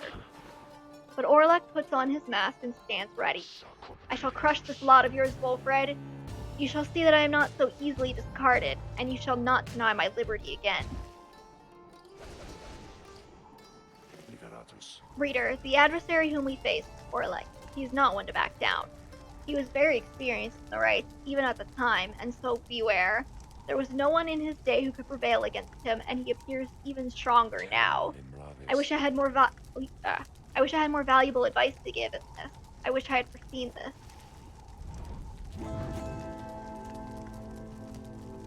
Alright, what's the tutorial at? We are gonna take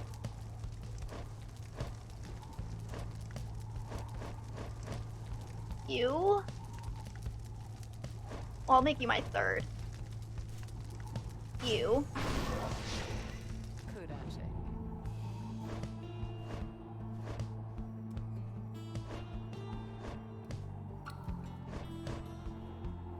Or maybe I'll make her my second. You. And you, Tizo.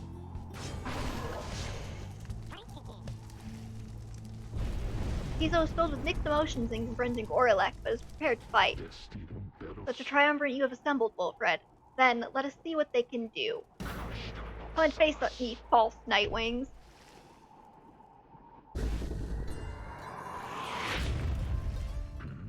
Tizo fumbles with his mask. Tizo recognizes Oralek and greets him tentatively. It's good to see you. Oralek reaches for his mask in turn. How is the horn mended? Tizo indicates his horn has not bothered him for a long time now, and thanks Oralek for it. Good. A full recovery then. but it is unfortunate to see you standing there with them, Tizo. Come with us, no questions asked. The proposition seems to catch Tizo off guard. Tizo indicates that he will not abandon his friends or their quest.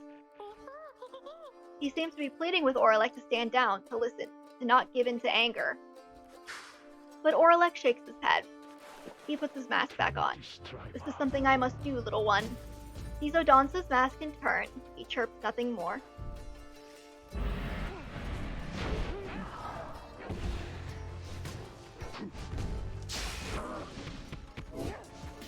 Oh god, she's so slow.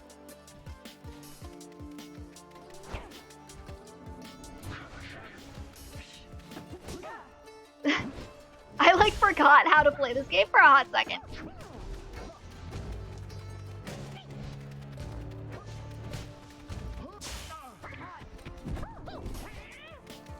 Fly, Tizo. Shit. Okay.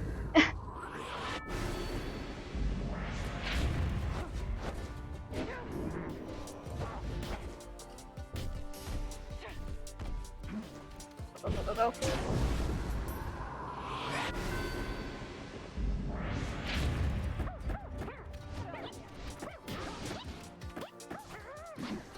Oh shit, are you kidding me?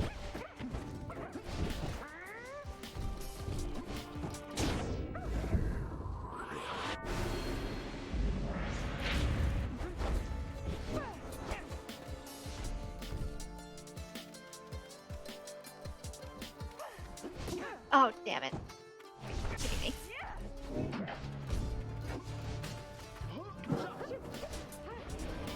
Shit.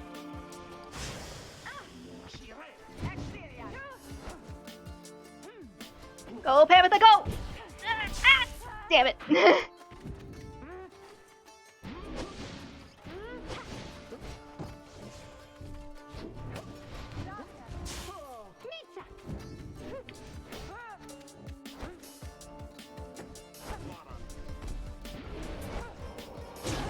Okay.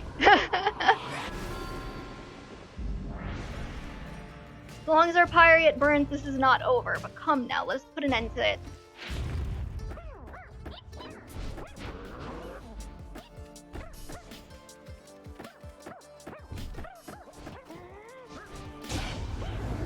Is that it? Are we done? Okay.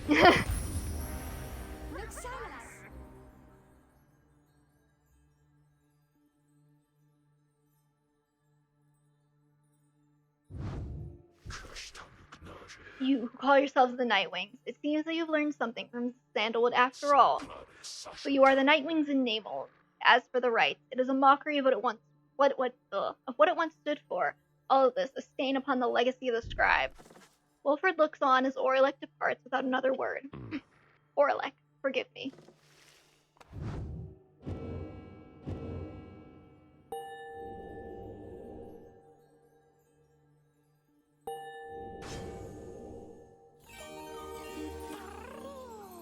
Aww.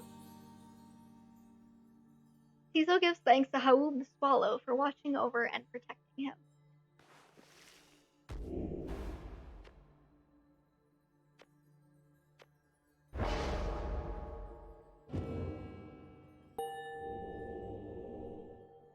Now Pamitha's experience bar gets to be covered.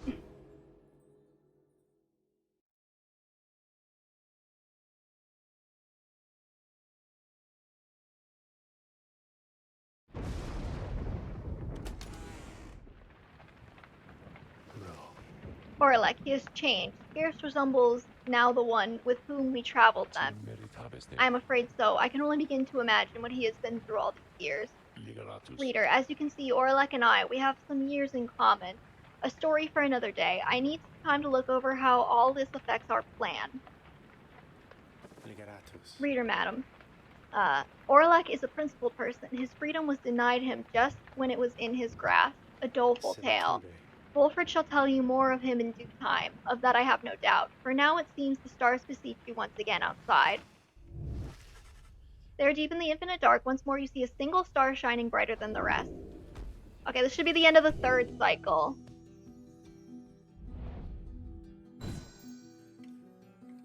And of course we're all the way at the furthest southern reach. Oh, and we get to fight the bog crone. Dope.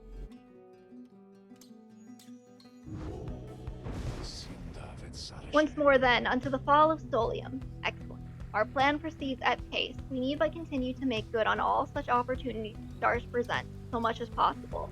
Then our ranks within the Commonwealth may yet grow strong enough that we shall sway the people toward our cause.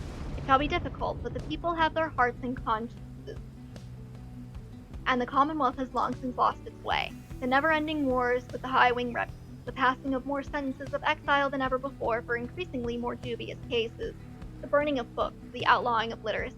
These are corruptions of the teachings of the scribes. Together we shall prove it soon enough. Wolfred, sir, would of Orelek. Wolfred says nothing in response at first, but then, Orelek appears to have his own agenda now. We shall try and keep an eye on him, although our plan remains the same. Anyway, we have a mountain which we need to climb. Let's all rest up a bit if possible this night. We fly at the break of dawn.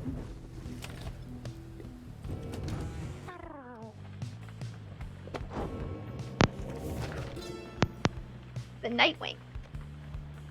What is life without an adversary? If not for forces that conspire against the will, life would be devoid of its innateness, the desire to overcome.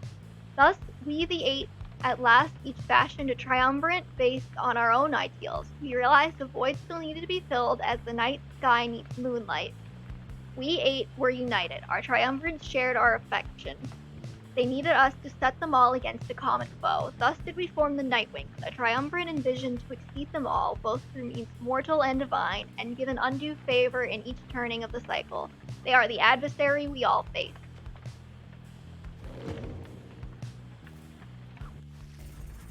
Tiso seems despondent following the confrontation with Orelek. Tiso is filled with mixed emotions at having seen Orelek again.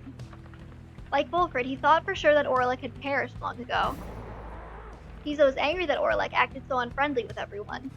Then the little imp looks at you with sadness in his eyes but says no more. He skitters up to the rafters.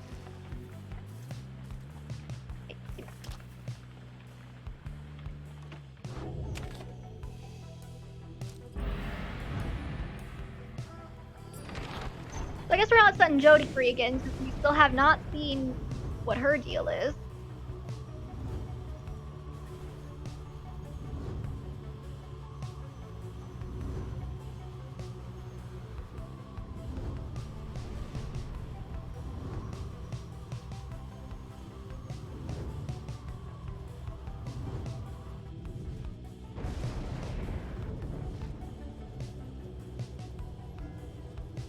Gilman. Alright, I'll do Rukey because I think he's going to be the one I let go next. You land amid the old masonry of Mount Aladil, at whose summit awaits liberation right. Thus begins our third ascent to the fall of Solium. My agents in the Commonwealth report our plan is proceeding. Let us strive again to liberate one of our own and raise its chances. I'm actually curious. Our current chance of success is 41. By the way, it never hits 100, so don't even try.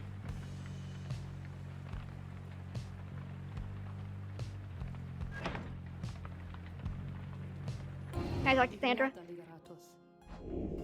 I can't.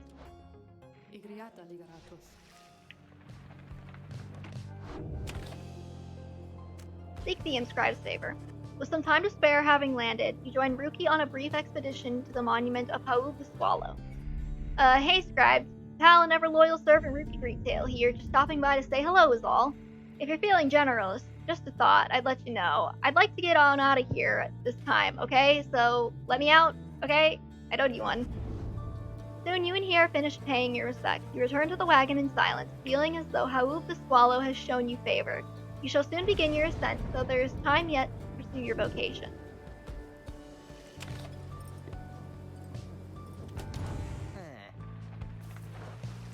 Rukey is counting the group's supply of soul when he sees you approach. He rushes right up to you as per his custom.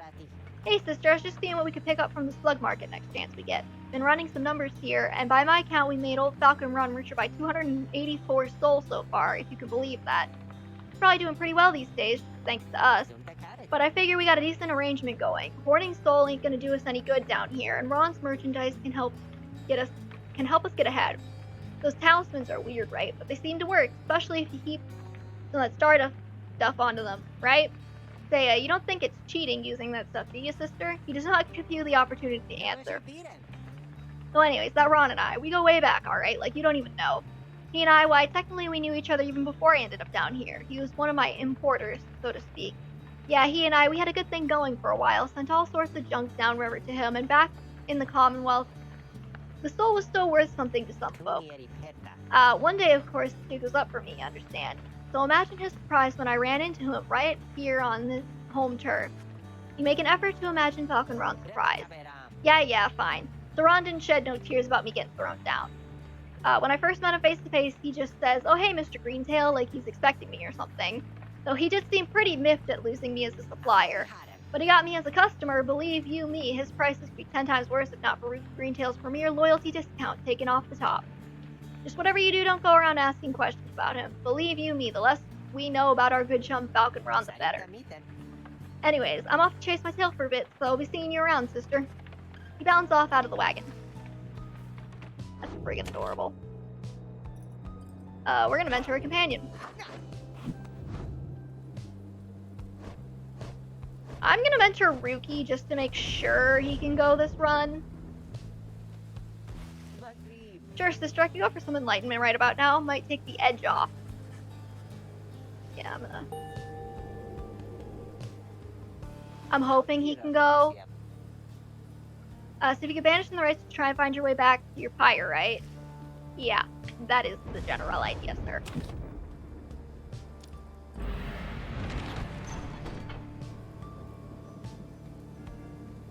Temple Cistern, Temple Pyro. Like Tamitha.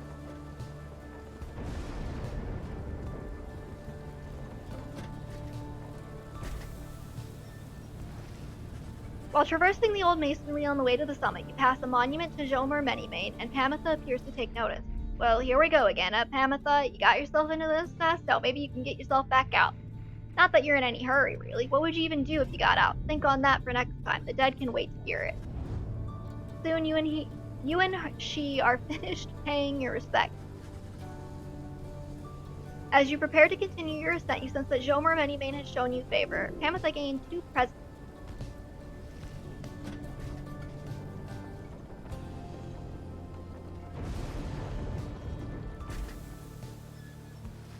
You and your companions arrive again at the Scribesgate before an archway carved of stone. Shall we, reader?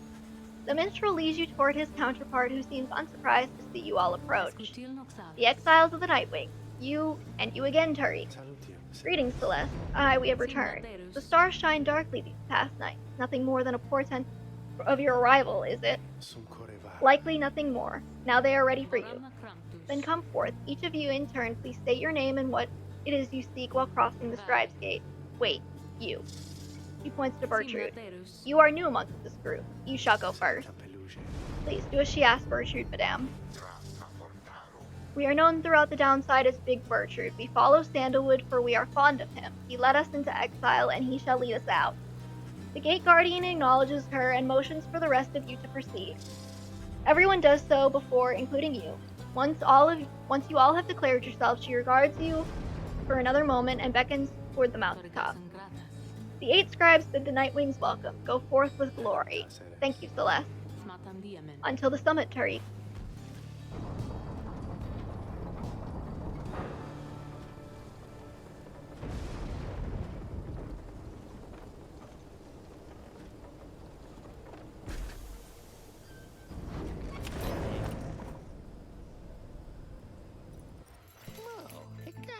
Flies.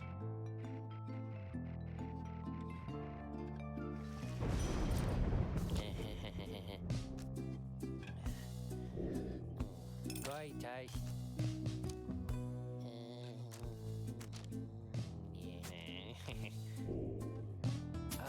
Molly, great eyes.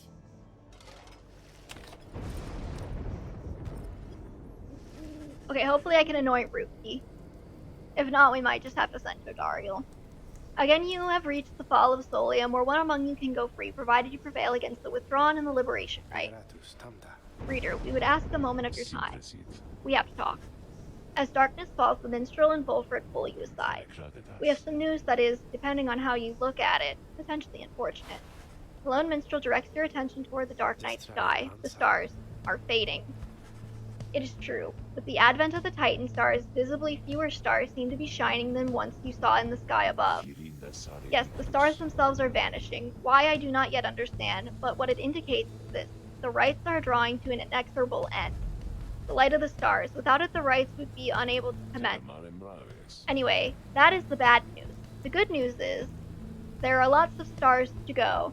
How many liberation rites remain, I do not yet know as yet. The arithmetic is complicated. An estimation of the number of the stars, at the rate at which they fade, the accelerating rate at which we're being summoned here. Anyway, I'll work it out as soon as possible. For now, I felt that you should be aware. We can inform the others in due time. At the moment, though, they have this right to think about, and so do you. Look forth. As the stars above begin to shine, Volfred's words begin to sink in. It seems you have a limited number of chances remaining to liberate your companions, including this one now.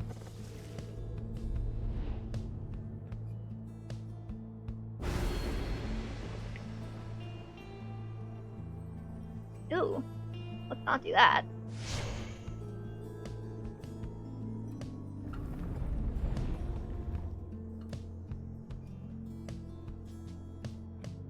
So yeah, this is what limits the number of cycles. Congratulations, reader. It would appear the rites are drawing to a close. How's that my fault? Doubtless the doing of that Orlet in all his bitter spite. For now, your exiles have another chance at freedom here upon the fall of Solium. So too do your adversaries, the Withdrawn. They fought so very bravely for this moment. Whichever side prevails soon shall send one of its own into the warm embrace of civilization. The pyres burn in each of the triumvirats is present and prepared. I concur, the pyres burn in each of the triumvirats is present and prepared. Then the anointed one of the Withdrawn, come forth now and declare yourself, and pay any respects you have unto your adversaries the night. The bog dweller Udnildhe appears from the shadows and reaches for her mask. We are known to be with Udnildhe, our adversaries. They are nothing to us, or the one we serve. Ye shall be devoured in the coming age, an age of strife, brought down by the fell wings of many seeing eyes of the Astroborn. You speak blasphemy upon this sacred site, Udnildhe. If you value your liberty, then I suggest you cease your mocking of the Scribe. The Scribe. They failed to stop ye flock. Ye shall rise again.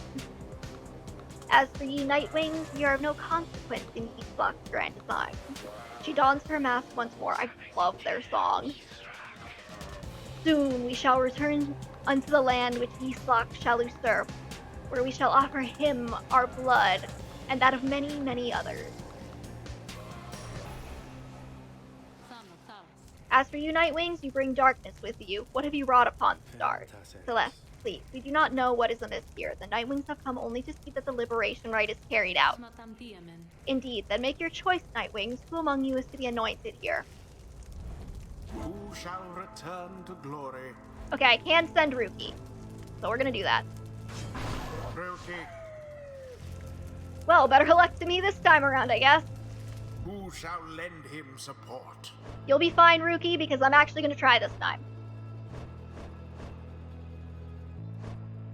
I'll take Jodariel second. Jodariel. Those achieve a better outcome this time. And third, I will bring...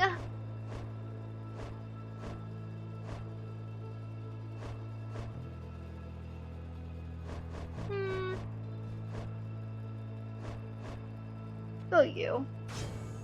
Bertrude. We shall endure this passage from this place. Ensure, not endure. It is done. Soon, ye flock, very soon. We shall release thee. We shall release thee. As for ye, Nightwings, we have much in store for you.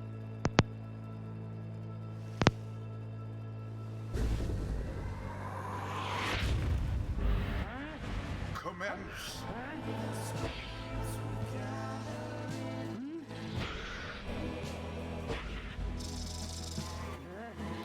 No.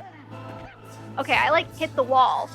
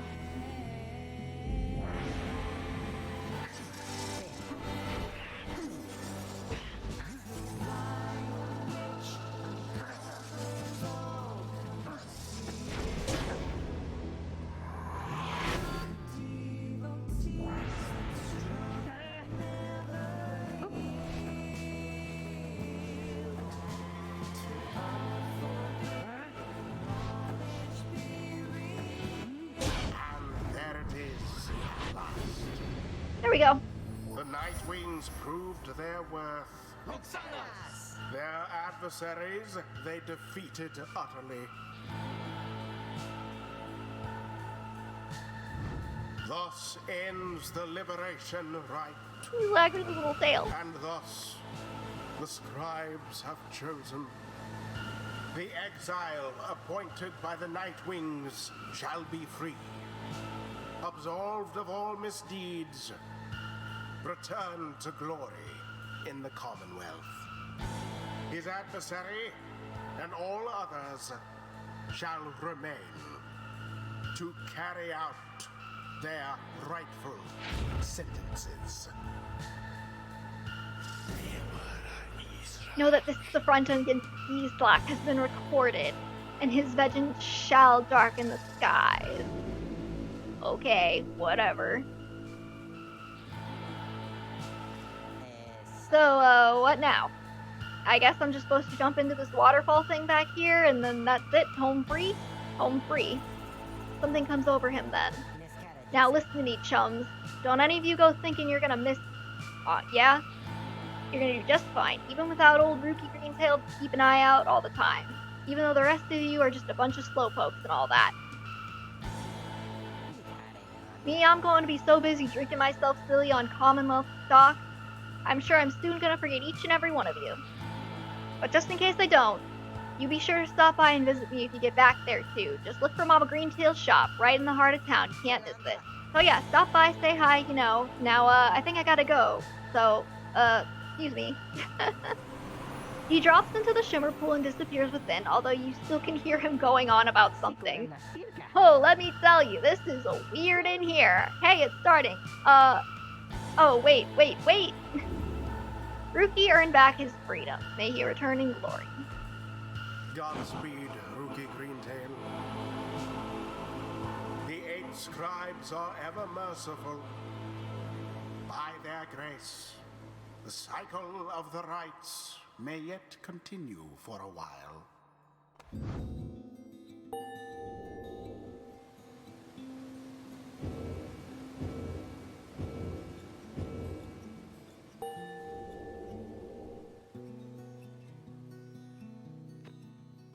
Until the rites begin anew.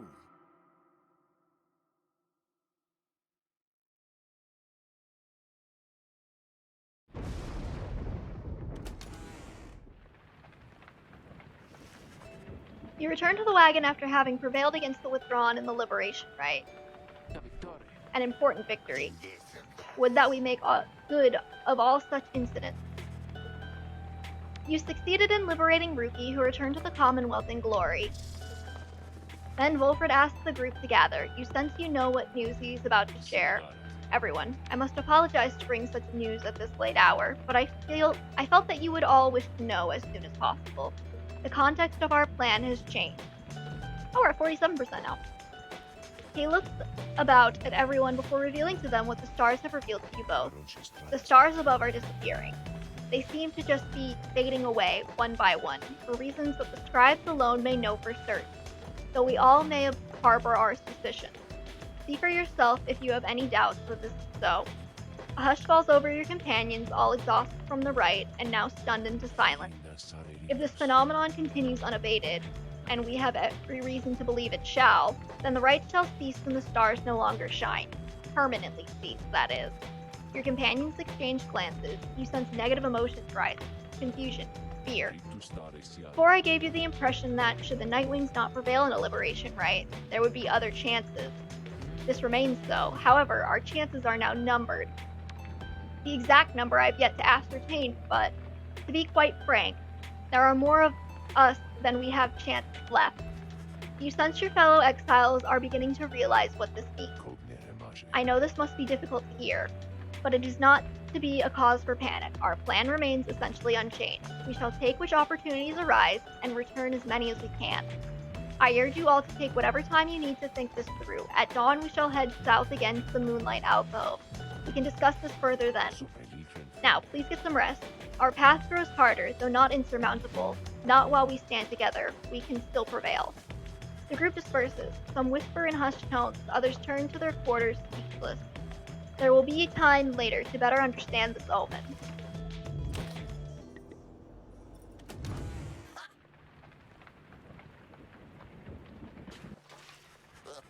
After the liberation rite, you find Sir Gilman in an uncharacteristically quiet and contemplative mood. He salutes you crisply with his tail. Glory to you, Master Reader, and glory to the noble Rukey Greentail. Long may he prosper in the Commonwealth, and in so doing may he benefit the plan into which we have all been thrust. Then he falls silent for a time.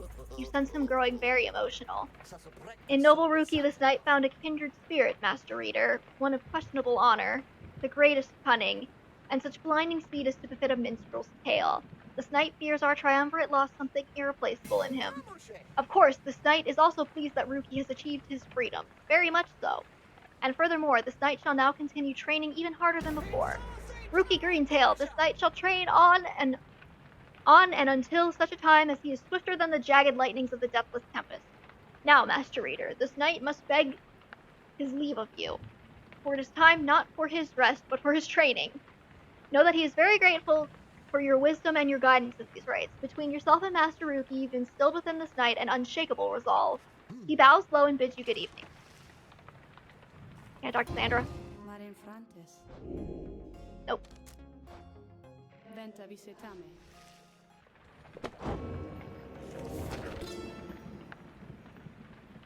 The Withdrawn. Did I already get this one? The Withdrawn did spawn forth from the wild witch Melith. Words are hard. In whose vigilant pursuit of the unknown and the unknowable, I always felt a certain kinship. Whether the Withdrawn were Melith's kin by blood or merely worshippers, we trusted one another not to ask or care. What mattered was that Melith chose the most audacious minds, who stopped at nothing short of the impossible. Though ever distant, the Withdrawn revealed to us such truths about the land which long lay hidden even to one such as I. Their knowledge ever waking into newfound depths of consciousness, they led us all to better know ourselves. Okay. On kinship. Each one of us within the 8, besides the Impawoob, we would have perished in the downside had we not found each other and together formed our union. Here in the downside we all are bound, but to which binds us here does have some latitude. We chose the bond of kinship. Our exile took precedence over our differences. The empire, which had subjugated all our kind into a tense alliance, shall give way to a society in which our differences are paramount. There may you embrace your ancient cultures whilst jointly forming a great culture all its own. Next to mercy, it is kinship that shall form the bedrock of our commonwealth. Yep, okay. That.